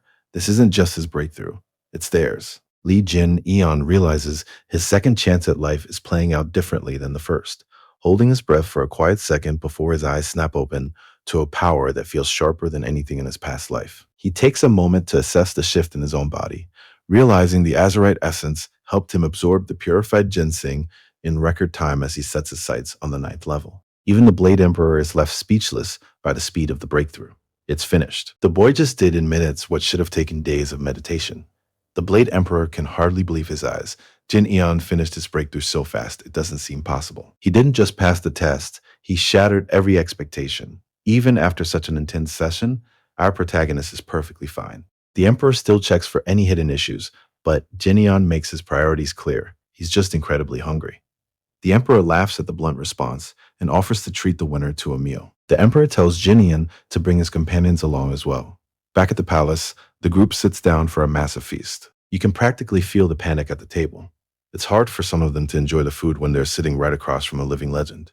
Dinner with the Alliance leader is supposed to be an honor. For Cho Myung-ho, it's just a terrifying test of nerves as he sits like a stone statue while the others eat peacefully. Lee Jin-eon watches the kid from across the table, realizing he can actually stay quiet when he's scared enough. The Blade Emperor breaks the silence by messing up his nickname, calling him the Gambling Den Fox instead of the Poisonous Fox. Myung-ho nearly chokes on his rice, correcting the leader with a nervous shout. The man just smiles, asking if the new umbrella is working out while Myung-ho tries to stay calm in front of his peers. He accepts the praise with a starstruck shout, leaving Autumn Wind and Wild completely lost as she watches the exchange. Hwa Eun-wol watches Chul Myung-ho with an amused grin, enjoying the way he folds under the pressure. The amusement ends when the Blade Emperor asks if she is the young head of the Hwa clan. She confirms it, but the Alliance leader pushes further with questions about her father and the villagers. The question lands like a hammer. It takes a second, but then her professional mask slips as the weight of his knowledge finally hits home. She confirms everyone is well, before asking how he could possibly know about her home. Watching from the side, Lee Jin-eon realizes they are both keeping secrets. The Emperor tells her not to be surprised, explaining that he received reports on her clan's secret work during the Battle of the Five Tombs. The Blade Emperor sees Eun-wol's shock and lets out a dry laugh, sensing she wasn't ready for the truth. But he slams his hand down to snap her back to attention and reminds her that as a young clan head, she carries the blood of a legendary lineage. To him, her visible panic is a direct insult to the ancestors who once fought by his side. And while Unwo promises to bear the weight of his warning, the Emperor reveals the truth she needs now that her clan is moving again. Both the Fist King and Moyang-chu have completely vanished from the map. The Blade Emperor begins moving his pieces, sending word for the Sword King to return to the Murim Alliance. He tells the others to prepare for what is coming, warning that their clans will be the first targets when the demonic faction finally seeks revenge. Our protagonist waits for the verdict as the Emperor drops a heavy truth. Being strong isn't enough anymore, and he needs to reach a level that is truly overwhelming. This is a massive change in what the world expects from him. The Emperor wants Li Jian to become the hidden sword of the Orthodox faction, a secret weapon that stays in the shadows to take on the dangerous jobs nobody else can handle. To the rest of the world, Li Jian just scored a major win. But to the enemy, he's still a total ghost. And that is exactly where the Blade Emperor wants to keep him. The Blade Emperor explains that despite the win, the demonic faction doesn't know Li Jian exists. And since they're only hunting old legends, he needs to know if the boy can handle staying in the shadows. Li Jian doesn't hesitate, confirming his objective remains the same while shutting down the confusion from the rest of the room as the meeting finally comes to a close for the night. With the tournament coming up, the Blade Emperor decides to call it a night, leaving the others to plan their next round of drinks while he heads back through the palace alone. The halls are silent, the kind of quiet that usually means the day is over, but a shift in the air pulls his attention toward the dark. A single footstep sounds on the wood. Someone was waiting for him in the one place he thought he was safe. A visitor arrives, and he's bringing enough blood with him to start a war. A long overdue reunion begins the moment the door opens, and the presence alone is enough to stop the Blade Emperor in his tracks as he realizes he's looking at the legendary Sword Emperor. The surprise of the visit fades when he sees the broken man the legend is carrying, the Sword King's own disciple, and the news that the Sword King was targeted by the demonic faction confirms his worst fears that the peace they had all fought for is officially over. Empty sequence, no story content to narrate. While the headquarters stays quiet, the medical room is tense as the physician finishes patching up the disciple. The Blade Emperor accepts the news before demanding a full explanation for the chaos, and hearing the Sword Emperor admit that even he couldn't escape the demonic faction strike. The Sword Emperor tells the story of his fight against 14 masked assassins, recalling the moment he realized his blade meant nothing to them because they simply kept moving even after taking lethal hits. It didn't feel like a normal martial art, but more like they were protected by some kind of dark magic. After he escaped, he rushed to find the Sword King, only to discover the master was already dead. The Sword King had been one of the strongest among them, and his loss means the demonic faction has already taken out a pillar of their defense. The Blade Emperor listens as the list of fallen masters grows, and finally summons the Alliance's elite forces to send the Cloud Dragon Squad on the hunt, while the White Dragon Squad protects the young talents at the tournament. The Blade Emperor can feel the change in the air. The demonic faction isn't moving like they did in the last war, and the shift forces the Alliance to start preparing for a threat they don't fully understand yet. Later that night, Dan Wusung and Hua Unwo stop at an inn near the headquarters, where Unwo asks about the claim Dan made to the leader regarding his background. Dan admits he actually did run a gambling den, recalling the first time he shared that truth while they were still getting to know each other. The memory clearly stays with him. Rather than judging his history, the old man told him that a good life today is worth more than any shadow from the past. For Dan, it was the first time someone in power had offered him that kind of relief. In this world, a name is everything. It can open doors or get you killed. And Dan is starting to realize the woman sitting across from him might be carrying a legacy heavier than any sword. Dan Wusung decides to take a page out of the old man's book. He wants to live for today instead of looking back at the past. But the peace breaks once he starts asking Hua Unwo about her background. Remembering how the Alliance leader spoke about her family with such respect, he finally asks which great clan she belongs to, and Unwo goes quiet as the weight of the question lands. Before the Hua clan was a name, Unwo's ancestor was just a tool who killed exactly when he was told. He was known only by a number until the day he was sent to deliver a letter to Cloud Dragon Falls. There, he met the Wu-Tang Sword Immortal, who finally gave the nameless killer a real identity. To a man who had spent 20 years as an object, being called Hua Wumrang made him feel human for the first time. That recognition changed everything. For Unwo, this is the true birth of her clan. Their legacy isn't built on power, but on the moment a man was finally treated with dignity. She sees no reason to hide that history, even if it is a story that takes a while to tell. The weight of her past settles in the room as Dan pours her a drink in silent respect. Dan Woo-sung offers a drink, and it's an odd team between the merchant's son, the former gambler, and the descendant of assassins. But Hwa Eun-wol admits the strange company makes the liquor taste better. Baek agrees, noting that drinking companions are better the stranger they are, and a visitor looms over the table to catch Hwa Eun-wol off guard. Gur-young slides into a chair with total confidence and waves off the tension, saying he's only here for a quick drink. He stayed to watch the finals after his own loss, and he knows now that Dan was pulling his punches when they fought. Instead of starting a fight, our MC fills a cup for the intruder and lets the man finish it in one go. Hwa Eun-wol can't quite believe the nerve of the guy as he settles in like he belongs at the table. Sometimes the best way to handle a former enemy is to just let him talk. Juryeon admits he's never tasted anything this pricey before, but he doesn't let the gift slow him down as he stands to leave, making it clear before walking out that a rematch is coming as he heads for the door. Hwa Eun-wol can't help but laugh at the man's boldness as she realizes he actually showed up just to pay back the wager he owed. Baek Hang-young jokes about the other man they recently tricked out of a fortune, but Eun-wol feels wrong about keeping the gold until Dan Woo-sung shuts her down, viewing the sum as tiny compared to the cost of his ruined gauntlets. Our protagonist refuses to take the gold back, leaving Baek Han-young to watch the chaos over his meal and wonder why rich people are so exhausting. The next morning brings a much bigger stage at the main tournament grounds. The crowd is already buzzing about the legendary names on the roster, especially as the Snow Phoenix and the famed beauty of Jiangnan trade their first high-stakes strikes. Hwa Eun-wol stops to thank Dan Woo-sung for his support, while Gur-young cheers loudly from the stands. The speed of the match shifts instantly as Hwa presses the attack, catching Baek Lee-yeon off guard with a strike that nearly grazes her cheek before the girl manages to slide out of the way. Not giving her opponent a second to breathe, Hwa offers a cold apology and launches forward to end the match, expecting a broken opponent, but Baek Lee-yeon has dropped low to drive a counterpunch that stops Hwa's momentum cold. Baek Lee-yeon just pulled out a trick nobody expected, and it sends Hwa Eun-wol flying.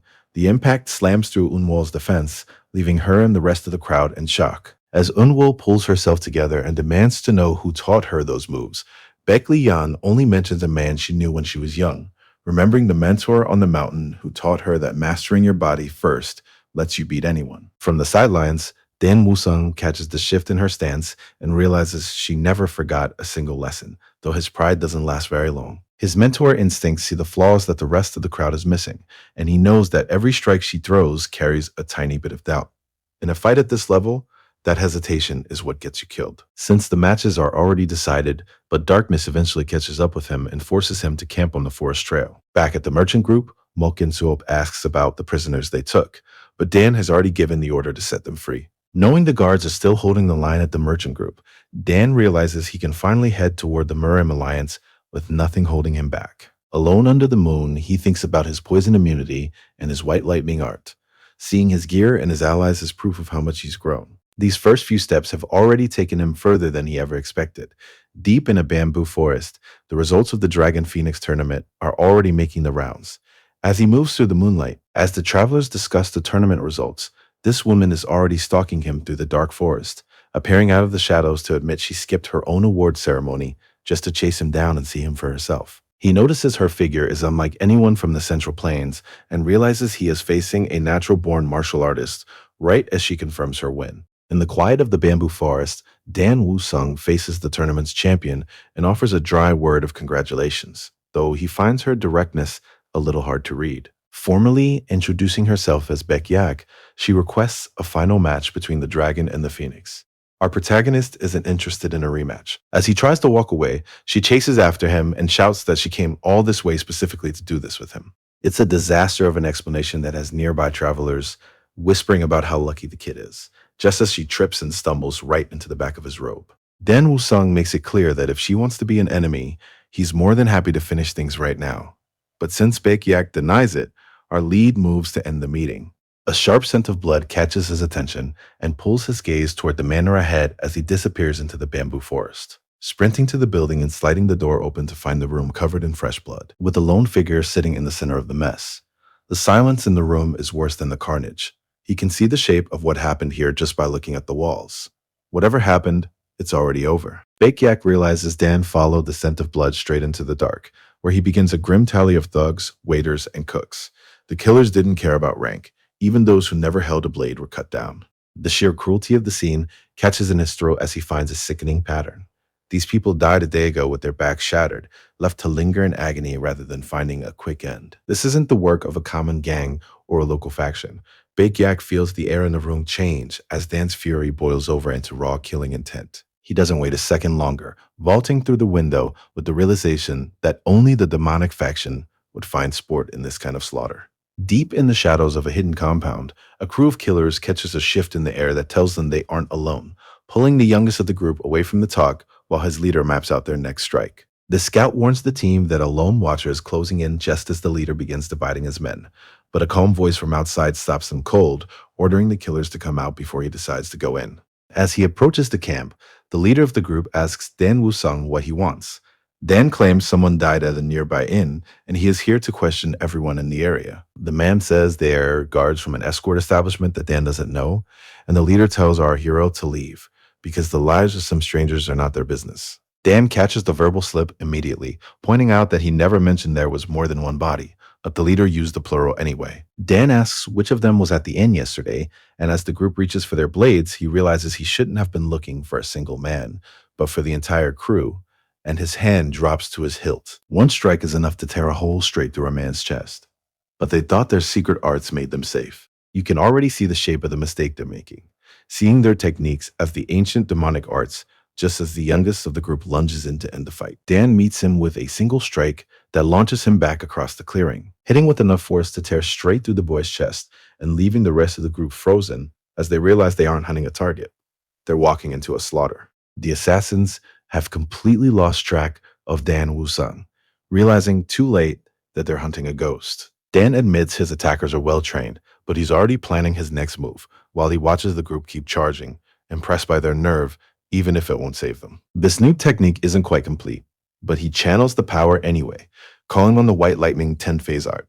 This is the first time he's pulled this out in a real fight, and the cost of failure is high. The lead assassin can only watch as the strike lands. It's a bad bet, and they're about to pay for it. The assassin leader barely has time to shout before the power hits him, leaving Baek Yak to watch from the shadows as the sky splits open above the bamboo forest.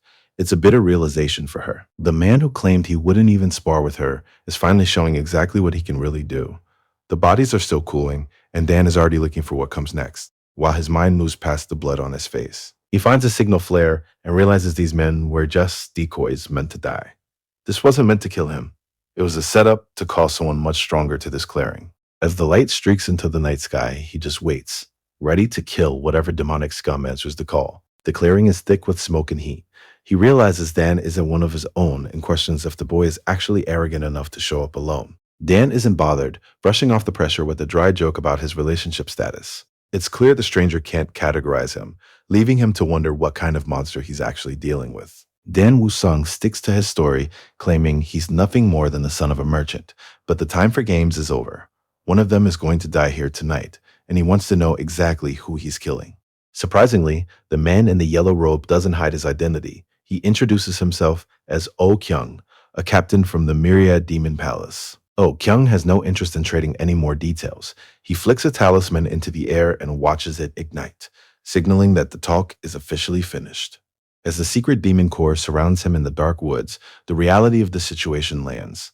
Only one side is walking out of this forest alive. Oh Kyung gives the final order to attack, and as the secret demon corps descends with the goal of ending things quickly, Dan realizes he can't tell the illusions apart from the real bodies. Since thinking won't work, he decides to just crush every person in his path. He tears through their ranks until the sheer size of the crowd finally starts to wear him down, and as he calls on his power, Dan is officially done being patient. Dan sets off a massive strike that tears through the clearing, leaving Captain Oh Kyung in total disbelief. He prepares a messenger bird to warn his master, but stops when a voice cuts through the dark, and the shock hits him as he scrambles to react while the distance between them disappears. Dan closes the distance before the man can even blink, hammers a heavy strike down, and sends a shockwave through the woods. The force throws the leader back, gasping as blood spills from his mouth, but Dan is already there to slam him against a tree and hold him in place. This is a bad bet, and he took it. The assassin finally admits he never saw this coming. Oh Kyung looks out over the bodies of his slaughtered men and sees the operation as a failure. Wusung is faster, catching the man's wrist, just as the fanatic starts shouting about his loyalty to the Demon Palace and how his masters will eventually rule the world. A single strike cuts the rant short. The forest finally goes quiet.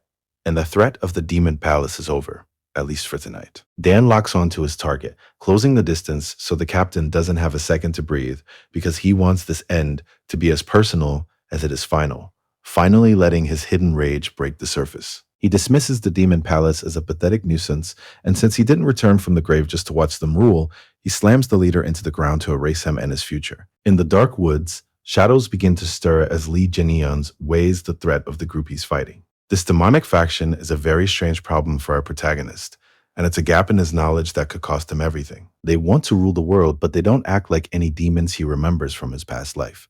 It occurs to him that his old skills won't be enough to stop what's coming. To survive, he has to reach the 10th phase realm of true understanding. Beyond the limits of lightning energy lies a peak, the absolute peak of the white lightning style. One day, it will turn Dan into the Lightning Emperor. As he moves through the dark woods, Bake Yak stops him to ask if he's forgotten something. She's lost count of how many times she's had to chase him down today. He spots a strange object in her palm, a paper bird she intercepted while investigating a noise that likely holds secret intel on him, which she caught before it could fly past. The demonic faction is officially on the move, leaking info about our MCs every step, and while Dan Woo-sung offers a rare bit of thanks for the help, her price is simple. She wants to know exactly when he's finally going to spar with her, and as the night deepens over the quiet forest, even the local cats find a peaceful spot to stretch out under the full moon. In the deep shadows of the palace, a single flame changes everything. A sacred token falls, carrying a message that shakes the leaders of the demon corp to their core. Now they look to their throne for a command that will decide who lives and who dies. A cat slips through the shadows of the palace halls, making its way toward the inner room where the real power lives. Inside the hall, a sacred token bursts into flames and drifts toward the floor, signaling an end that no one in this room expected. The realization lands that the secret demon corps captain is dead, a blow to their power that suggests a threat has been moving right under their noses. All eyes turn toward the throne. The young palace master finally speaks up to settle the room, telling the panicked clan heads to calm themselves before promising he will handle the matter himself. The palace just lost one of its best captains to a ghost. One man did what should have taken an army, and now the survivors have to pick up the pieces. Under the light of a full moon, the young palace master works through his records in peace. The news is grim. Captain Oh Kyung and his entire unit were wiped out by one unidentified master. It was a total slaughter. It's a heavy loss of talent, but the master refuses to let the grief slow him down and promotes the squad leader on the spot, leaving himself alone in the study to wonder who exactly they're up against. The operation was a disaster. Now our MC has to count the political cost as the clans start backing away from the Myriad Demon Palace. His father built this legacy on a foundation of loyalty, taking in orphans and turning them into a massive fighting force. That loyalty shattered when the Heavenly Demon and the Sword Demon betrayed them to form their own alliance. Their power grew until it was untouchable. They can kill even the kings of the martial world without effort. This move was supposed to prove the palace was still strong, but losing his right-hand man proved the opposite. It leaves him wondering if the gap between them is simply too wide to close. A sudden meow from a white cat breaks his spiral of self-doubt. In a world of betrayal, this is the only thing left that doesn't ask for anything. Thinking back on the orphans his family raised, he sees only a cycle of betrayal that never seems to end. Looking back at the men who turned on him, he wonders if survival means becoming just like them because his enemies are now far stronger than his own palace. The answer is a cold no. Even begging for his life wouldn't save him because mercy isn't a language these men speak. There is only one path left, where he finally decides to become the very demon they fear. The Sword Demon is ready to start a new scheme, addressing a letter to the man at the top of the Murim Alliance, while back at the estate, Mok In Suop calls out to greet the master. Dan returns to see how things held up while he was away, and hears that everything stayed quiet, allowing him to thank the guards for their work before casually mentioning that he won the Dragon Phoenix tournament along the way. Dan just tells him he fought and won while watching a merchant collapse in despair over a lost bet, filled with new faces until one woman weaves through the crowd specifically for him to remind him of a meeting at a courtesan house he apparently forgot, where his past actions as Lee Jinyun gave her the chance to start a shop of her own. She promises him the best hospitality if he ever stops by, leaving Dan to wonder what else the original owner of this body actually did for these people. Success has its own price, and right now, Mok In Soap is paying it in paperwork. He credits everything to a plan Dan laid out years ago, a merchant alliance that grew larger than anyone imagined. But as they talk business, Mok realizes his friend didn't come alone. There is a whole group of warriors standing in the shadows, waiting for their turn to speak. The business meeting is about to turn into a formal introduction. Mok In Sup credits their current success to the alliance Dan proposed, an association originally designed to keep merchants safe in a cutthroat market. The idea clearly took off, bringing in groups of all sizes under one banner and giving Mok more work than he ever bargained for lately, though Dan quickly deflects the praise by shifting the credit back to his allies. The business talk doesn't last long once Mok catches a glimpse of the strange group, following his old friend, and his newest follower steps forward with a formal greeting. The new arrival introduces herself as Bake Yak, but her reason for following the merchant group home starts a fire, forcing Dan Wusung to shut down a scandalous misunderstanding while the staff ignores him to celebrate the arrival of a beautiful guest. Even as they gossip about a potential marriage, the two warriors are thinking about a different kind of contact because Bake Yak is ready to skip the tea and push for an immediate spar. She sets the rules for a grappling match where the first person to hit the dirt loses, though our MC hesitates when he considers just how rough the movements are about to get. Dan Wusung is caught off guard by the sudden change in front of him, but Bake Yak stays calm, explaining that her new outfit is her preferred uniform for training close quarters techniques. He takes a moment to accept the shift, realizing her strange way of speaking is only matched by how unpredictable her movements are, and she proves that point a second later by launching herself forward with a burst of speed that catches him completely by surprise. She closes the distance in a single motion to lock him into a tight grapple, taunting the young master for letting his guard down before she notices something about him has changed. Training with the master is usually about learning, but when you have too much power, it's mostly about restraint. Our protagonist is finding out that the hardest part of martial arts isn't the hit. It's knowing how to land it without breaking the room. Dan Wusung holds Bake Yak in the air and wonders if he should just slams her into the stone for an easy win. She says his strength is more than enough, but he needs to focus on breaking her balance for the move to actually work. They both agree to try again as Bake Yak lunges forward with a sudden burst of speed. This forces our hero to track her every movement before she finally closes the gap to lock him into a test of pure skill. He has to stay sharp. Dan starts with a simple lesson about combat gear, warning her that loose clothes are just an easy way for an enemy to get a grip before Bake Yak asks if they're finally done for the day. As the sun dips low over the palace, it's clear the session isn't over yet, and she tries to goad him by claiming her physical skill is superior, leading him to finally accept the challenge to see what her power is made of. The air turns sharp as the chill catches Dan off guard, pulling his focus to the ice wrapping around his body and reminding him of how good she always was with this art right before she reaches out with a cold warning. She promises he'll regret forcing her to use her inner energy, but Dan is looking past the frost toward a realization that could change everything, because everyone outside the demonic faction who use these arts has disappeared. Dan Wusung reels as the name finally lands, and when Bake Yak confirms the bloodline, she clarifies that her lineage traces back to the first heavenly demon. Bake Yak drops the mask, clarifying that her title isn't just a rank. She is the direct descendant of Baek Mujin. The reveal that legendary martial god, Baek Mujin, was once a name that shook the entire world. Finding out that Bake Yak is his direct descendant changes the entire shape of their mission, though the mystery of why his bloodline vanished for decades is interrupted by her stomach growling. They head inside for a massive feast, where the pride of her lineage takes a backseat to her hunger, and Dan Wusung enjoys the meal while the attendant nearby worries about the two women sitting at his table.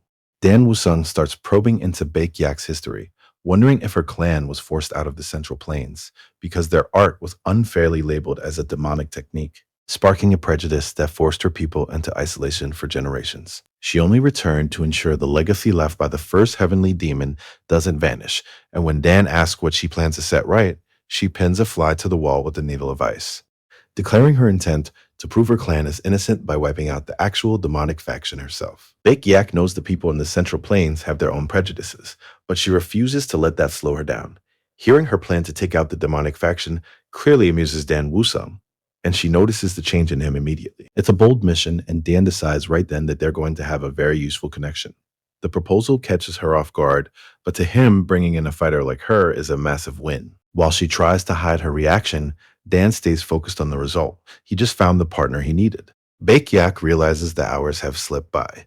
There, her cousin and guard, Bake Ran, appears from the shadows to ask if something happened inside that would leave her lady looking so flustered. Yak brushes it off as simple heat from the room news that shocks the guard as Yak considers what else she might have missed about his true power. Night falls on the merchant group, where Bake Yak is busy praising the local food while her cousin Bake Ran teases her about her growing belly. Bake Yak just calls it a martial arts pouch. As morning breaks over the hills, Bake Yak is up and stretching, wondering if she overdid it at dinner before heading toward a nearby lake that looks perfect for a stroll. She takes a breath and decides to turn the walk into a training run. Not far away, Dan Woo-sung is already deep into his routine, hauling massive stones with the focus that says he hasn't stopped since sunrise. Something is coming down from the sky, and Dan Woo-sung has about a second to react. He catches sight of something falling from above, realizing it's Bake Yak, and she's dropping way too fast for a safe landing. Dan intercepts her midair, breaking what would have been a bone-shattering impact. He asks if she's okay, staying focused on her safety until she confirms she isn't hurt. She apologizes for the near crashes, explaining that she didn't think anyone would be here this early, but Dan tells her not to worry about it. They start walking together along the bank as the tension of the fall is replaced by the quiet of the morning. When she asks if he's out for a stroll, he explains his routine. He spends every morning here training and walking near the lake. The silence between Dan Woo-sung and Baek Yak is heavy, and our lead finally tries to move past the awkwardness by suggesting they pick up the pace. But she's already moving in a direction he never expected. Dan realizes he completely underestimated her as he watches her footprints freeze the water surface, letting her glide right across the lake like she's just taking a casual morning walk. Baek Yak moves at a level of focus that should be impossible to break. Even so, Dan Woo-sung closes the gap easily, noting that her movement feels as effortless as walking on a straight path. The comment lands like a blow. She knows her own reputation, and only a few legendary names in this Janghu are supposed to be fast enough to keep up with her. Our MC isn't just following her, though. He admits that being forced to work for his speed is the most excitement he's felt in a long time. Seeing him handle the pace changes something for her. She lets a rare compliment slip through the wind. When he asks her to repeat it, she just brushes the moment aside and offers him another round. He accepts with a grin, and they both throw themselves back into the race, cutting across the mirror-like surface of the lake. Deep in the mountains by a quiet lake, Baek Yak and Den Woo-sung finally stop to catch their breath, as she admits they've run so far she's lost track of their location. Our MC only smiles as he reaches out to pull a stray leaf from her hair. The small gesture leaves Baek Yak flustered. He tries to brush it off by complaining about the strange heat that's been following them since yesterday, while Dan realizes they've actually covered over 100 kilometers in a single run. Ao Young-hoo watches from the pavilion, calling out the moment Dan Woo-sung returns to the estate. The squad leader brings an immediate summons from the head of the Eight Dragon sect. The request makes no sense to Dan at first, but the guard makes it clear that his past has finally caught up with him. The reveal hits hard. The Crimson Reaper he killed was actually a member of that sect, and now that past victory has transformed into a looming death sentence. The peace breaks the moment Woo-sung spots something moving in the distance, pulling him onto guard as he wonders who would be approaching at this hour. Back on the mountain trail, Chul Myun-ho vents his frustration as he makes the long trek back. He knows the distance is a grind, but his real concern is that Woo-sung is already off finding someone else to pick a fight with. The name Crimson Reaper lands with a heavy weight, but our protagonist doesn't recognize the title and asks for a face to go with the name. The messenger is surprised that a local legend hasn't reached his ears. Dan takes a second, but then the description clicks, and he remembers the massive bruiser he dealt with earlier. This is about more than just a rematch. The messenger explains that the man behind the Reaper has taken a personal interest in our MC. This is the part where the pressure turns real. The messenger drops a cold threat. If Dan refuses the meeting, the Unha merchant group will be the ones to suffer for it. Knowing he can't risk their safety, our hero agrees to go, but he refuses the escort to keep the terms of the meeting in his own hands. Dan Woo-sung is about to meet the blind leader at the top of the Eight Dragon sect, but before he goes anywhere, he's going to make a point about who's really in charge. Dan Woo-sung refuses to let a sect invitation mess with his schedule, so he tells the messenger he's going to eat first and forces the man to wait until they finally head out under the moonlight to begin the long trek to the estate. Dan isn't impressed by the massive size of the place and casually asks if the sect just stole the land. But the messenger just seethes over the delay until he announces that the sect leader is waiting and the scarred man finally acknowledges his arrival. This is the first time our MC has stood before a power this old, and the greeting he gets is as cold as the moonlight outside. Inside the massive hall, Ha Jonek sits beneath a stone dragon and speaks his name with the weight of a man who owns the mountain. Dan Woo-sung isn't exactly shaking, though. While the messenger tries to guide him through the proper steps, our protagonist simply ignores him and forces his way past the inner circle of guards. The messenger can only watch in shock. Our hero just shredded every rule of manners in a single move. The sect leader remains still, watching the intruder with a cold look, as Woo-sung stands before the throne and reminds the man that he is only there because he was invited. Dan wastes no time and takes control of the room. He tells the man on the throne to speak his piece. When the leader mentions the Crimson Reaper, Dan cuts him off to admit he killed him and asks what the underworld rules of this hall say the price for that life will be. And the leader claims the title while sizing Dan up. He's actually taken aback by the boy's confidence and sees the hand of the Unha merchant group behind this visit. Now he has to decide if this boy is worth a full-scale fight. Ha Jianik isn't just threatening Dan. He's aiming for the very foundation of his influence. He promises to pick off the merchant group's clients one by one until they have no business left, letting out a short laugh as if the outcome is already decided. Chul Myung-ho watches closely, waiting for the weight of the threat to finally break the young man's spirit. But the patience everyone had seen from Dan was never about fear. It was a stay of execution. He reveals that the only reason these underworld leaders are still breathing is because they left his people alone while he was gone. Now that they've crossed that line, any reason for restraint is dead, and our MC makes it clear how disappointed he is in their choice. Ha Jonik dismisses the warning as the talk of an unreasonable youth, and even though his enforcer is eager to draw blood, the blind leader isn't ready to let the conversation end. Ha Jenik makes it clear where everyone stands, explaining that the Crimson Reaper was never a real member, but just a tool used to bring in more money. As it turns out, the underworld boss had been moving his disciples' cash into the sect for years just to buy their protection. But for a man like Janik, that deal is now officially over. Watching this play out, Dan Wusong realizes these people treat lives like simple names on a list. He finally snaps, calling the leader a blind bastard, and then turns that same insult on the men who can see but still choose to follow him. Dan looms over the sect leader and asks if he truly understands how little power he has left in this room. Hajanik only smiles, his fury bubbling under the surface as he calls the boy arrogant. The 8 Dragon sect disciples aren't used to being disrespected on their own turf, and as their outrage fills the hall, the sect leader's guard draws his blade to punish the boy for his nerve, though he quickly finds out that Dan's killing intent is more than a bluff. Our protagonist moves with a speed that turns the strike into a blur of blood and steel. Viewing these warriors as nothing more than men who have mistaken their rank for actual power, and as he smiles through the clash, he lets them know that the only arrogant ones in the room are the ones currently bleeding out. Lee Jin Eon stops holding back the moment he hits the floor, sending the sect leader stumbling as the weight of the attack lands. The head guard rushes in with an angry shout, desperate to defend his master's honor. Jin Eon just smiles and admits his patience has finally run out. He's been playing the polite guest for too long, and now he intends to pay the sect back for every insult. He carves through the disciples in one motion, treating their best fighters like they aren't even there, until the blind sect leader finally feels the gap in power and realizes his mistake. The energy shaking the air finally makes sense to the sect leader, and he pieces the puzzle together too late as he wonders if Dan is the disciple of the legendary Fist King, a realization that changes everything. He isn't just facing a brat, but the legacy of a monster. Terror replaces his confidence, and he screams for his men to run for their lives while they can. Knowing the gap in their strength is wider than he ever imagined, the sect leader is silenced before he can even finish the warning, leaving his guard to watch in horror as their master falls. Wusung looks down at the broken man and points out that things are only getting worse now that the smart one is dead. Ha Jionik can only kneel in the dirt. Every move he made led him straight to this floor, and he can feel the walls of his own hall closing in. The protagonist repeats the bold threats the leader's own men made about setting examples, then asks why he would let a subordinate gamble his life on such a bad bet. The air shifts when Wusung asks if the sect leader has any family. Jonik is forced to admit he does. This is the moment the stakes for the 8 Dragon sect stop being about business and start being about survival. Dan Wusung mocks the man for acting so confident because he knows Jonik has a family to protect.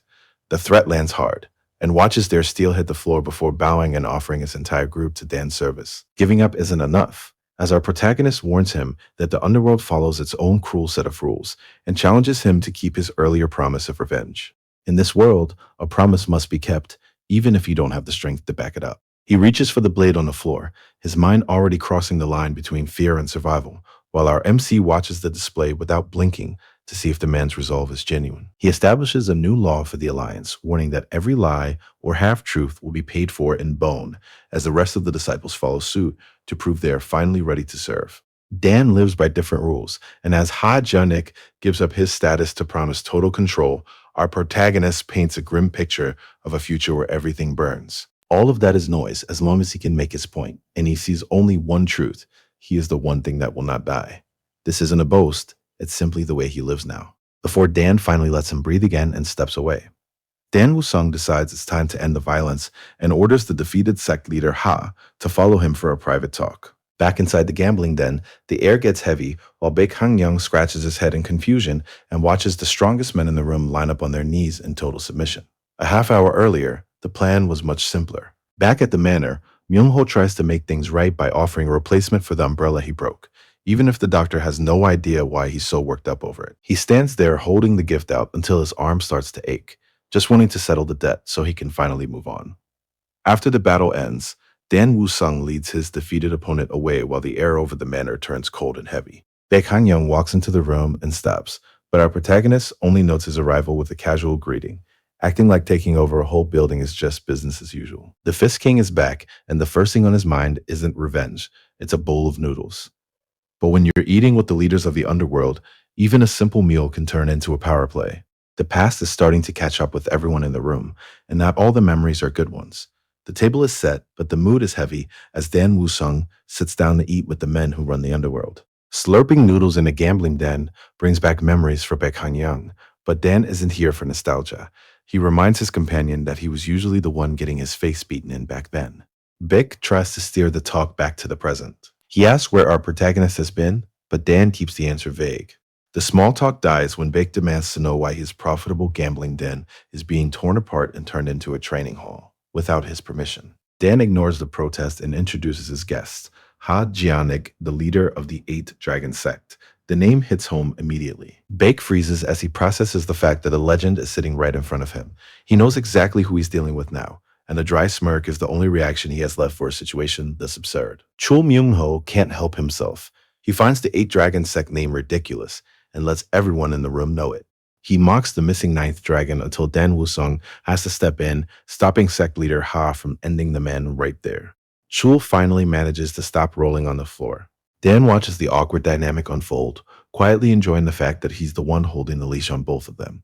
Shifting to business, our hero asks Ha about the size of his forces. The sect leader still commands nearly 250 men. Then, Dan throws a curveball, asking Ha for a blunt read of Chul's strength compared to his own. The sect leader doesn't hesitate to call him the weaker fighter. The insult lands like a slap to Chul's face. He spent his life as a big fish in a small pond, but in this room, he's at the bottom of the food chain. Before an argument can start, Dan lays out the new reality. As soon as the building is ready, Chul will spend his days sparring until he finally improves. Dan Woo-sung orders the man to use every bit of money they have on elixirs for Chul Myung-ho. Ha Janik accepts the order without a second thought, but the plan is actually massive since the kid is being prepared to lead the 9 Dragon Sect. While the leader pledges his total loyalty, Chul Myung-ho shouts for everyone to wait up. Our protagonist's disciple is not interested in learning from a thug, and he argues that his sword practice already takes up all his time. Dan Woo-sung makes a deal to count their sparring matches as practice swings, telling the two of them to work out the rest of the plan on their own. With that settled, he shifts his focus to the next task for the sect leader. Dan lays out the plan, investigate the missing Orthodox masters, and watch for movements from the demonic faction. It's a heavy ask that clearly catches Ha Jianik off guard, but he agrees to use every tool at his disposal. If anything happens to Chul Myung-ho, the entire 8 Dragon Sect is finished. This isn't a negotiation, it's a death sentence for the whole group. The threat lands, and Ha Jianik realizes he has no choice but to follow orders. As our protagonist walks away, Chul Myung-ho finally speaks up, asking the sect leader if he has any pride left, after rolling over for a kid. But Ha Jianik sees the bigger picture, because this isn't just a boy, this is the disciple of the Fist King. He'd rather cooperate and stay alive while he still can. In the underworld, everyone knows the truth about that name. No sect that messed with the Fist King has ever survived. Chul Myung-ho thinks over the news about the Fist King's disciple. He sees a clear opening to use this fear to his own advantage. If sect leader Ha Janik gets shamed by their master, the anger usually flows down to the nearest man, so Chul leans into the act and admits that their master is truly terrifying. To build a bond, he claims the young master once broke every bone in his body, then pulls the sect leader aside to ask if he knows why the Crimson Reaper died. The answer is chilling. The Reaper was killed just for stopping a training session. The weight of that reality finally lands. For Ha Janik, the room just got a lot smaller, and he realizes just how thin the ice beneath him really is. Chul Myung-ho tells a story about why the Crimson Reaper is dead, explaining that the man's men made the mistake of touching him before he finished a million sword swings. That one act was enough for Master to end their lives on the spot. He warns Ha Jionik that they are in a shared nightmare, two comrades headed for the grave if they ever stop listening to orders. The weight of his new life finally lands for Ha. Master wasn't joking when he promised to kill everyone to protect Chul, and now Ha can see exactly how high the stakes are. Chul finds a twisted kind of fun in the panic on his new partner's face. Meanwhile, at the Unha merchant group, Dan Woo-sung moves on to his next goal.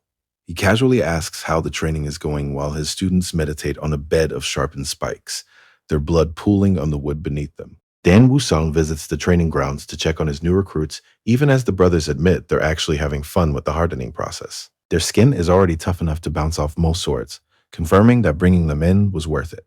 But he still reminds them the world is full of fighters far beyond their current level. He uses Lady Big as a benchmark for the gap they need to close and promises to pass on his own techniques to help them catch up, building a power base that can finally survive on its own. Mok and Seok breaks into the boss's quiet time to report a customer who demands a private meeting over a rare elixir. The visitor gives his name as Yang Nosa. He is an herb gatherer who refuses to deal with the staff because he knows exactly what his prize is worth. He promises a find that would surprise even the young master before naming the legendary crimson moonflower found on Dragon Valley Mountain. Woo-sung heads into the freezing winds of the summit to check the claim for himself. While they walk through the snow, Woo-sung questions his guide about the rare crimson moonflower, and Yang Nosa explains that the plant is so fragile it withers the second it's pulled. This supposed hassle is why the price is so low, and the young man pretends to buy the story while they climb higher into the cold. But the trap is just too obvious. The Crimson Reaper is already gone, and the Uyang clan wouldn't move this carelessly while the Marine Alliance is watching. That leaves only one name. The truth lands, and the world narrows down to the man standing right in front of him. It isn't a random group of thieves or a greedy merchant looking for a quick score. This is someone who knows exactly who he is. Dan Woo-sung cuts straight through the small talk by asking his guide about his ties to the little deity sect. And though Yang Nosa tries to play it off as a simple misunderstanding, our protagonist isn't buying the act. He warns the man that a wrong answer about the flower will cost him his life. But the guide spins a fake story about cupping the petals, which Woo-sung finds so ridiculous he laughs in the man's face, while the guide's companion watches in confusion. He draws his blade to end the game, explaining that the flower absorbs poison and withers the second a human touches it, and prepares to show the fakes how it's actually handled. Dan Woo-sung breaks the silence by exposing the fatal flaw in their story, explaining the right way to harvest the petals and leaving Yang Nosa frozen in the snow before cutting through him in a single motion. He knows there was no other way for this play to end. Our protagonist relishes the fact that the real fight is finally starting as masked warriors emerge from the storm to surround him. Their leader steps into the light and praises the kid's wit for recognizing the trap, prompting Woo-sung to tell the man to skip the theatrics and give it to him straight.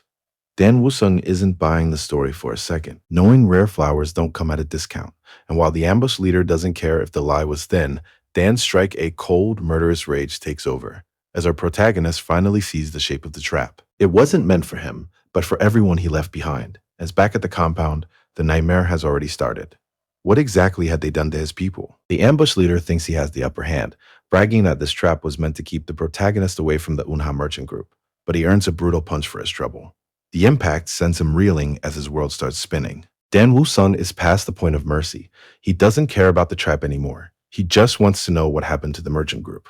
Seeing their captain drop like that, the mercenaries lose their nerve.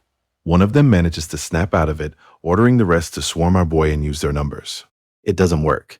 Dan is a blur of motion, tearing through their ranks and leaving nothing but bodies in the snow.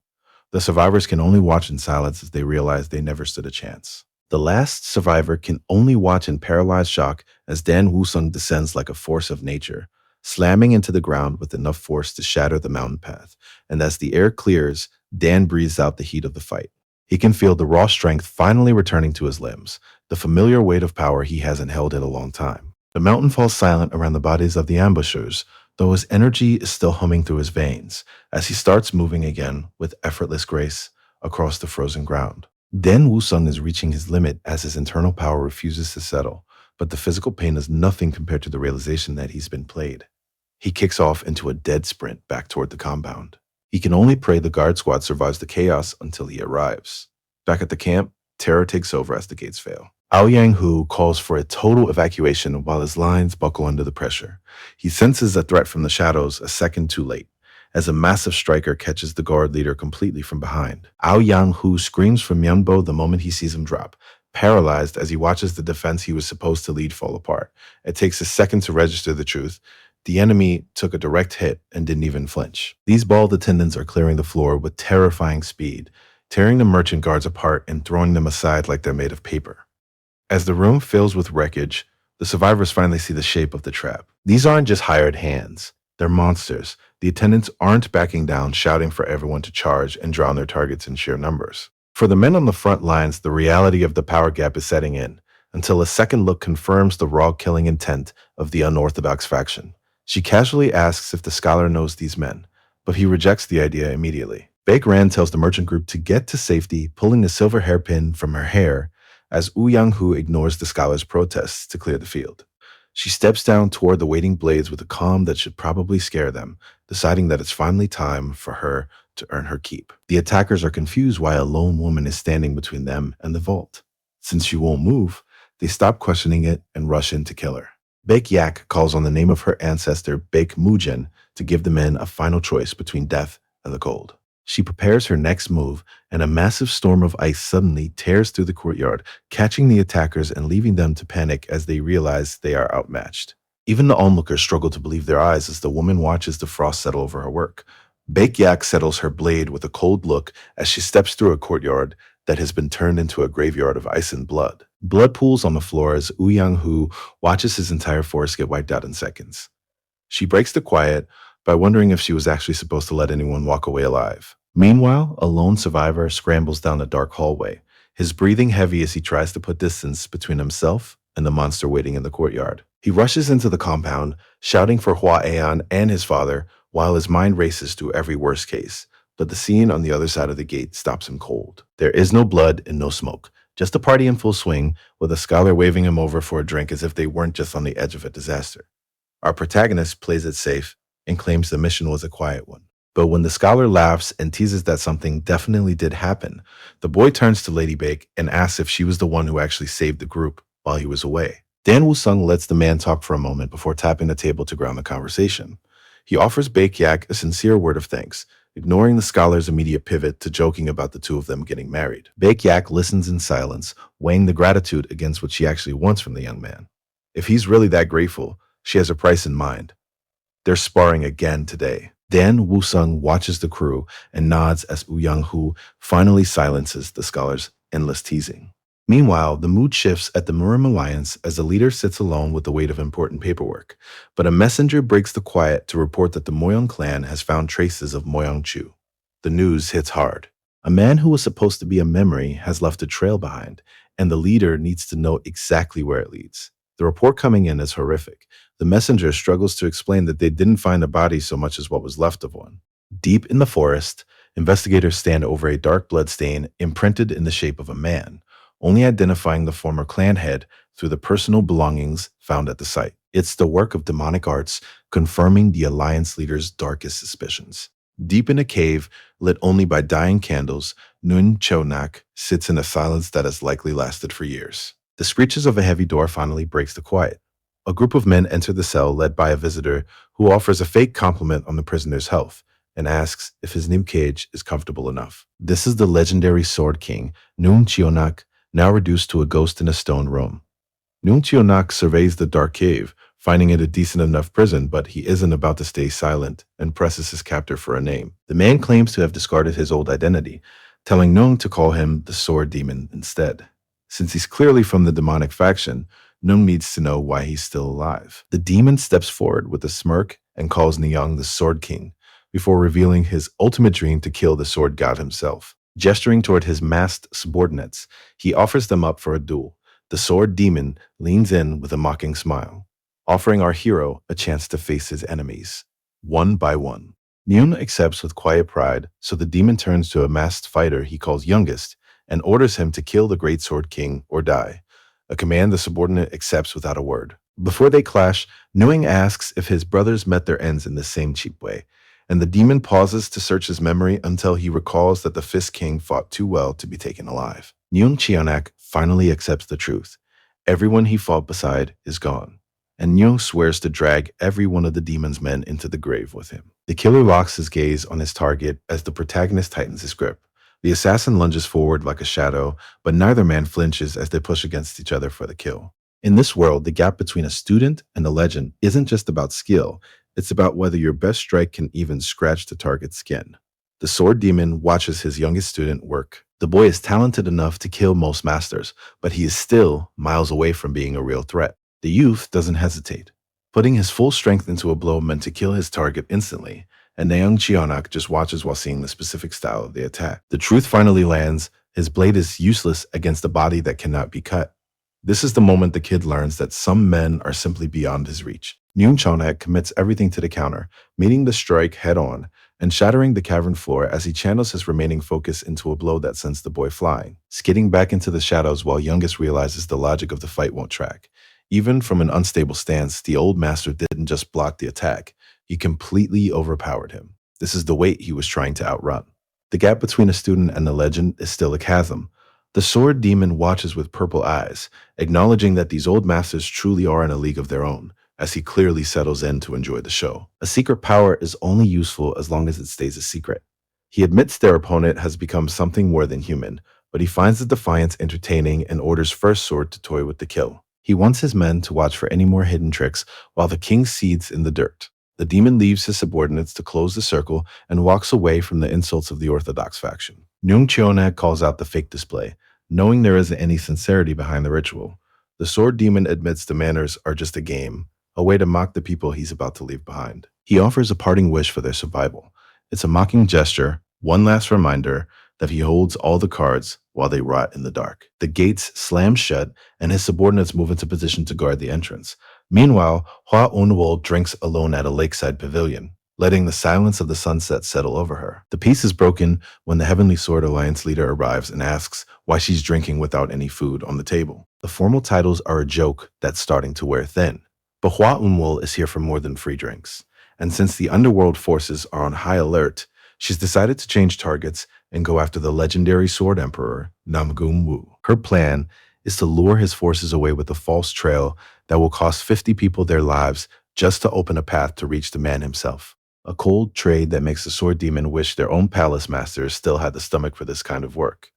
Sword Demon sets the cup down, ready to skip the small talk and find out when they finally get to kill the myriad demon palace master. His partner isn't in a hurry since he sees Dan Wusung as a puppet already caught in his web, and he plans to wait for the kid to cause trouble, so the followers have an excuse to betray the palace. Sword Demon has his doubts about whether a sensitive soul raised by a monster can truly be that dangerous, so they agree to move on the Sword Emperor first, with a small team to hide their trail, which leads Sword Demon to ask the only question that matters: which of them actually gets to keep the power once the Emperor falls?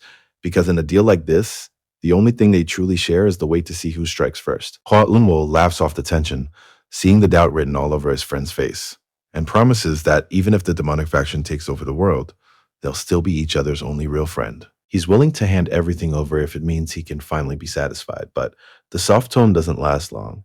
And as he turns to leave, he says he's heading to the Namgung clan to kill the Sword Emperor. Hua Unwo reminds him they have separate duties and gives the cold order to kill the Sword King by the end of the day.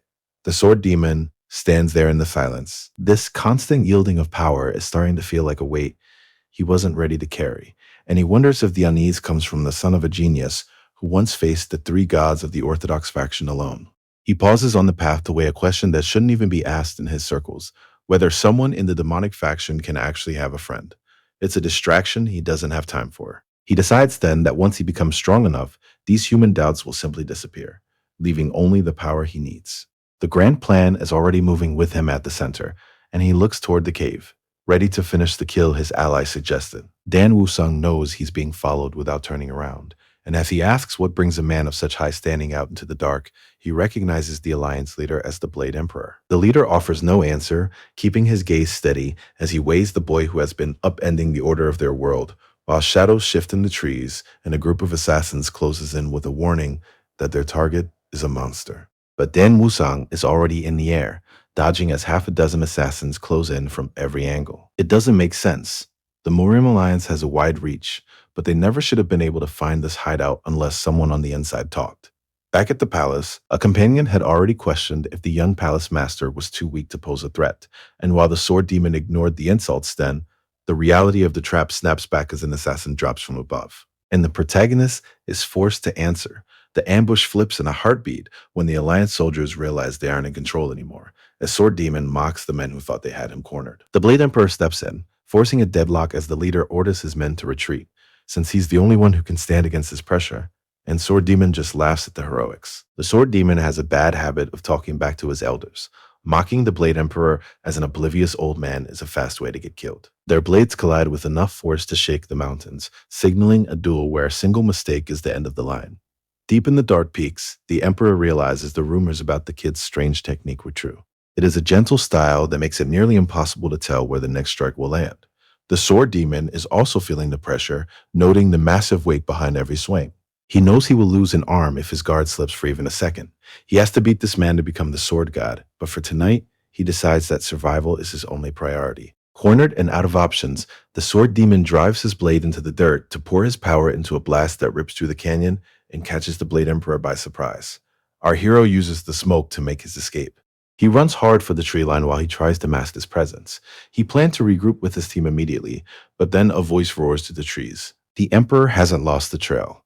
The display of power is so absolute that the sword demon can only laugh, while the assassins scramble to keep their footing in a trench that has completely rewritten the mountain pass. Aoyang Hu can only watch as the alliance leader lands with his power flaring like a predator, calling him the Sword King while dismissing any talk until the battle is over. Aoyang Hu isn't feeling relief right now, but a murderous focus that signals he is finally ready to end this. Looking up from the rubble, the Blade Emperor watches the sword demon tower over the canyon and deliver one final order for everyone to run. The demon immediately slams his blade into the earth with a move meant to bury the entire landscape, shattering the rock until everything is hidden behind a wall of dust. When the air clears, the Emperor stands over the ruins and watches their targets scurry away like rats, while Ouyang Hu tries to apologize for a failure that might just be a sign the old man is finally getting tired. Aoyang Hu presses for answers, wondering how the Alliance found this spot, but the Blade Emperor already knows it was an anonymous tip from someone who wanted both sides to clash.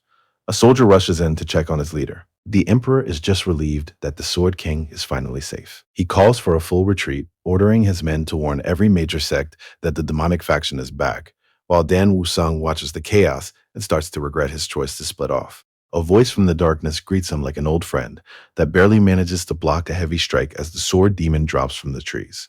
The demon screams in rage that these bastards won't just die and promises to roast Dan nice and slow. Fine glowing threads weave through the air, catching the Sword Emperor just as Dan Wusung recognizes the newcomer and Hua Unwol chides his reckless friend for ignoring the retreat order. The Blade Emperor demands a rematch for the dirty tactics they used last time, but Hua Unwol brushes the challenge off. He has other business to attend to. A tense silence follows as the Blade Emperor demands to know who he's really dealing with, but Hua Unwol only offers a mocking smile, calling himself just another orphan made by the Merm Alliance before vanishing into the night. The Sword Demon watches the fallout from the heights, his focus shifting only when his subordinate lands behind him to report that their safe house is officially burned and must be abandoned. He notes just how close the young man came to dying, but the mood shifts when his spy wonders if a traitor leaked their position to the Alliance leader, leading to a chilling promise that no traitor will remain in their ranks. Just as the young man turns to return to his post, his master stops him for one last favor, but it's a death sentence. The demon strikes before the question can even leave the spy's mouth, ending the man's life in a single, brutal burst of speed. Our protagonist is officially on the move, slipping into a new territory while the sword demon finishes a darker task back on the cliffside. He is clearing the path for something much bigger, and anyone who gets in his way gets a final command for silence. The masked spy gasps as the blade finds its mark, but the sword demon ignores his last words, pressing a finger to his lips as he sends the body into the darkness with a cold blessing. This is a necessary step to clear his path, and while he stays behind, Dan Wusung travels by river and wonders when his allies will gather again as he moves through the tall grass and slips into Anhui province under the cover of night. He almost walks right through our protagonist, offering a polite apology that doesn't quite reach his eyes, but Dan stops him before he can disappear.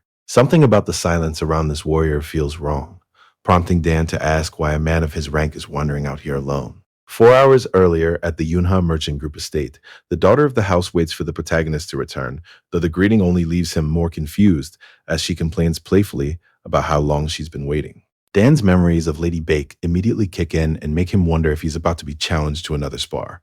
So when the merchant group leader finally presents his guests, our boy tries to save time by offering to head for the training grounds. The offer only leaves the old man baffled, having no idea why Dan thinks a simple introduction requires a fight. Dan Woo-sung has fought monsters and masters, but he wasn't ready for his most dangerous fight yet: marriage proposals. Dan returns to a problem he never expected when the leader reveals a marriage proposal, and it turns out the list is long, with 3 separate major clans sending letters to secure a match with him, leaving him to wonder how his reputation spiraled while he was fighting as he tells them to send the letters back. The leader shifts focus to ask what he thinks of Lady Bake, joking about her joining the family while the scholar laughs that the choice belongs to her. But when the scholar asks where she actually comes from, the leader drops a bombshell by revealing she is a direct descendant of the martial god, Bake Mujin, the martial god. A name like that carries enough weight to sink a mountain, and it finally explains why the girl's combat skills felt so incredible. Dan looks at her legacy and sees the truth.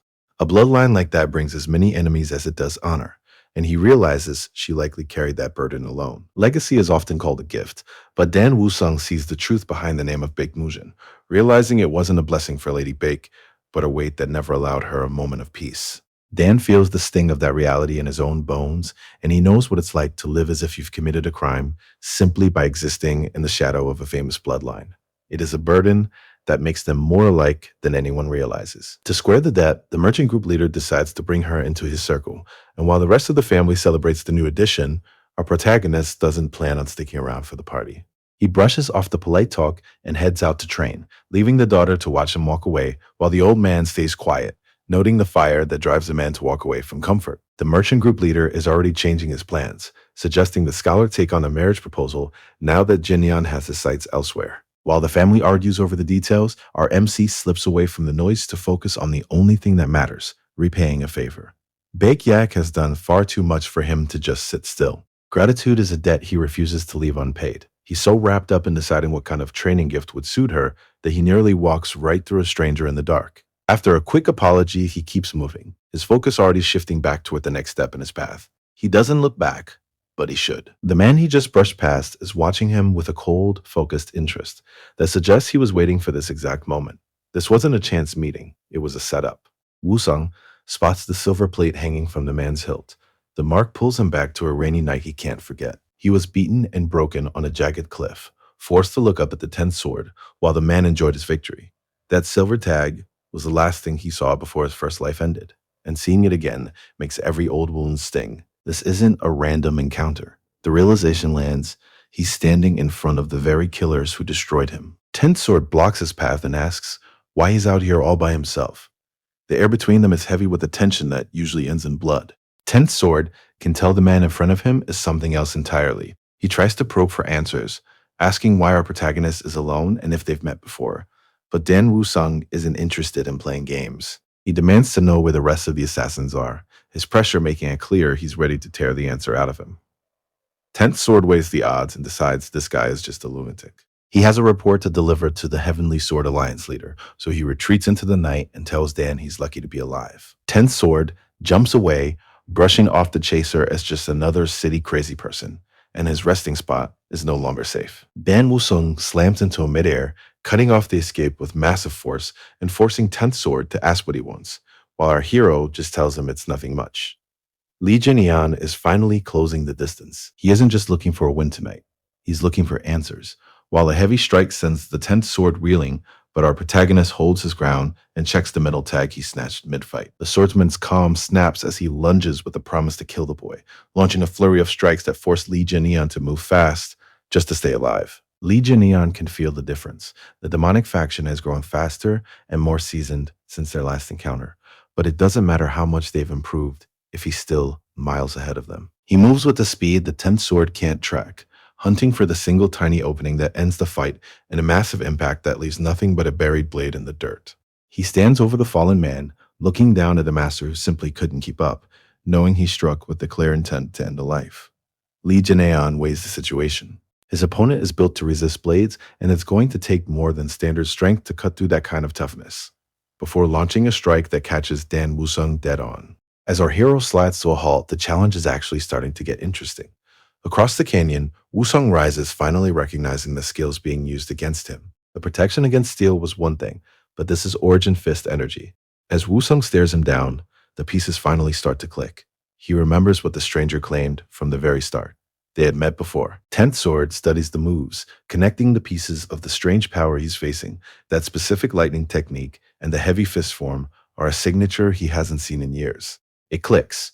Dan is a disciple of the Fist King, a ghost from a past the demonic faction thought they had buried. Tenth Sword enjoys the reveal, mockingly asking if Dan came all this way just to follow his master into the grave.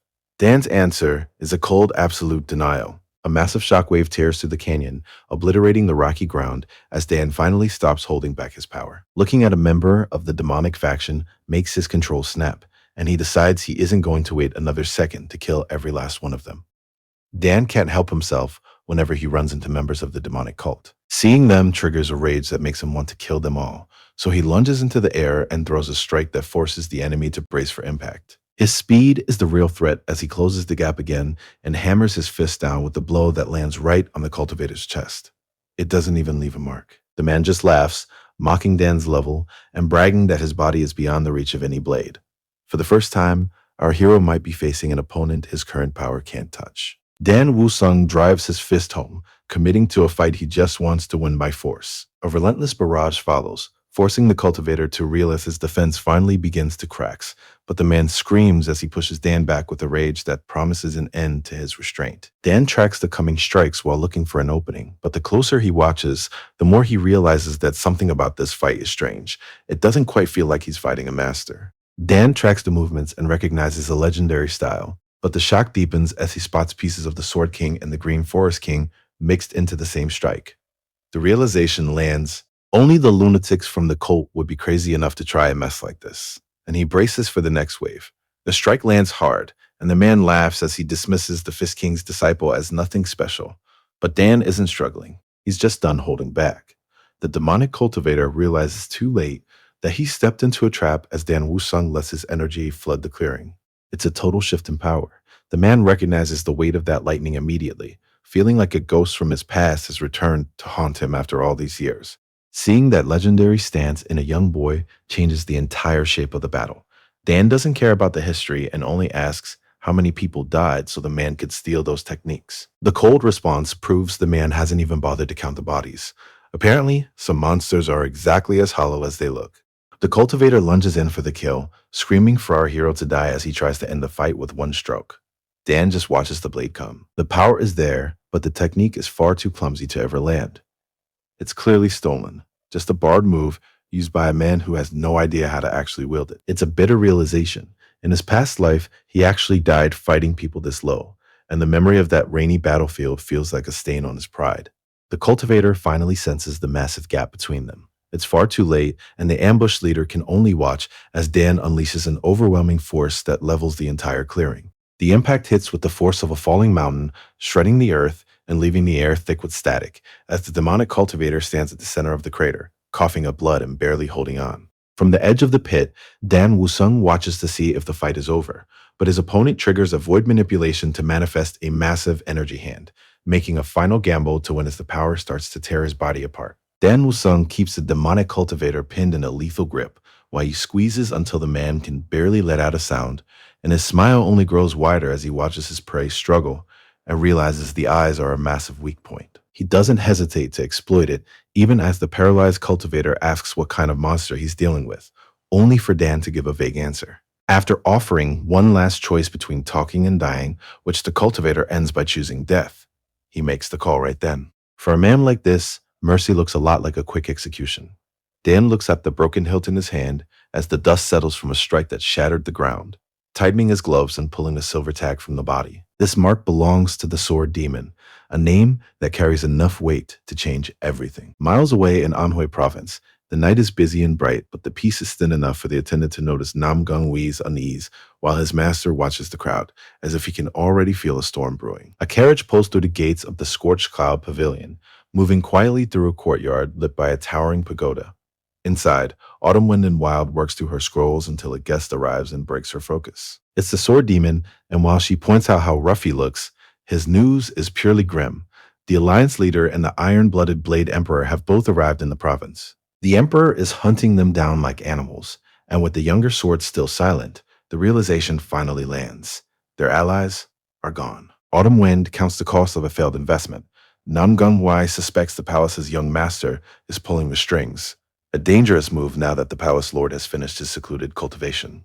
Autumn Wind ignores the sabotage to focus on the report, asking her associate if he recognizes Li Jinian before identifying him as the first young master of the Galaxy Merchant Guild. A name on a hit list is usually a death sentence, especially when it comes from a powerful clan. Autumn Wind and Wild asks Namgung Wai if he knows a certain name, mentioning Li Jin Eon, the young master of the Unha Merchant Group, but Namgung doesn't recognize him.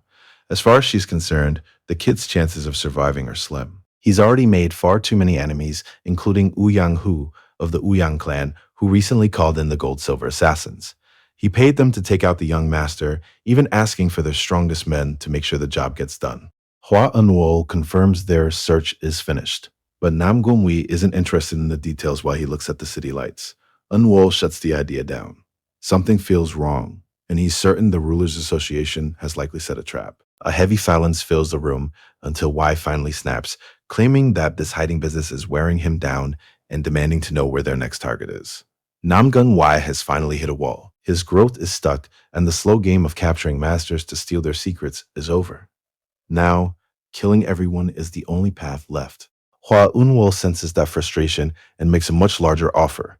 If he can wait on the Sword Emperor, she'll handle the bait herself. The scale of the play catches him off guard, but she keeps pushing, reminding him that a man destined to rule as the demon god shouldn't be thinking small. She paints a vision of a total massacre where he absorbs the emperor and then wipes out every demon in the Myriad Palace, leaving nothing but fire and blood in his path to ultimate power. Back in the room, the weight of the plan hangs heavy. Is she actually serious about this much madness? Hua Unwol figures he's finally done enough to earn some trust from the boy. Dan Wusung has only reached the realm of kings, but the goal is to push past the emperors and reach a level where he can consume the 3 gods and 1 saint. The terms of this deal are simple. Linwo wants to watch the Orthodox faction and the entire Jianghu burn, but if he can truly consume the Sword Emperor and the Myriad Demon Palace, the question of trust becomes irrelevant. Inside the quiet chamber, Hua Unwo watches Dan Wusung closely while our lead reflects on the strange twist of their lives. Children abandoned by the world are now the ones coming back to destroy it. Unwo wonders if he'll be cast aside once Dan reaches the top, but our protagonist looks out at the lanterns and promises that even a god needs a friend. Unwo smiles with a dark purpose, ready to plan the apocalypse, while Dan takes the throne. Later that night, Dan stands alone above the city rooftops and draws a practice umbrella, moving through his forms with the focus he'll need to make these plans real. Training late into the night is the only way to catch up, but Wusong is currently fighting a battle his martial arts can't win. His stomach is in knots from a bad meal. He refuses to let a simple ache drive him home while the memory of Wu Yang-hu still burns in the back of his mind, by shouting his vows to settle the score until he spots something moving in the dark. A silent shape in the mist convinces him that a ghost has come for his soul. The fear breaks only once the figure finally registers as a living person. Baekran watches in silence as our protagonist loses his cool over a messy accident. He takes the easy way out and decides to blame her for being there. He shouts that she startled him by wandering around like a ghost, but Baekran just wants him to leave. Wusung tries to push through the discomfort by swinging his sword, saying a little problem won't stop the poisonous fox, as Baekran stares at him with pure judgment. She watches him keep practicing alone in the dark, and figures the kid is a total lunatic. Night falls over the compound, but the silence doesn't last as Baekyak stops in her tracks, seeing the figure standing alone in the shadows, and she realizes the young master she once knew is gone. She tries to keep it casual, asking if he's just finished training, and she grabs his arm in a panic, while Wusung just watches her, detached from the pain, as if his body belongs to someone else. Dan Wusung explains the dark history behind the stains on his fingers, noting that he just killed one of the Sword Demon's men. He mentions the kill casually, staying perfectly calm as if taking a life is just another part of his day, which leads Baekyak to ask for a private word while they walk. He hides his bloodied fingers as she struggles with the news. Baekyak keeps a firm grip on Dan's bloodstained hand, shyly explaining that the mess doesn't bother her at all. She worries for a second that her own touch might be too cold, but our protagonist only smiles, finding this side of her sweet. To her, the connection simply feels warm. The quiet atmosphere shifts as she begins sharing information about the sword demon, explaining that his followers were nearly impossible to cut, though they shared a glaring weakness in their eyes. She promises him full access to her clan's secret records and her cousin's memory, offering every resource she has to help him track the demonic forces, and Dan is genuinely thankful for the support. Dan Wusung pieces the history together, realizing these followers trace their roots back to the Black Immortal, a name that carries more weight than most can handle, and a burden that the Bakley clan head knows has made her life incredibly difficult. As they walk, Dan asks how she's finding the Central Plains, and while she loves the scenery despite the odd characters popping up lately, she can't help but wonder why the first heavenly demon chose a life of frozen isolation over a place like this until the truth finally lands. It was the blood. Her ancestor wiped out so many enemies that he left a mountain of resentment behind, and that legacy of hatred continues to hunt her family no matter where they try to hide. Dan listens to the weight of Big Yak's past and admits her family's blood-soaked path finally makes sense. A faint metallic chime rings out across the water, a signal that the time for talking is officially over. High above, on the jagged rocks, a circle of dark silhouettes watches them through the rain. Bake Yak has built up a long list of enemies she doesn't even know about, and now they finally caught up to her. It's a coordinated strike, and judging by the glowing red eyes in the dark, they aren't here to talk. A gold-masked man emerges from the shadows to make his presence known. He warns them that they have enemies they didn't even know existed, as assassins appear on the cliffs, quickly moving to block the path through the canyon. These killers draw their blades and ready themselves for the slaughter, while the leader watches from above, enjoying the moment his trap finally closed. This is exactly where he wanted them. Big Yak eyes the group on the ridge and asks if the man at the front is their leader, as Dan Wusung identifies the gold-silver assassins and notes that their openness signals a level of strength he hasn't seen before. The leader watches the trap close with a smirk and gives the command to swarm them both at once, sending the entire squad crashing into the riverbank as Dan launches back into the fray. The gold-silver assassins swarm the riverbank, closing in to cut off any hope of escape as Dan realizes the killers have pulled him away from Big Yak on purpose. He's in her debt yet again. He was supposed to be the one protecting her, not the other way around. When the next masked man lunges for his throat, Dan slips the blade and hits back with a strike meant to shatter their coordination. The sheer power of that strike leaves the assassin shaken. Dan Wusung isn't finished, and he taunts the group for mistaking his earlier restraint for weakness. When they hesitate, he decides to bring the fight to them. A sharp vibration suddenly cuts through his focus, a technique he knows is sound art. On the cliff, the leader sends out ripples of sound to mess with our boy's head, and seeing him stumble, the assassins scream for the kill as they charge in to finish the job. But Dan doesn't fold, striking back before they can even land a hit. The leader of the gold-silver assassins watches in disbelief as his technique fails to drop his target, but as he spots the blood, he realizes the sound art is actually working. Dan is just forcing his body to ignore the damage, a level of focus that puts the entire crew in danger. As more blades whistle through the mountain air and the assassins struggle to stay on top of the fight, Dan finally reaches his limit, taking the projectiles he just caught and turning them back on his enemies, lunging forward in a blur of movement that lands before the leader can even see the move coming. Our MC isn't just defending himself anymore, he's completely dismantling the leader of the assassins. The leader is beyond outraged that a peasant is pushing him this hard, but Dan won't let him recover while he demands to know why they targeted him, even mocking the man's arrogance by throwing his words back in his face.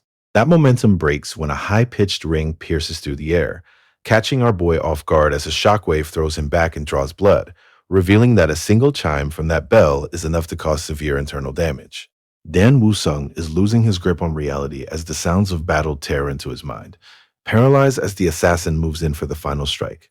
But even as the blade descends and Baek Yak cries out, Dan ignites a surge of power that forces his focus back. He speaks with a terrifying clarity because the damned bell has finally stopped working, even with blood pouring from his eyes. The assassin realizes too late that his opponent burned his own head on purpose to short-circuit the technique, and before he can react, Dan strikes back to leave the man screaming in agony as the tables turn in a single breath. Our MC knows exactly who he's dealing with, giving the assassin a simple choice: tell him where the base is before dying, or just die right now. He readies his strike and lets his energy flare out in a warning that leaves no room for debate, forcing the leader to realize he's outmatched before he even tries to fight. The man makes a desperate retreat, terrified by the monster in front of him. Then, the cowardice sets in. If he can't win a fair fight, he'll target the woman traveling with Dan and take a hostage. The gold-silver assassin stares at his broken squad. It hits him hard the moment he sees his frozen allies. He looks at Big Yak and finally understands the threat. She isn't just some guard. She's a monster. Driven by a desperate need to survive, the mercenary lunges forward for one final strike, only to be met head-on by our lead and Yak. The assassin's scream is cut short as their power hits him dead center. Dan and Yak pour everything they have into the strike until a pillar of light bursts out, erasing the man from the battlefield entirely. The energy of the moon and the lightning finally meet, clashing with enough force to light up the night in a sight so rare that only a martial god should witness it. Bekyak calls the aftermath beautiful, and our hero agrees before turning to her to suggest they make a perfect match, a feeling she finally admits she shares. Bekyak catches herself speaking a bit too freely, but the raw wound on her shoulder tells the real story. Dan notices the injury immediately, even as she tries to act like the pain is nothing. She tells him there's no need to worry, but the silence stretches as he weighs the risk he brings to the people around him. Taking the umbrella, he admits she was right. He has too many enemies to count. He warns her that the danger will only get worse from here, leaving her bracing for the moment he asks her to leave. Instead, he tells her to move into the merchant group. He needs her closer to his side so he can finally have some peace of mind. It's a level of care she clearly wasn't expecting from him. Woo-sung catches a slip of the tongue that stops him cold. She used a name she shouldn't know. Baek-yak scrambles to hide the mistake. She claims she just mixed him up with someone from back home, but the lie is weak and his headache is only getting worse. She sees the change in him before he can even react. The weight of the moment finally breaks him, and our hero collapses right onto the dirt. As he hits the ground, she drops the formal act entirely, calling him by that name again while he fades out. A familiar sensation washes over him as the world goes dark, a spiritual force he hasn't felt in a very long time. He wakes up on the surface of a dark, silent sea, wondering if he just blacked out after the fight ended, though it was bound to happen since he pushed his technique to the limit and took a direct hit this body couldn't handle. Baek Mujin looms over him, making it clear that a harsh lesson is finally coming. The master isn't here to talk, and his first move is faster than anything the boy has ever seen, with the legend closing the distance in a single heartbeat to pin Dan back and prove how wide the gap between them truly is. Dan realizes the cold energy around him isn't just a natural chill, linking the feeling back to Lady Baek's exact ice arts, while a vision of the legendary Baek Mujin takes shape. It hits him then that he is looking at the martial god himself. Dan Woo-sung isn't just fighting, he's savoring the rush of the impossible as he charges Baek Mujin. The air turns sharp and freezing as Mujin draws a blade of pure ice, and a massive burst of frost. It pins Dan in place as the cold bites deep enough to stop his heart, and then a jagged pillar of ice tears through the floor to end the dream. Dan fights to break the grip of the ice, but the walls don't even crack as Baek Mujin closes the distance with terrifying ease, standing over our protagonist like an inevitable force of nature before leaning in to leave him with a cryptic promise about a sound only he will be able to hear. As the man's finger touches Dan's forehead, the confusion is the only thing left before the world shatters into the side of a wooden ceiling, where he finally wakes up to find his physician and brother rushing to his side in a panic. Ja-an dismisses the collapse as a simple sleepwalking accident, even after a warning to watch his tongue and show some respect. Jin-yeon wakes up confused, remembering only the dark lake, and he's stunned to learn Lady Baek carried him home on her own and stayed until the danger passed. He immediately worries that she was injured in the fight, but his brother remembers her looking perfectly fine while she did the heavy lifting. It's a perfect opening for Jaeon to start mocking him, telling his brother he should be ashamed for letting a woman handle his messes. Gongsun Myung ignores the teasing to check his pulse and ask for the truth about the battle with the assassins. Our hero tries to deflect the worry by promising to hunt down their hideout himself, but the old man isn't looking at guilt problems. He's looking at a man who is clearly overworking himself.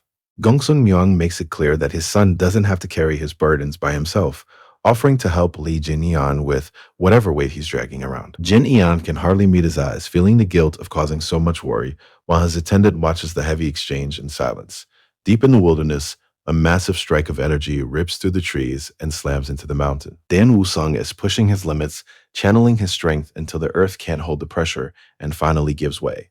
Baek-yak drops down to investigate the blast, finding the protagonist standing in the middle of a newly carved clearing. Looking at his progress, Woo-sung admits this isn't nearly enough because he's still lacking in everything from the strength of his ice to his raw internal energy. And he starts to wonder if he's really satisfied just catching up to the level of his old self, while the memory of his enemies serves as a bitter reminder that he barely scraped by against a single subordinate. If he wants to protect anyone, our lead has to break through the wall of his past life and reach for the title of martial god, even if pushing that hard makes his body fail and leaves him collapsed in the dirt. Jin Yan is hitting a wall he can't break through, wondering what exactly is keeping him from reaching the 10th level.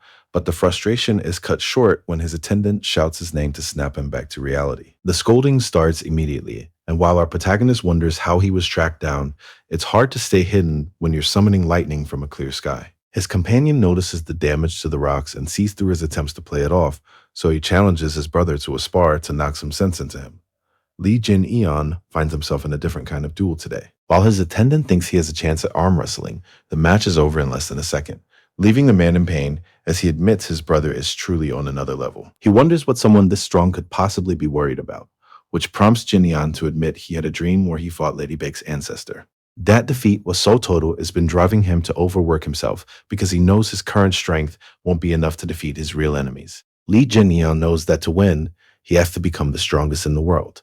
But the memory of his failure makes his collapse even in a dream feel pathetic until his brother reminds him of the day he returned to face the Guiyang clan alone. In his eyes, the protagonist looked like the strongest man on earth during that fight, and the teasing pulls our lead out of his own head and back into the present. His brother offers a deal to handle every detail outside the arena so Lee Jin-Ian can focus entirely on training, promising to make him strong enough to bring down the martial god before a single fist bump seals the promise. Night settles over the Unha compound as Lee Jin-Ian finally lets the day go, finding himself pulled into a dream world of dense bamboo. A burst of laughter breaks the quiet, leading him toward a pavilion by a waterfall, where he finds himself face to face with Baek Mujin once again. Lee Jin-Ian breaks the silence to ask what his guest finds so funny right now, before leaning in to demand a straight answer as he calls Baek Mujin by name. Jin-Ian demands to know why the man looks so satisfied, and throws down a challenge for another round. Baek Mujin stays quiet, which is a big change from how he attacked during their last meeting. Even a jab about the legend being afraid gets no reaction, so the protagonist warns that he'll flip the table just to make him move. He puts his full weight into the lift, but the table doesn't budge. Mujin suppresses his strength with nothing but a fan, and as the realization hits, the ancestor finally speaks to call Jin Eon rude for showing up before he's even earned the right. Lee Jin Eon settles his weight and launches a desperate assault against his ancestor, but Baek Mujin stays seated, meeting the strike like the boy is nothing more than a passing breeze. Jin Eon's feet skid as he searches for any way to move him until Mujin sweeps past to note that he is way too slow, questioning if this level of skill was really enough to survive. Baek Mujin isn't impressed, mocking Jin Eon's speed and comparing him poorly to the legendary Cloud Dragon while asking if he even intends to keep living in the dangerous world of the Jianghu. He launches into a relentless, zigzagging assault that finally breaks Jin Eon's footing until Mujin closes the distance to grab him and demand that he finally start fighting properly. This is the breaking point where the boy has to decide exactly who he is, reaching deep to unleash a desperate explosion of energy that manifests his true power in the form of two curved crescent blades. A suspicion starts to form as Jin Eon looks at the man across from him, and when the stranger accepts the challenge to finally take things seriously, the name lands like a heavy hammer: Jin Sohan. This is the martial god of the underworld. Facing a legend like this inside a dream shouldn't be possible, but the pressure in the air confirms the truth of the situation as the god closes the gap with a speed that turns his blades into lethal ghosts, leaving Jin Eon to try his best to track the movement while his defense remains nearly useless against a whirlwind of strikes coming from every angle at once. A heavy blow finally breaks through his guard and sends the young man skidding across the ground as he fights to keep his footing. Jin Sohan moves with a ghostly grace that turns the duel into a dance, weaving through the trees with red trails following his blades. It's the kind of lethal beauty that makes a man drunk on the blade. But Lee Jin-Eon realizes he can't win by just moving in response to this skill, so he stops trying to guess the path and focuses his power to shred the bamboo stalks around them. He launches himself high into the air, knowing that if he can just destroy every single place his opponent can move, this dance has to end. Lee Jin-Eon puts everything he has into one strike, channeling his lightning to end this fight in a single roar. But the display doesn't move Jin Sohan. He thinks the Fist King has become lazy and cuts through the storm with a cross slash that leaves no room for escape. Though the MC tries to keep his momentum, the intensity in those red eyes stops him cold, as the blades tear through his lightning and hit him with enough force to drop him instantly. The realization lands even harder than the blow. He bet everything on this move, and the gap between them hasn't even started to close. Jin Sohan has seen enough, dismissing the kid with a bit of advice on how to carry his shoulders. But our hero refuses to give in and shouts that he's still standing. Addressing him as the Fist King, Sohan warns him that with a second life comes a massive responsibility. He tells the boy never to forget that weight as he brings his blade down in one final arc. The strike hits like a solid wall. It sends our protagonist plummeting off the palace cliff and back toward the waking world. The force of the final blow is too much, and as the world goes dark, the name of the martial god In comes back to him, a memory that shouldn't even exist. The shock of it pulls him right out of the dream, leaving him to sit in the heavy silence while he tries to steady his breathing. Jin Eon weighs the strange vision while his attendant waits. His path just got a lot more complicated. This wasn't just a simple dream.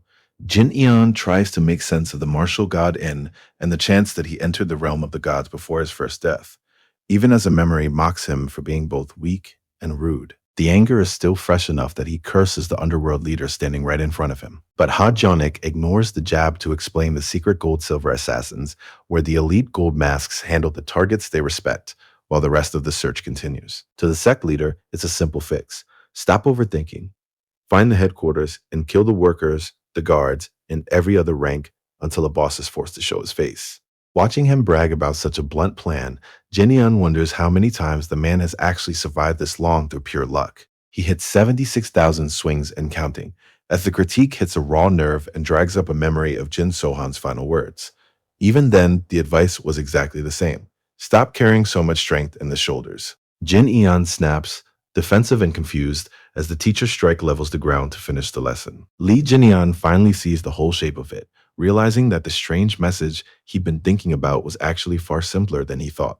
Back at the camp, Baek Hangyang is stuck worrying about his own looks, wondering if his shoulders are really that horrible, while Ha Jonik screams at him for missing the chance to help out with a simple massage. Deep in a secluded canyon, the roar of the waterfall provides the only rhythm as Dan Woo-sung walks across the stone, cursing the memory of an unorthodox bastard whose words are finally starting to settle in his mind. Back then, the martial god had mocked his title, asking how a Fist King could rely so heavily on lightning and advising him to live his next life with less tension, a flaw Dan had been too arrogant to notice until now.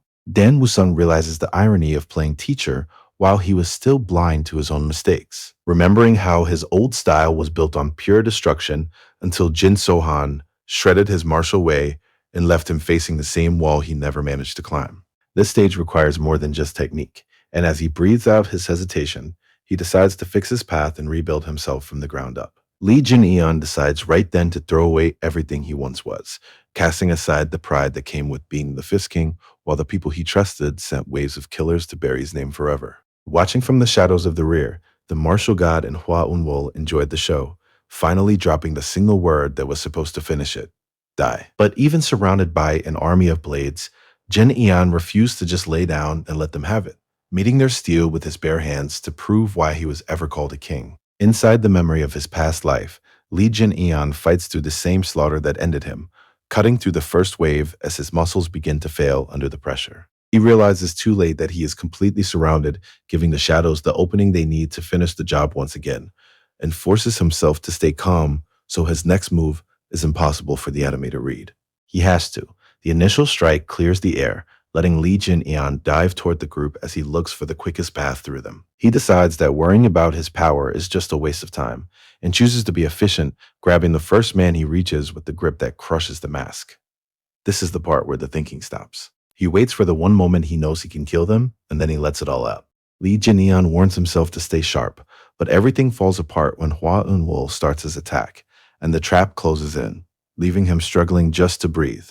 To survive, he reaches for a dark power he was never meant to touch. He braces his body for the pain and throws himself back into the fight, refusing to stay down. Lee Jin struggles for breath on the broken ground, cursing his own lack of strength because, no matter how many times he tries, the result stays the same. On their own, these men are not a threat, but their teamwork is so sharp that he feels like a tiger being hunted by a pack, and prepares for the next wave, wondering how a master like Jin Sohan would handle them. A man of that level wouldn't be stuck in the dirt like this. The gap between them has never felt wider. Hwa Eun-wol moves through the assassins like they aren't even there, his blade cutting through the cold air while he wears a smirk. He focuses his precision and the entire squad drops with blood spraying from their eyes. Lee Jin watches the exchange in disbelief, realizing the man took their sight in a single, impossible move. To take the eyes of every man in a single exchange is a level of skill that shouldn't exist. Unwol doesn't even pause as he keeps moving to maintain the flow of the slaughter. Hua Unwol strikes with deadly skill and clashes with Li Jinyan in a memory that still feels fresh. Their blades lock for a second before Jinyan is forced under the freezing water. The exchange ends with one final swing that leaves Hua Unwo standing tall among the bodies, enjoying the chaos. The weight of the defeat pulls Li Jin Eon into the cold as his vision blurs and the world fades to black. Above him, Hua Unwo stands in the aftermath and watches the man who once held the title of the strongest sink into the depths. But death is not the end. The martial god calls him back to the name he tried to leave behind, Fist King. He stares him down with a smirk that says a second life is a debt he'll eventually have to pay. Standing in his new body, Li Jin Ian realizes the god knew his secret from the very start. Li Jin Ian reaches back into his history to find his peak self. But the vision leaves Dan Wusung with a question. Is this a warning about the demon god? That being fought the three divine stars 25 years ago, a name that still carries a heavy weight. If it really is him, the world is about to change, and standing by the falls, a dark threat rises from the shadows. If this new life comes with a heavy price, Dan Wusung is ready to pay it, starting with his ties to the Galaxy Merchant Guild and his vow to keep innocent people safe. He decides right here to carry the full weight of the future until the demonic sect is gone, because his personality was always a bit too big to let things go. This is his burden now. Li Jinian starts by tearing down every rule he ever learned about martial arts, shattering his foundations to test what his body can actually handle. He isn't just looking for power anymore. To wipe the demonic sect off the map and become the best in the world, our MC has to try every trick available, starting with the way he carries tension in his shoulders. Near the Tejo Trading Company, a sudden attack rips through a quiet villa. The Silver Brush teacher was their best fighter, but now he's just a man asking for a name. Hua Umwol ends the conversation before it can start, driving his hand through the teacher's chest to finish the job. The best they had. Gone. He finally calls himself the Left Envoy, watching the light fade from his victim's eyes as he checks the first name off a very long list.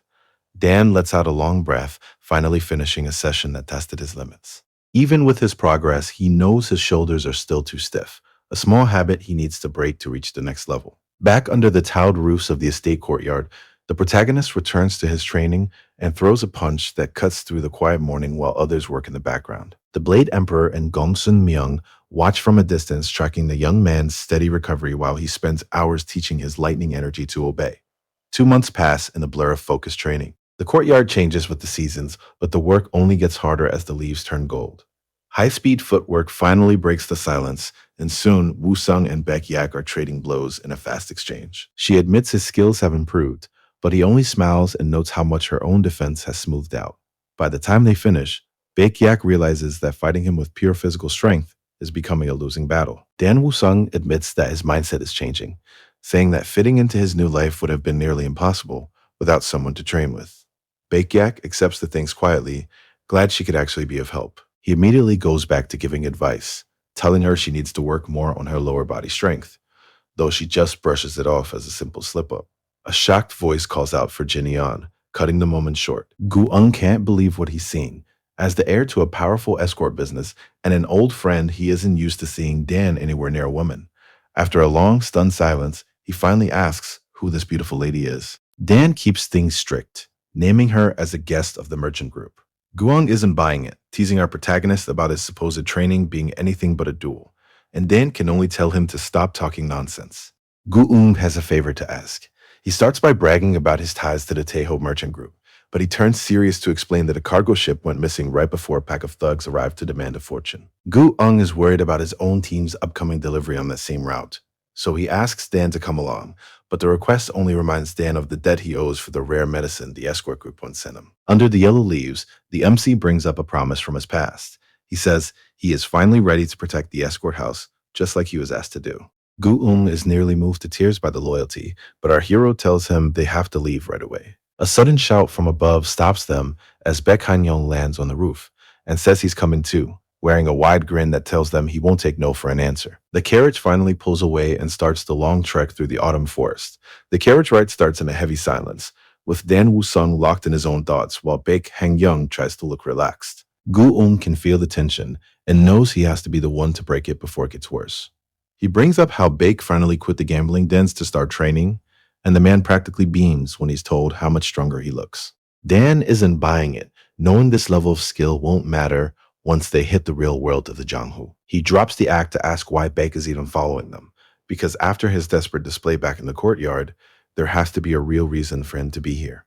Chul Myung-ho sits in the quiet of the carriage, finally admitting that his plan is simple. He just wants a shot at the strongest fighters in the world. Dan Woo-sung isn't impressed, reminding the man that he's still getting thrashed by his rivals on a regular basis. Myung-go gets defensive, claiming he's finally making progress against the rank and file. Dan stops the joking to deliver a reality check. He offers the man a clean exit while there's still time, but Myung-ho stays put. This isn't just a whim, it's a decision based on his own belief that a miserable life is worse than dying. He knows the cost, and he makes it clear that he won't ask for a handout even if he's at death's door. As the sun sets, Woo-sung reminds Myung-ho that his survival is his own responsibility. Gu-ong suggests they pull over in a nearby village for the night. Myung-ho immediately tries to talk the others into paying for his dinner, but Woo-sung shuts him down. He senses a shift in the mood the moment they walk inside, where a young man at a table recognizes him as Lee Jin-yeon. This is Hwa Eun-wol, the strategist and young head of the Hwa clan. Beside him, Hwa Eun-seo offers a polite greeting before turning her attention to Myung-ho, who practically melts just because she actually remembered his name. Dan Woo-sung greets the Hwa siblings with a polite face. Since they are already here, the group decides to share a meal together. Over dinner, Eun-wol pieces together the details of the escort mission that Gu-ung requested, because the atmosphere at the Taeho merchant group has been feeling unusual. The mood shifts when the talk turns to Elder Eun-pil's disappearance, as Dan confirms there were signs of a struggle, but only a blood-stained brush was left behind, with no body found. Eun-wol suspects demonic arts after attending a recent meeting where he heard the Sword King was captured by fighters who were immune to blades and managed to evade everyone before scattering. Dan Woo-sung pieces together why the enemy was acting alone, while Hwa Eun-wol warns the group to stay sharp. Gu-ung is barely listening because his mind is still stuck on the technique that nearly killed him. Dan Woo-sung isn't in the mood for questions and tells him to stop talking and just eat. Gu-ung takes the advice a bit too literally, asking how he's supposed to eat with his mouth shut. Hwa Eun-seo giggles and explains that the art simply turns a martial artist's body into living steel.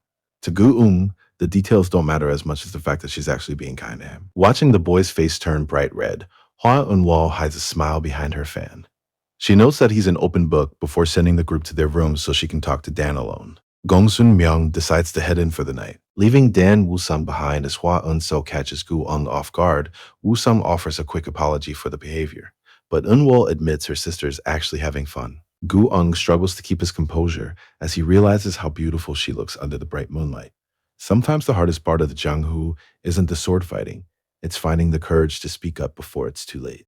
Gu-ung spent the last tournament regretting his silence, and seeing Lady Hua again feels like a second chance he doesn't deserve. He decides this is a gift from the heavens, and with the mood finally right, our boy realizes it is now or never. He forces the words out, calling her name and stopping her in her tracks. He finally starts his confession, but the moment is shattered as an assassin strikes from the dark. No narration generated, the provided panel is identified as filler in the analysis. And as per the storytelling rules, narration is not produced for filler panels or chunks without story content. Two of the deadliest men in the martial world are watching from the shadows, and they've already identified their next targets. Deep in the mountain forest, two members of the deadly demonic swords gather to discuss the enemies they've been tracking. The eighth sword confirms that the young leader of the Hua clan is even sharper than his reputation suggests. The kid actually figured out they were using demonic arts without even seeing the location where their elder disappeared. Even though he doesn't look strong, they agree that leaving him alive will only cause them more trouble later. Shifting focus, the sixth sword asks about the man who was standing right next to the clan head. This other man is likely the eldest son of the Yunhe merchant group, the same person who crushed the group of assassins months ago. Surprisingly, the sixth sword dismisses RMC as just another average fighter who isn't worth a second thought. The Heavenly Sword Alliance doesn't follow rules. The sixth sword isn't happy when his partner starts changing the plan, especially since our boy wants to turn a simple mission into a killing spree. He finally gives in, letting 8th handle the kill alone while he heads off to update their merchant allies. He leaves with one last warning to finish the job fast and stop playing with the targets. The 8th sword is savoring the upcoming job, his focus entirely on the specific targets he needs to kill.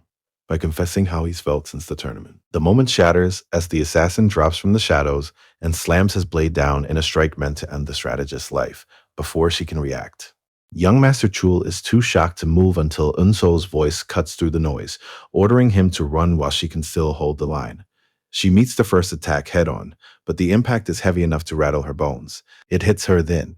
This man is stronger than anyone she has ever faced.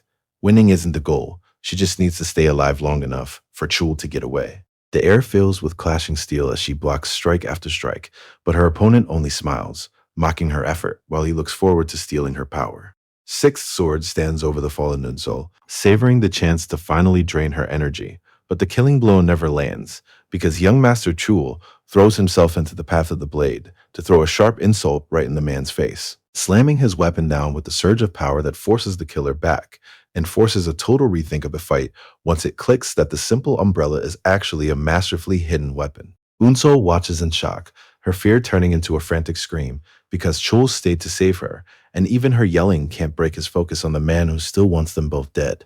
Chul ignores every instinct telling him to flee and stands his ground in front of Unso. He launches himself forward instead of running and throws his entire weight into a strike that hits his opponent like a mountain. The man doesn't flinch, casually admiring the umbrella, while Chul realizes he's dealing with someone who is completely unbothered.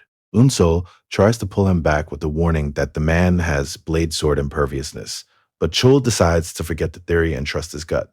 Young Master Chul isn't looking for a quick win.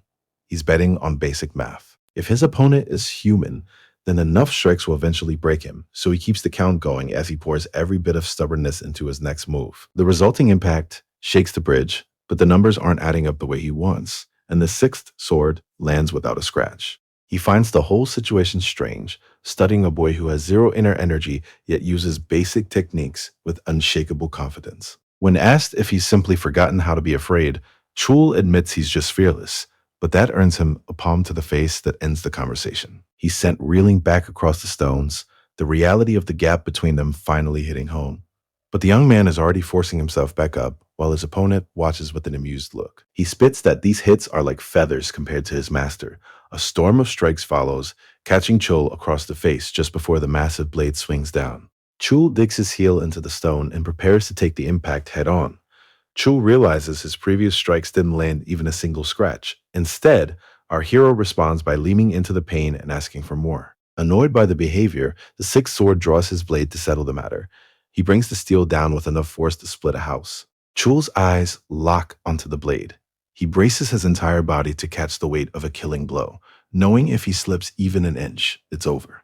Training finally winds down for the day, but Baek Hung-yang still has one question he needs to ask: whether he has any hope of reaching the same heights as his master, mostly because of the memory he still carries from a day he secretly followed his master to a training ground. He watched from the shadows as the man unleashed a force so massive it literally blew away the mountain. Looking down at his own scarred hand, Baek realizes he won't find that kind of strength by staying here, and decides he has to head out into the Jianghu to find opponents who will actually force him to grow. Sect leader Ha looks over Baek's progress and notes how much the boy has improved in just a few months. He went from struggling against low-level fighters to handling vice captains. Ha is already offering to put him against the full captains next. Baek takes the praise in silence before asking why the master is excluding himself from the list of potential opponents. Baek isn't joking. He tells the leader to forget the captains and step into the ring himself for a match. Ha tries to laugh it off as nonsense and tells the kid to go rest. Our boy doubles down by asking the man point blank if he's just afraid. The challenge lands, and the leader's patience officially snaps. Sect leader Ha has finally run out of patience, and even though Baek Hang-young meets his gaze with the challenge, the leader lashes out in a sudden fury. For a second, the man actually regrets the strike, worried that losing his temper might get him in trouble with Master Jinyan. But the boy is still standing. Baek wipes the blood from his face and tells the man to do it again. And looking at that bloodied grin, the leader finally understands what Master Jinyan sees in him. He's a crazy bastard, but he clearly has the toughness the sect needs. Sixth Sword studies the man in front of him and wonders where this kind of strength comes from, as Baek Hang-young forces his body back into the fight. The demonic sword can't hide his confusion. This kid is a rare breed of stubborn. Baek has no intention of stopping, because from the very start, winning was the only thing on his mind. He's here to finish this, no matter how much blood he loses along the way. Baek Hang-young pours every ounce of his remaining strength into a single, crushing blow, then pulls back as the cost hits him all at once. His adrenaline is gone, replaced by the weight of his injuries. It's a bitter realization. His best shot barely made a dent, and Sixth Sword is already laughing it off, and successfully baits the villain into a blind, murderous rage. A massive shockwave tears through the compound, shattering the bridge and leaving the air thick with stone dust. Hwa Eun-so watches her home fall apart as the weight of the loss hits her all at once. Amidst the debris, the Sixth Sword catches his breath, bloodied but satisfied with the wreckage he's caused. Sixth Sword barely has a second to breathe before hand clamps onto his wrist. Dan Woo-sung has finally stepped in, letting the assassin know he took far too long to finish his strike, and Hwa Eun-so stares up in shock, wondering how a simple guess could move this fast. At that moment, Hwa Eun-wol reaches the bridge. She looks out at the demonic cultist standing in the heart of their home. And covered in blood, the man finally admits the martial world is tougher than he expected. Still, our MC offers a rare bit of praise, noting that the guard held out well. A moment of recognition that hits Myung-ho hard just as he collapses onto the bridge. But there is no time to recover. Woo-sung senses a lethal presence as energy tears through the stone, and the Sixth Sword stands over them now, mocking the survivors as a bunch of flies. The enemy is tired of the slow hunt and ready to end everyone at once. The pressure he's putting off makes Autumn Wind wonder if the legendary sword demon has finally arrived, but Dan Woo-sung disagrees while holding the wounded Myung-ho, identifying the attacker as a mere subordinate. He stays focused. The subordinate launches into a massive strike to end the talk, but our hero catches him midair, reminding the man that he isn't worth the breath he spent talking. The gap between a master and a regular warrior is more than just power. Dan Woo-sung moves with a precision that borders on cruelty, cutting through his opponent's desperate insults and slamming him into the bridge before sending the men plunging into the depths of the river below. Young Master Hwa watches, sweating as Dan outpaces his vision and reveals a terrifying strength that leaves the fighter he once knew behind forever. He is a different man now, knowing he has a much simpler method in mind than the ruler-level energy injection Thwa expects. Dan Woo-sung tells Hwa Eun-wol to watch how he finishes this, and as his opponent launches forward, our protagonist tracks the movement until their powers collide. The assassin admits the kid has some spirit, but wonders how long that arrogant look will last, while recalling the entertainment of watching the light drain from the eyes of the many masters he's hunted. Dan stays stoic, dropping low to dodge a wide horizontal slash meant for his neck. The attacker isn't looking for a quick kill, wanting to keep the sight of death all to himself as he screams for a look of fear from an opponent who has already solved the fight. As the man lunges, our protagonist moves with a speed that catches him off guard, driving a fist through his open mouth and sending him reeling as Dan notes that people like this should have their mouths shut for good before they ever try to fight. Dan found the single hole in the man's supposedly perfect defense, and our protagonist mocks him for going quiet the second the stakes got real. He asks how long it's been since the man has seen his own blood, and the Sixth Sword can only wonder how this kid knows his secret weakness. Seeing no other way out, the man drops his stance and surrenders, offering to trade secrets about the demonic path in exchange for his life. It's a transparent play. His hand is already creeping back toward his blade, but Dan is curious enough about their leader to let him keep talking. The ambush leader tries to shout one last insult, but Dan isn't in the mood to listen and tells him the only reason he's dying is because Dan simply wants him dead tonight. A massive surge of power tears through the canyon while Autumn Wind watches from above. He realizes he's seeing a legend finally return to the world, even if our protagonist is mostly just annoyed that he had to reveal his lightning arts this early. Ha Eun-so watches over the man who nearly died for her, and by the next day they have moved to an inn in town for some quiet recovery.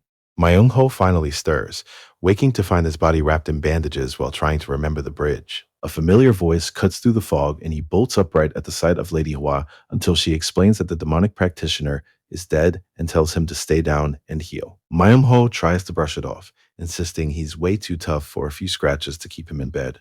Even with blood on his lips, Myung-ho tries to brush off his injuries, and then Hwa Eun-wol shuts him down before dropping a sudden apology that catches him off guard.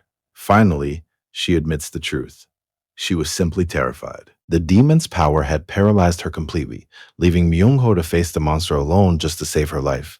And now she finally offers the sincere thanks she owes him. To break the mood, he asks about the secret she nearly shared before the fight, and she flusters and fidgets with her bandages while the room goes quiet. Myung-ho takes a long second to find his words, and it isn't until later that he finally finds the courage to promise he'll tell her the truth, once he's grown strong enough to be worthy of her. The weight of the vow hits him immediately, but Eun-so finds his honesty charming, and even Woo-sung agrees to wait for him as he starts planning to feed the kid more elixirs. Empty.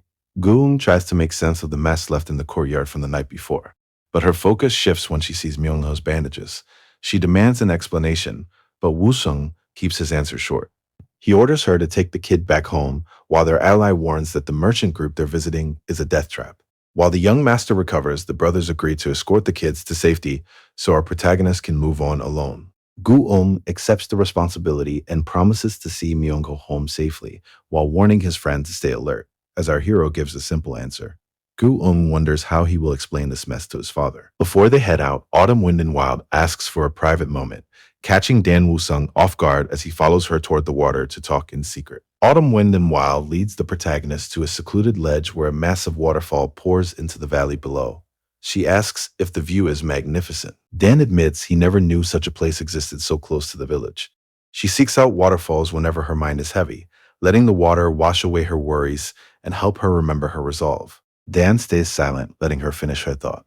Growing up, she was ashamed of the Hua clan name because they were known as simple assassins with no philosophy to boast of. They had no famous warriors and no special techniques to pass down through the generations. Her father must have sensed her doubt because he took her to Mount Wudang to see the Cloud Dragon Falls for herself.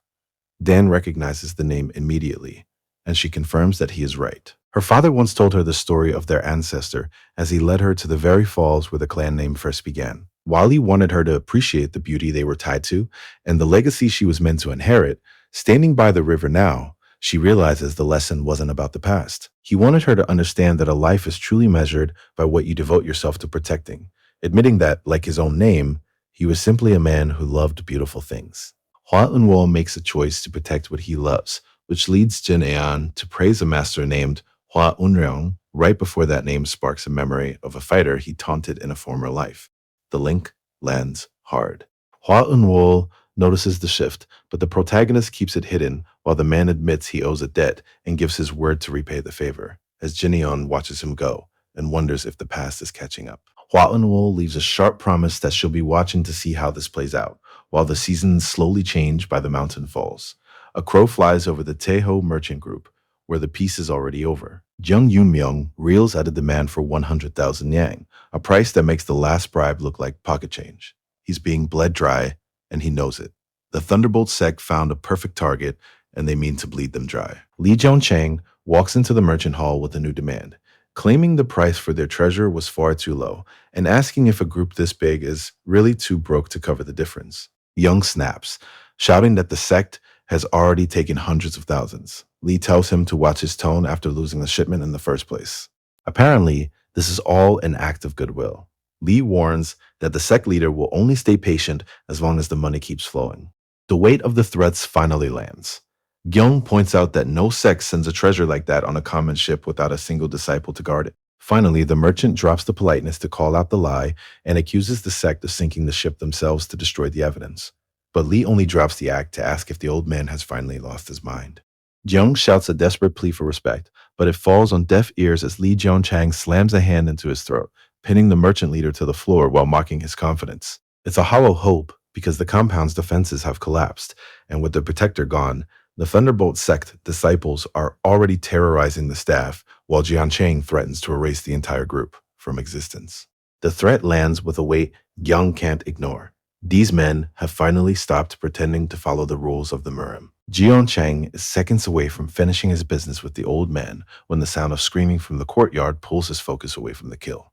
It shouldn't be possible since he handled every guard on his way in. He kicks the doors open to find the noise, but the scene waiting for him turns his blood cold. His men aren't just down, they've been torn apart, and standing over the bodies is Lee Jin-eon, who turned the area into a graveyard, while Jeon-chang was busy inside. The look in his eyes makes it clear that the hunt has just changed directions. Lee Jin-eon looks past the blood on the floor to the man in the doorway, asking if he's the one leading these underworld bastards. Lee Jeon-chang doesn't appreciate the label. He identifies his group as the elite Thunderbolt sect before launching a strike that cracks the courtyard floor. Jeon-chang waits for the result, but the move fails to draw blood. Jin-eon scoffs, noting that even the sect's name reeks of thugs trying to copy the Orthodox clans. He catches the massive blade with only 2 fingers and holds the warrior in place, showing him exactly how wide the gap between them actually is. He catches the strike with one hand, asking if this is really the best the special unit has to offer. His tone shifts to quiet anger as he warns the man for playing with the Alliance leader's reputation before landing a blow that sends Jiancheng flying into the stone wall. The impact shatters the masonry, leaving him slumped in the debris as the elder nearby recognizes exactly who is standing in the courtyard. The shock lands when Li Jianian finally reveals he is the leader of the Great Merchants Association, offering a polite greeting that is very different from the way he just smashed in. Although the intruder is even willing to pay for the broken wall, Gyong is too busy thinking about the man in front of him to care.